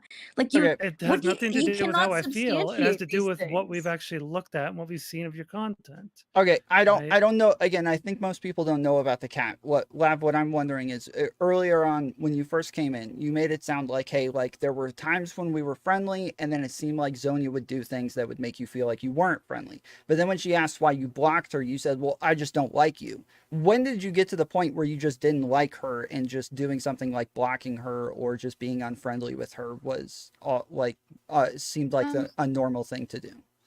Well, I don't like my reactions to Zonia. I think that was I think that by blocking Zonia, I was setting like a personal boundary. I think that Zonia is annoying. But I don't I think that was mostly just because I don't like how I respond to Zonia. Like because of the stuff that Zonia says to you, or because of the way that she challenges you, or what? No, I feel like Zonia is especially personal and vitriolic to me, and that ignites me to be personal as well. And I don't like that. I don't like that about this space. I've noticed that that's how I become and how I've been hardened to the world of Twitch Poll after existing in it for as long as I have. And I don't want to do that. I don't wish to do that. I will try to, I've tried to not do that. And I think that blocking people is a pretty good first step. What about Zonia's behavior makes you feel that it's like targeted and like spiteful? Targeted. I don't think it has to be stick targeted. with her framing. Let's not reframe it. Not use loaded what words. Did you use? What words did you use, Lev? Just so I'm sorry, I'm not. She said deranged. So when I talk to deranged. Zonia, it feels very personal and dehumanizing. I thought you said vitriolic. The word I thought, but yeah, like vitriolic. Like when she was calling me like a lol cow and saying like we should milk the mentally ill. You're just a lol cow. It seemed like so like I don't know. I don't know if anyone's really ever spoken to me that way. And it made me feel really bad. I'll own vitriolic. I was trying to be vitriolic. Yeah, I don't know if anyone's tried like so brazenly tried to like hurt my feelings that much before. At least on like a live stream. That's not true. Chud Logic does that. Yeah, I was gonna say, what about Chud? Yeah, Chud did it like a week ago. Yeah. No, plenty of people do it, but to my face, very rarely. And I also have Chud Logic blocked, so I think that they're I think that I will just All right. Well, I don't know. Well, like, how would you want to wrap this up if you could so choose, Lav? I mean, there's nothing really I can do about the way that people are framing my life publicly. I guess I can say that I'm not crazy, and I can shriek it, and I guess no one will believe me. But I guess if you want to know what I'm really like, you can like see. You can have actual conversations with me. I make my own content, Minecraft content. Overwatch content. I actually want to ask I stream you a every question, day. if we can have a conversation. I mean, Overwatch is there- probably her most cancelable thing, but True. Is there a behavior? Well, it's not League. So. Is there a behavior that Zonia engaged in that you had a problem with tonight that you don't engage in? Like vitriolic behavior, misogyny. Is there anything that Zonia did that you discussed tonight that you do not also engage in? Yeah, so I think that Zonia plays to an audience as she's speaking to someone, and that really bothers me, but I don't think that that's unique to her. I think that that is sort of like a streaming thing. And you'd think that you don't do this ever.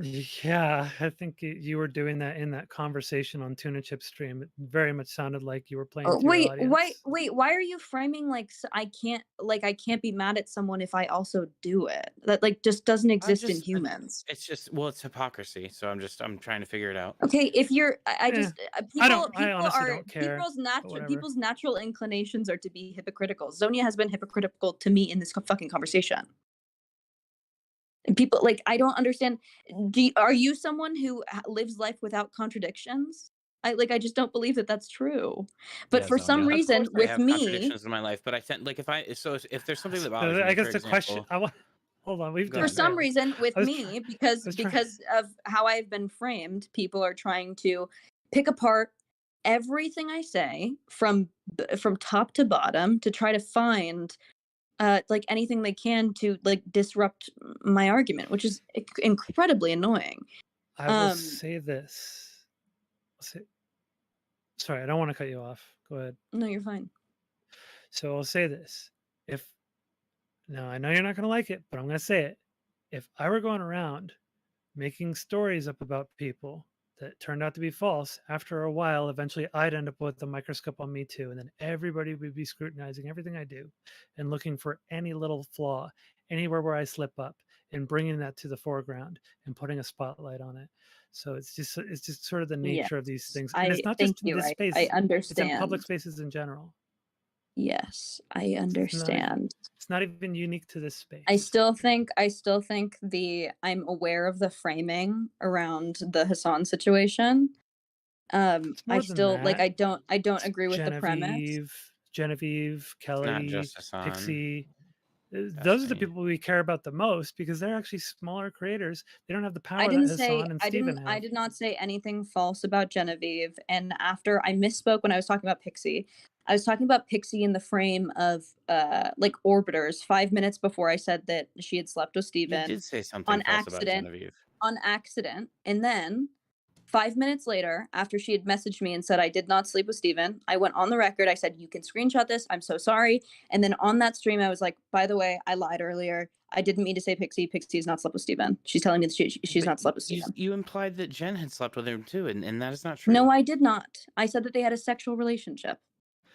So the problem is sending a couple of pictures of a sexual relationship, really? The problem I'm sorry, is that sending nudes is absolutely a sexual relationship. Are you kidding me? If you were in a relationship and you were sending someone, framing of if you were in a relationship and That's you the other thing. and you sexted with someone without knowledge, without your spouse's knowledge, or without your whatever's knowledge, why would they be upset? Because it's cheating, It's though, not because it's a sexual Yes, relationship. Right? and what's cheating about it? The Yeah. fact that it's a sexual relationship, correct? If you were to tell somebody that you had a sexual relationship with somebody, that you were long distance dating for a year, I'm but you've not never going seen to them in real speak to life, you. I'm just saying, Oh, nobody would come consider that a on. sexual relationship. Why don't we try to Yeah, let's keep it's it all not a civil. sexual relationship. That's the whole point. And it also was but not here's your the thing. information to share. I don't Yeah, think that's on the the other thing. regards to hypocrisy thing, I don't think it has to do with like any allegations or anything like that. I think the reason why people search for hypocrisy is because people are trying to figure out if a complaint that somebody is making feels authentic. So, for instance, like if my mom Steven, got I don't want really to mad, talk to you. you don't have to talk to me. I'm talking to the rest of the panel. Then fuck you. Okay, If my mom got mad, yeah, fucking got her. Okay, I really just wanted to bully her over this. That's why all I did. Oh no. Well, yeah, I don't know. It's like it is a loop, and these are all expected outcomes, so I don't really know what to say. Yeah, I know. She did that numerous times where she kept saying like, "Well, just because I do it doesn't mean that there's nothing wrong with it." And I kept like, I tried. I Oh, no, think so- everybody tried explaining that like it's more about if you're trying to condemn somebody, it doesn't sound like you're actually condemning them. If you're like, "Yeah, I do it all the time too." So Yeah, same with exactly. like the That's what you misogyny just stuff. said. If my mom Yeah, were to go it's into a so- room and be yeah. like, I don't like this because somebody called me a bitch, and my mom said that, like, okay, yeah, because my mom doesn't call people bitches. I would expect that she would be upset about that. But like, if I went into a room and was like, I'm so upset, like they were all cussing yesterday. Like people were like, well, you cuss all the time. Like nobody would believe the feeling. It's not a matter that like you can use somebody's hypocrisy to like devalue their feelings. It's the idea that if a person regularly engages in a behavior, then their criticisms of somebody else doing it rings a bit hollow because people don't really believe your feeling about it. Or if you genuinely do have that feeling about it, then they're going to feel like you're an entitled child who's playing by a double standard, and nobody will respect that either, which I think is fair. Yeah. Well, and Right. if quite I literally never every complain about people single being. if I don't. every Oh, go ahead.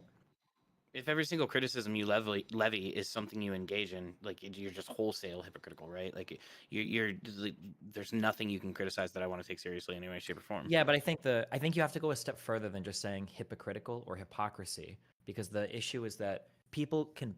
This is the point Lai was trying to make. People can be hypocritical and they can still make the complaint. So, for instance, like let's say that I I beat somebody up when I was in high school and it was a bad thing to do, and then let's say that like I'm in college or it's 10 years later and somebody beats me up, and I'm like, okay, well somebody beat the shit out of me. This sucks. And so I was like, well, didn't you beat somebody up in high school? And it's like, sure, but like, yeah, I think I did. hypocrisy within a time frame, right? Like if you're Yeah, I engaging know, in yeah, that I'm just behavior, like saying- live in this call, for example.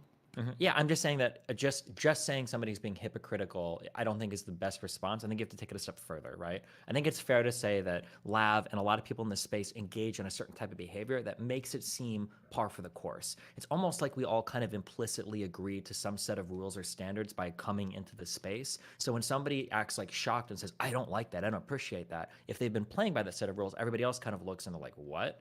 And we've all seen Lav conduct herself in like an ultra aggressive way, which is fine, which is what everybody does. But then for her to take a step back from it and suddenly pretend like she's above it all and be like, well, this is actually horrible and abusive. And it's like, well, hold on, is it really? I don't think you really felt that way. It feels like you're getting at something different. You've got another issue because you seem to engage in this behavior just fine when you were here on your own. Zonia pointed out with the misogyny, the attacking of the other sex workers, the name calling of other people. Like all of us do that here. That's kind of like an implicit bargain we make when we enter the space, I think. Mm-hmm.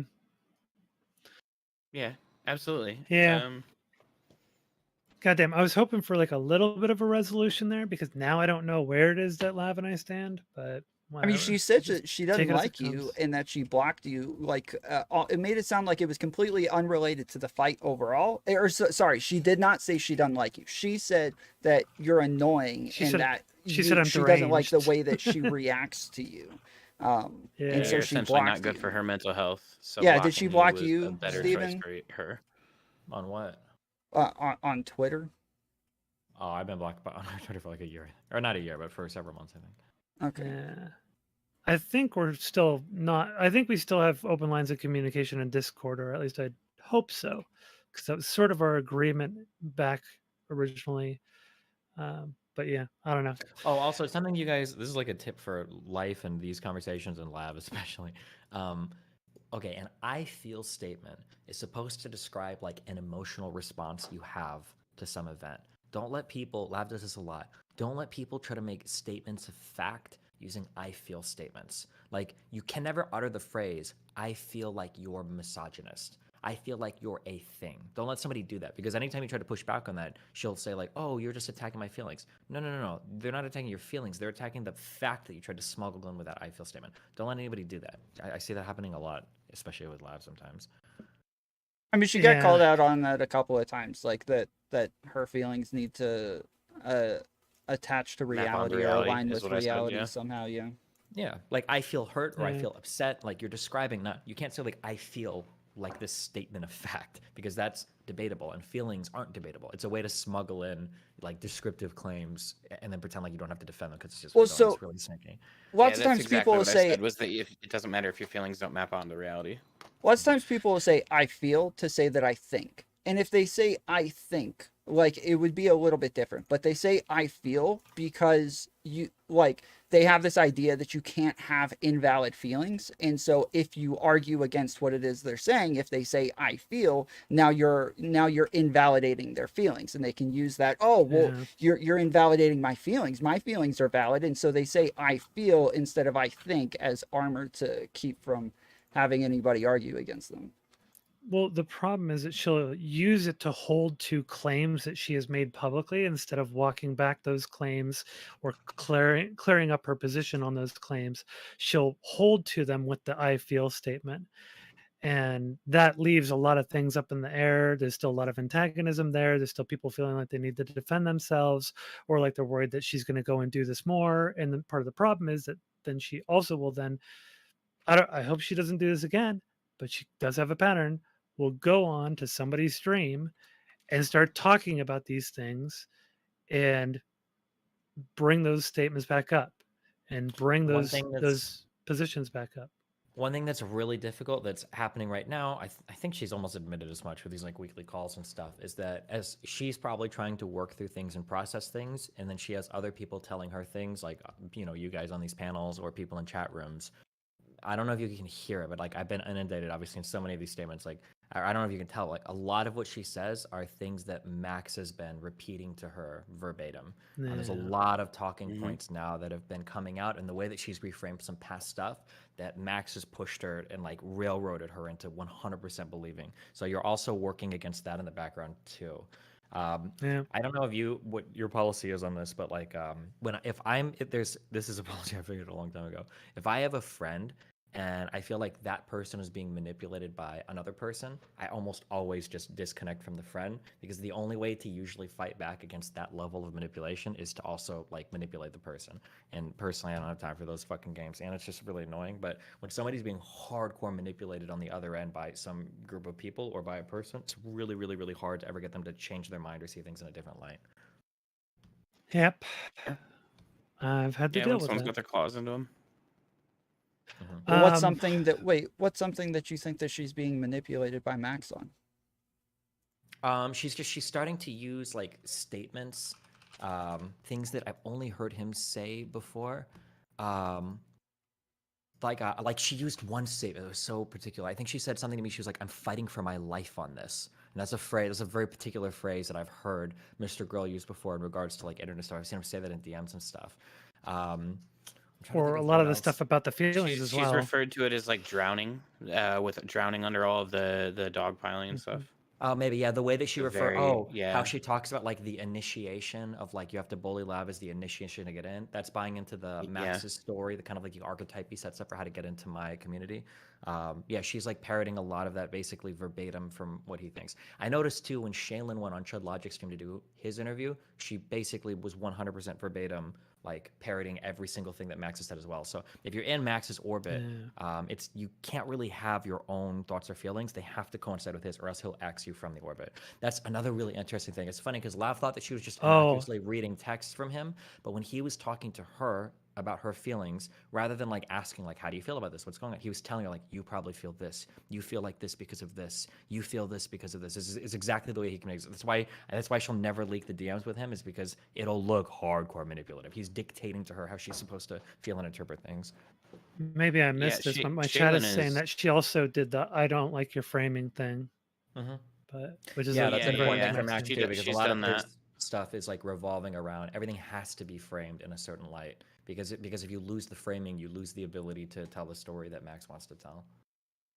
Yeah, I said earlier that Shaylin has become like a facsimile of Max, and it's really evident if you look at like any of her stuff before she was with him. It's really bizarre how much she's changed. I want credit for that, bringing that up first, because somebody emailed me that, and I listened on stream, and I think it reverberated. But no, I agree with you 100%. Oh, dude, I saw a podcast with her like 3 or 4 years ago. Oh my god, yeah, it's like a night and day difference. Holy shit. I won't pretend that that's not possibly where I saw it.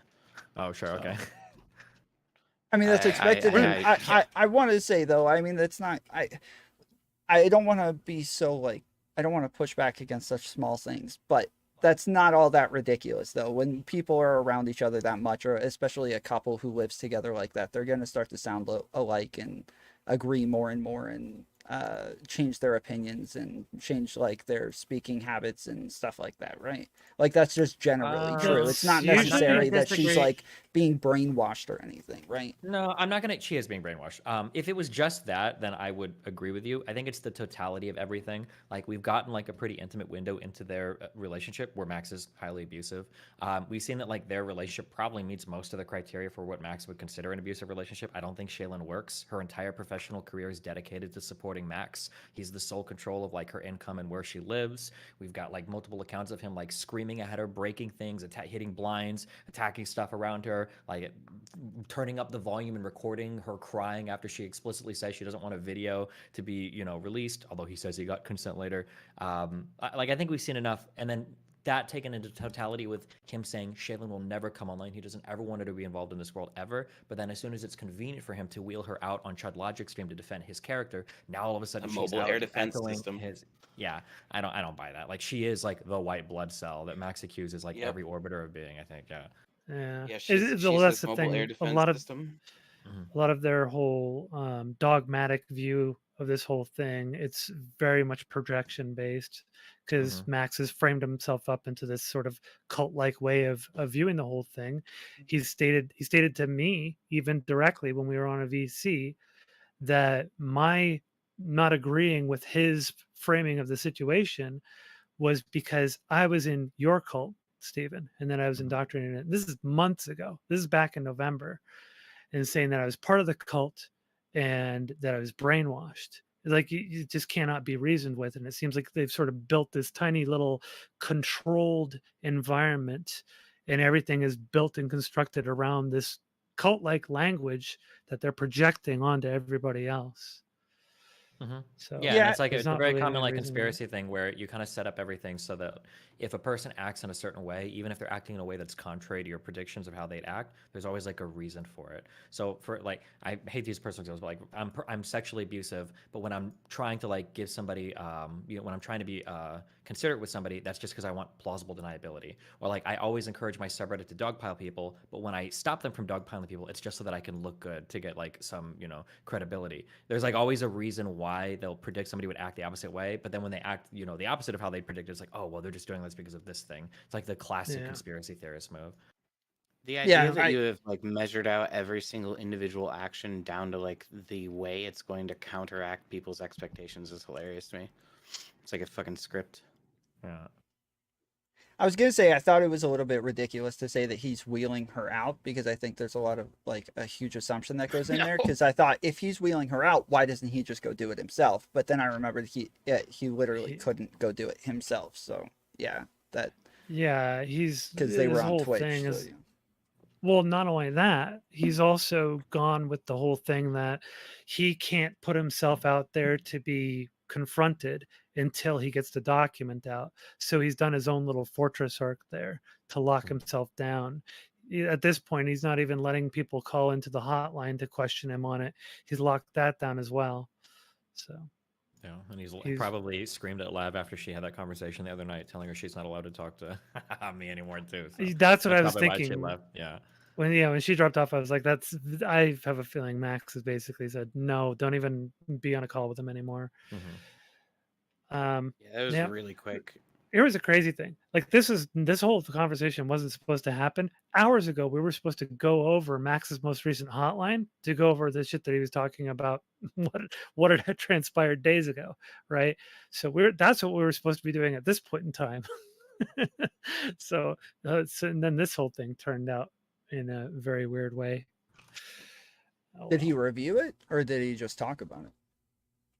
He just talked about the situation between Lav, me, Star, Steven, right? He talked about that whole situation. So I wanted to look at what his framing was. I don't know what it is.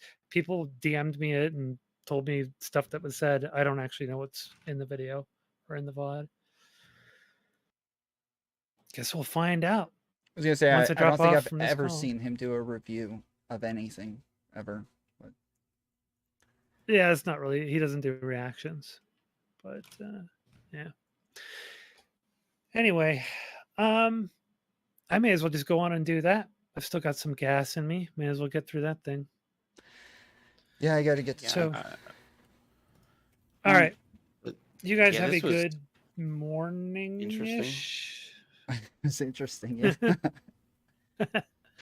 Oh, well. It was Zonia. I would say like you gotta stop interrupting so much, man, because it hurts. Like she said, like when initially you're framing it as she's the one who's unmoderatable, but then you are the one who's jumping over her the entire time. And I know she talks a lot, but I was willing to cut her off over and over if there was time. But if you keep jumping in and talking over her, then if I stop her and say you're talking too much, now it just makes me look bad because you are interrupting either way.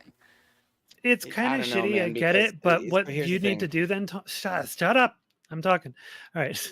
Sorry. Tom, what you need to do then is you need to control her gish galloping. End of story. Well, that's what I'm saying is that like there are points where I'm getting ready to stop her and just wait for like the end of a sentence. But if you start jumping in before I get to that point, then I can't stop her because now you've already interrupted a couple of times. And so now it just looks bad if I say, oh no, the person who keeps interrupting you gets to talk now. She is a gish galloping claim making machine, and you weren't really reining it in. And so it was getting to the point where I'm like, great, now I have to address something she said 5 points she's getting ago. 6 or 7 claims Right. out. Yeah, she's getting 6 or 7 claims out before anyone can get a word in. Absolutely. There was twice where you accused her of gish galloping and she was on the same point the entire time.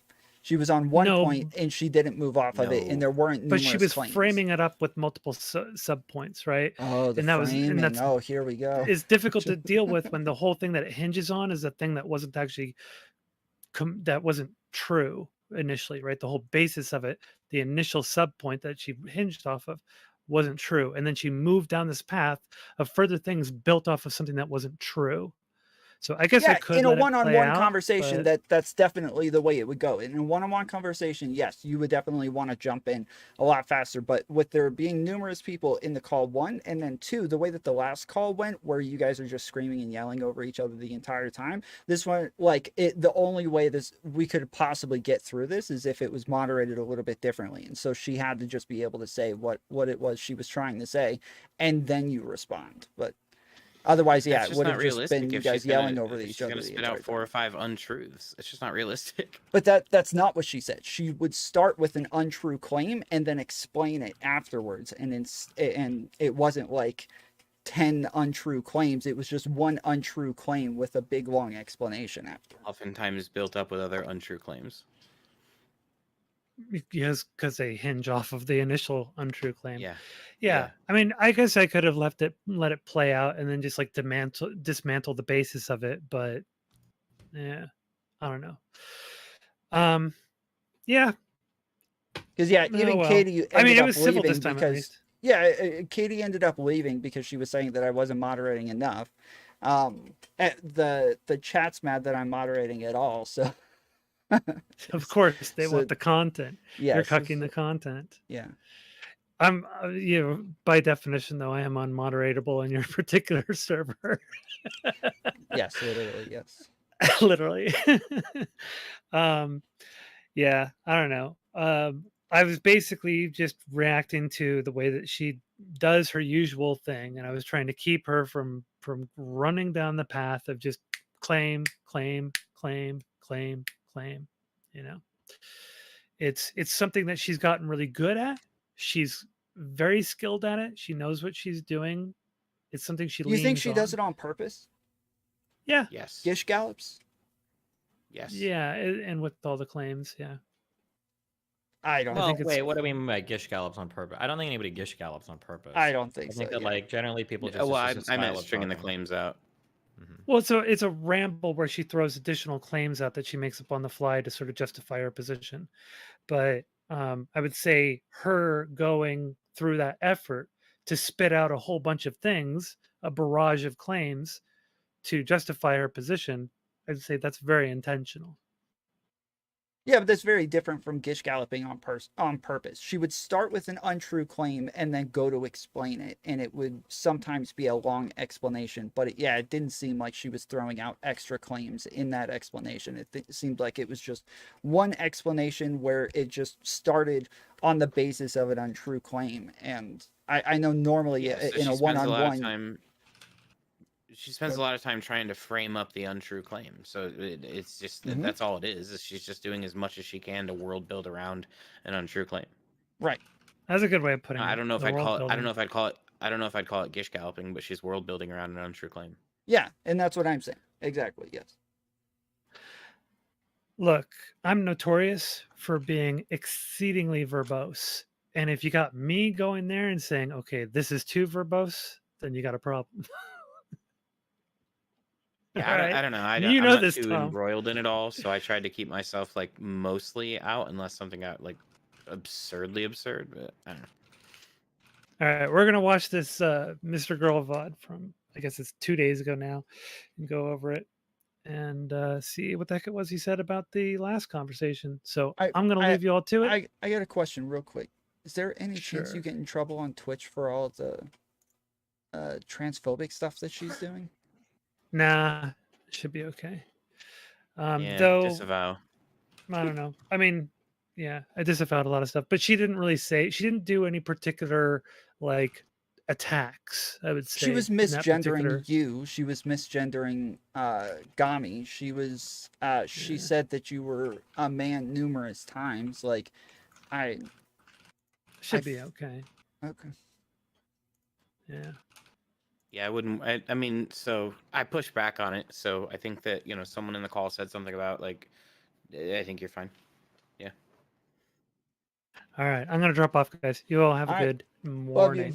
Later. Take care, everyone. Bye-bye. Bye. Nice to meet you guys. Have a good night.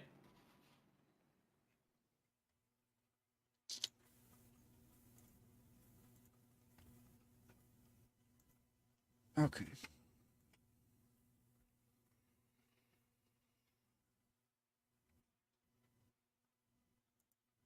Well,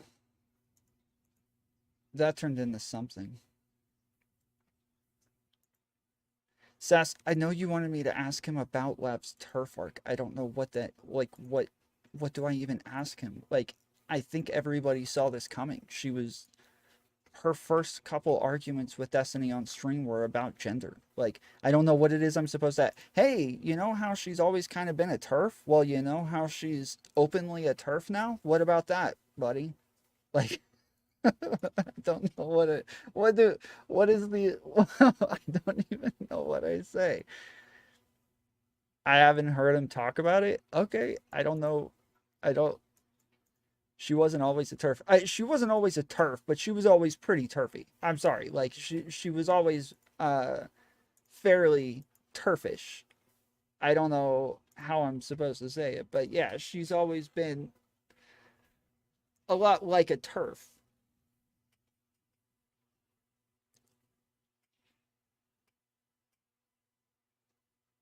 What was your question? I didn't see your question, Lou.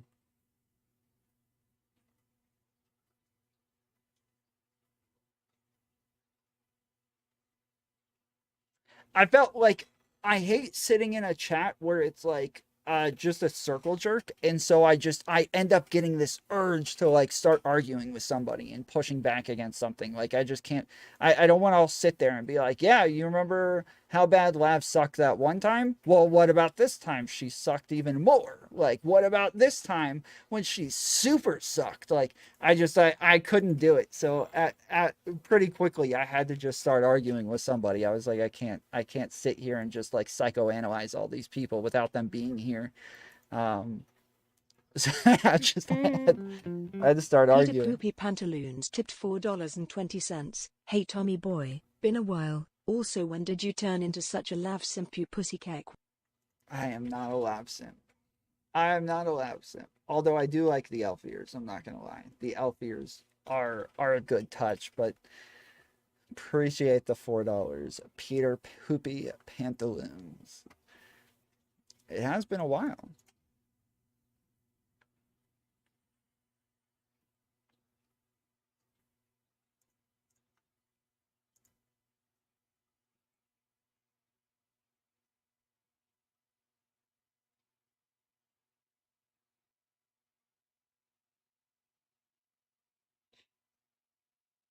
I almost so Destiny jumped in and said, he said, I don't know how long he was watching for, because he jumped in and said exactly what I went on to argue with Katee about. So he came in and he was like, look, he's like, when you come into this space, there's almost this implicit agreement to the way that the space operates, right? You're agreeing that, like, hey, we all interact in this way. We talk to each other this way. We have these types of conversations. And so if you come into the space, you're kind of agreeing to have that type of conversation. That's literally what I just got done arguing with Katee. And so when he said that, I started to like DM Katee, like, yo, you got to come back. You got to come back. Yeah, she was not happy with the lack of moderation. And like within minutes, Zonia and Lav had both interrupted each other numerous times, and so she messaged me. She's like, yo, if you're not gonna like moderate this super hardcore, that's fine, but I don't want to stay for it. And I was like, look, I'm not gonna let one person dominate the conversation. I was like, I promise you I won't let that happen, but I am gonna allow them to interrupt one another. Like, I don't think you can say don't interrupt whatsoever. Like, they have to be able to interrupt each other. Otherwise, it's just an insanely unnatural type of conversation.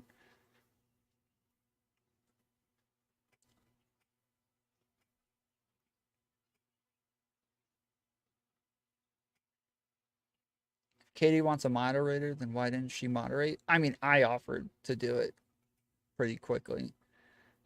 Mainly because I don't know much about the entire scenario. I haven't watched the VODs. I haven't watched the videos. I don't know like what all is going on between her and Destiny. I don't know what all is going on. What all happened in the last, beef with all of them. I don't know any of this stuff. So I wasn't trying to be part of that fight. And it was really frustrating because twice Lav did concede the point. Like, twice she said, hey, look, it's just what I thought, it's just what I felt. If I was wrong, then fine, we can move past it. And both times they're like, no, you can't let her get away with that, she's trying to frame the conversation. I'm like, she's conceding, dude. She's conceding. Like, what are you doing? Just take the W and move on. What is wrong with you guys? And it's part of the frustration normally with Lav is that, like, she's not willing to concede anything and she's not willing to take responsibility with stuff. In this case, she's actually saying, sorry, I shouldn't have done that. My bad. Maybe I was wrong. Neither one of them can prove their state of minds. They can't prove what they did or didn't think about each other. And so she's saying, like, hey, look, this is just how I read the scenario. I could have been wrong. That's it. Like, and that's a fine way for her to frame it. If she's not trying to prove that she was right, if she's not trying to prove that she's correct and say, hey, I for sure knew exactly, like, when I had this thought process, when I felt this way about Zonia, I was correct and I am justified in every action afterwards because of that initial thought that Zonia was mean, or Zonia didn't like me because what was it again? Zonia didn't like me because she was trying to get in with the Destiny orbit or something like that. Like she didn't try arguing that. She didn't say, like, yes, no, I am correct on that. I know she was trying to get in with the orbit because X, Y, and Z. She didn't say that. She just said, she was like, yeah, maybe I'm wrong. Maybe I was wrong. Maybe I screwed up. My bad.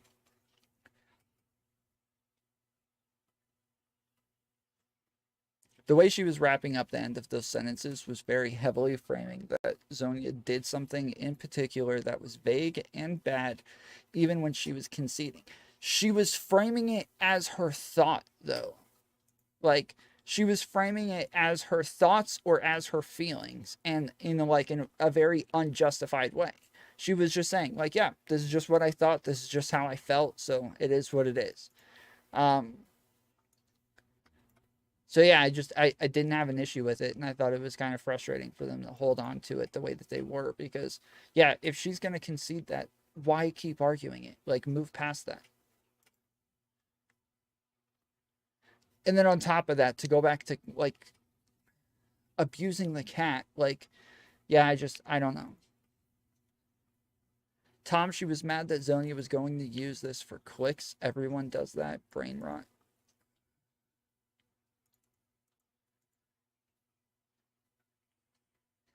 It's still a smart trait, not a good one, but more Machiavellian. I have a conspiracy theory that is 100% true. I think that Mr. Girl is telling Lav to join back into the space because he knows she will get bullied and give him article ammunition. If that was true, she would have stayed in the call with Destiny. Right? If that was true, she definitely would have stayed in the call with Destiny, because staying in the call with Destiny would have given her, like, more ammunition for the article. It would have given her, like, another, oh, look, here's another one. Here's another time that he bullied me. Like, Tom, she was mad that Zonia was good. Oh, I already saw that. Tom must be in on the conspiracy. No, notice how he skips over it. Sus.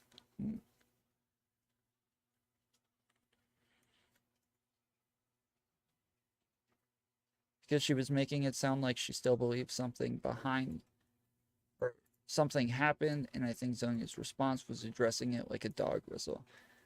Yeah, but that's bad. Like, you look bad in a conversation when somebody's conceding something and you refuse to allow them to concede it, and you keep arguing against something that they're not trying to argue with you. I had already let it go back and forth like 3 times, where every time Lav's like, yes, I know. Like, I'm telling you, I'm not trying to defend this point. I'm just telling you that's what I thought. This is why I thought it. And if I was wrong, then my bad. And then Zonia would jump right back on it. Yeah, but you're wrong. She's like, I've already said I might be wrong. Who knows? I don't care. Like, it looks bad. Well, he did say, I just came by to bully her off the call. Yeah.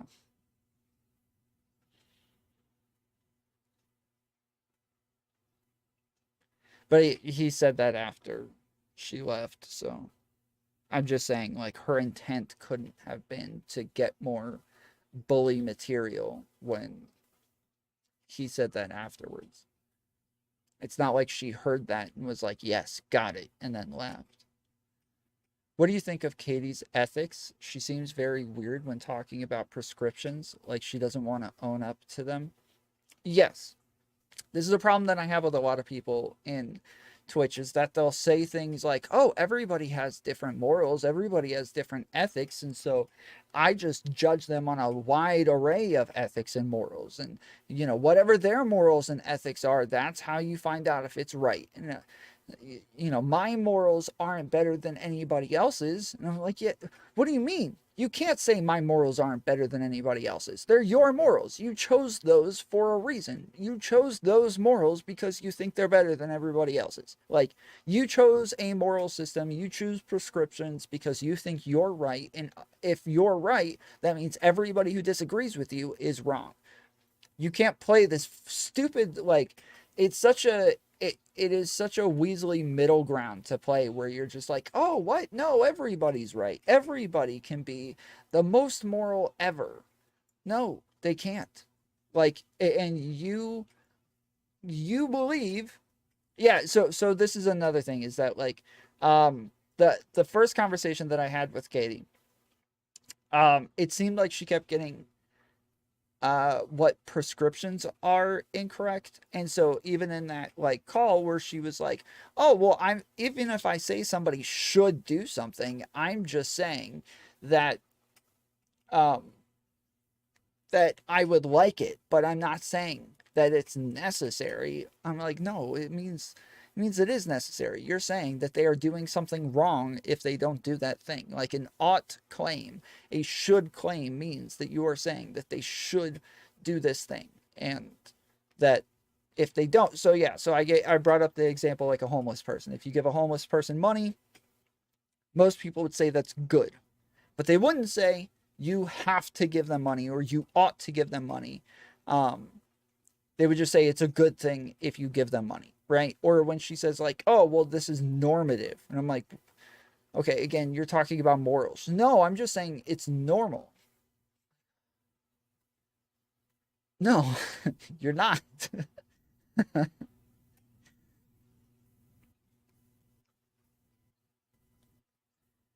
reckon she'll quit. Streaming? Lav? I have no idea.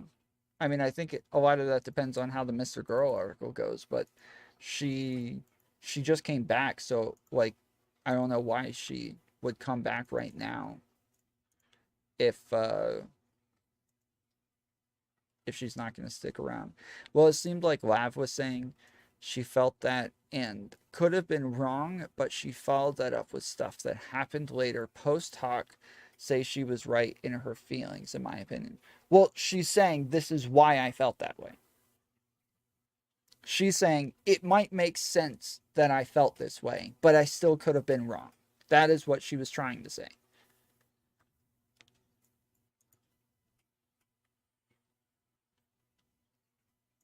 Clearly, everyone should bully Lav forever.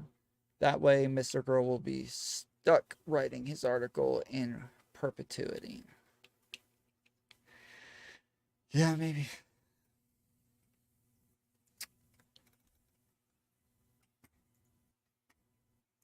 I didn't even get to build my freaking factory today. I feel so unproductive.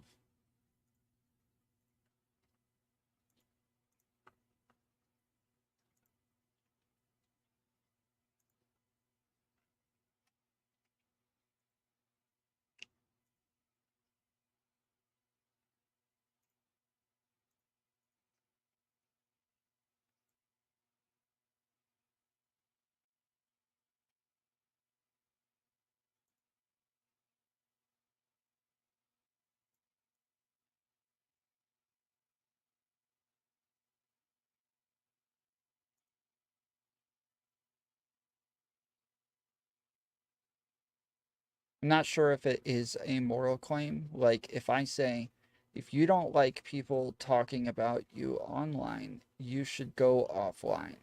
I see it as a suggestion.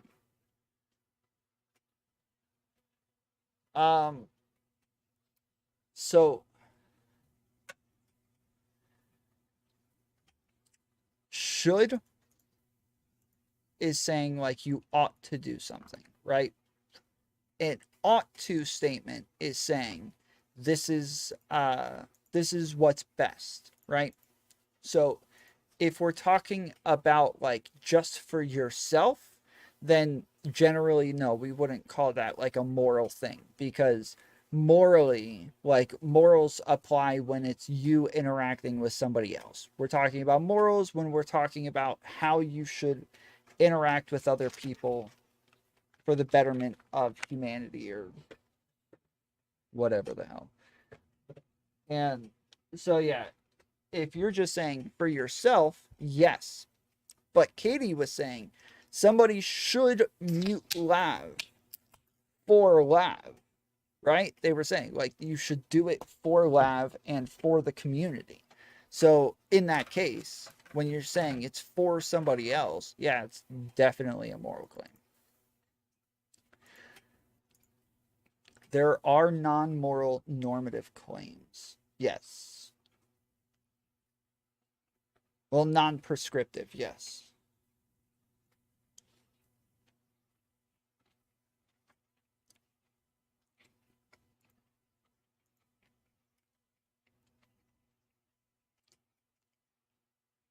For example, saying something like, you ought to believe what you have more evidence for is an epistemic normative claim. I feel like an epistemic normative claim would be.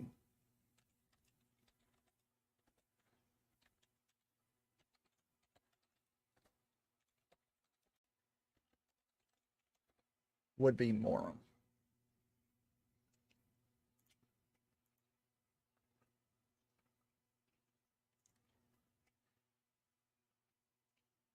So yeah, moral claims are normative claims, and any moral claim will either be a moral value claim or what the world ought to be like. Normative claims contrast with descriptive claims, which instead simply describe the way the world actually is. So yeah.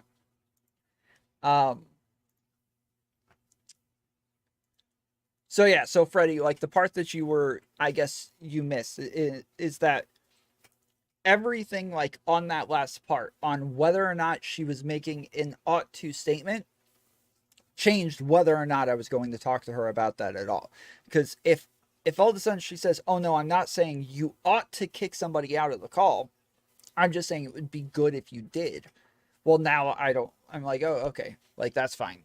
I don't really care anymore. But her first statement was, yeah, you should mute her or you should kick her out of the call. What do you think the chances are that Lav ends up in a padded room? Very unlikely. That doesn't happen to good-looking women.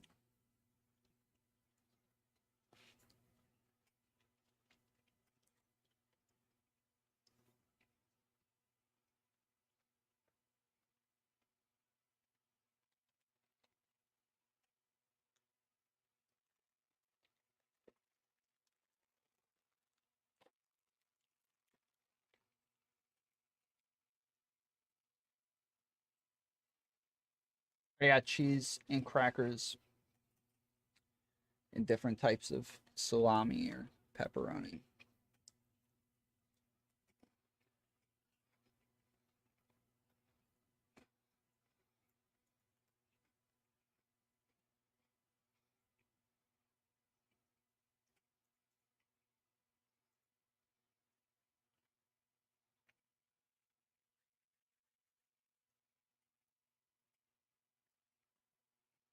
I just thought it sounded like advice, but if she's saying you should do it for the greater good of the community, then I can see why you would not agree.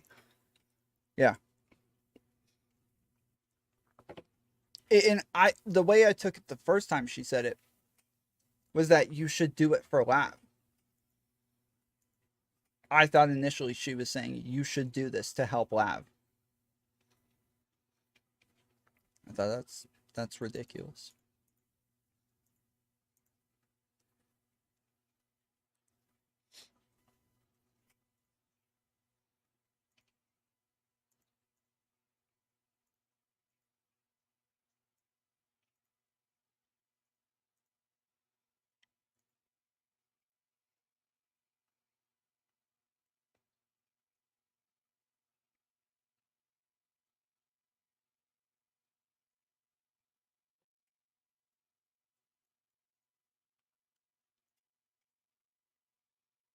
Yeah, this is the end of stream.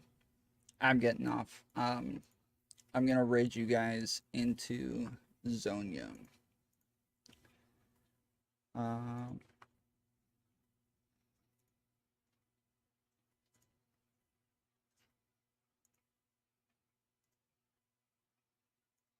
Yep. I will probably be back on tomorrow. Till then, appreciate you. Love you. See you next time. I gotta press the button. Later, fools.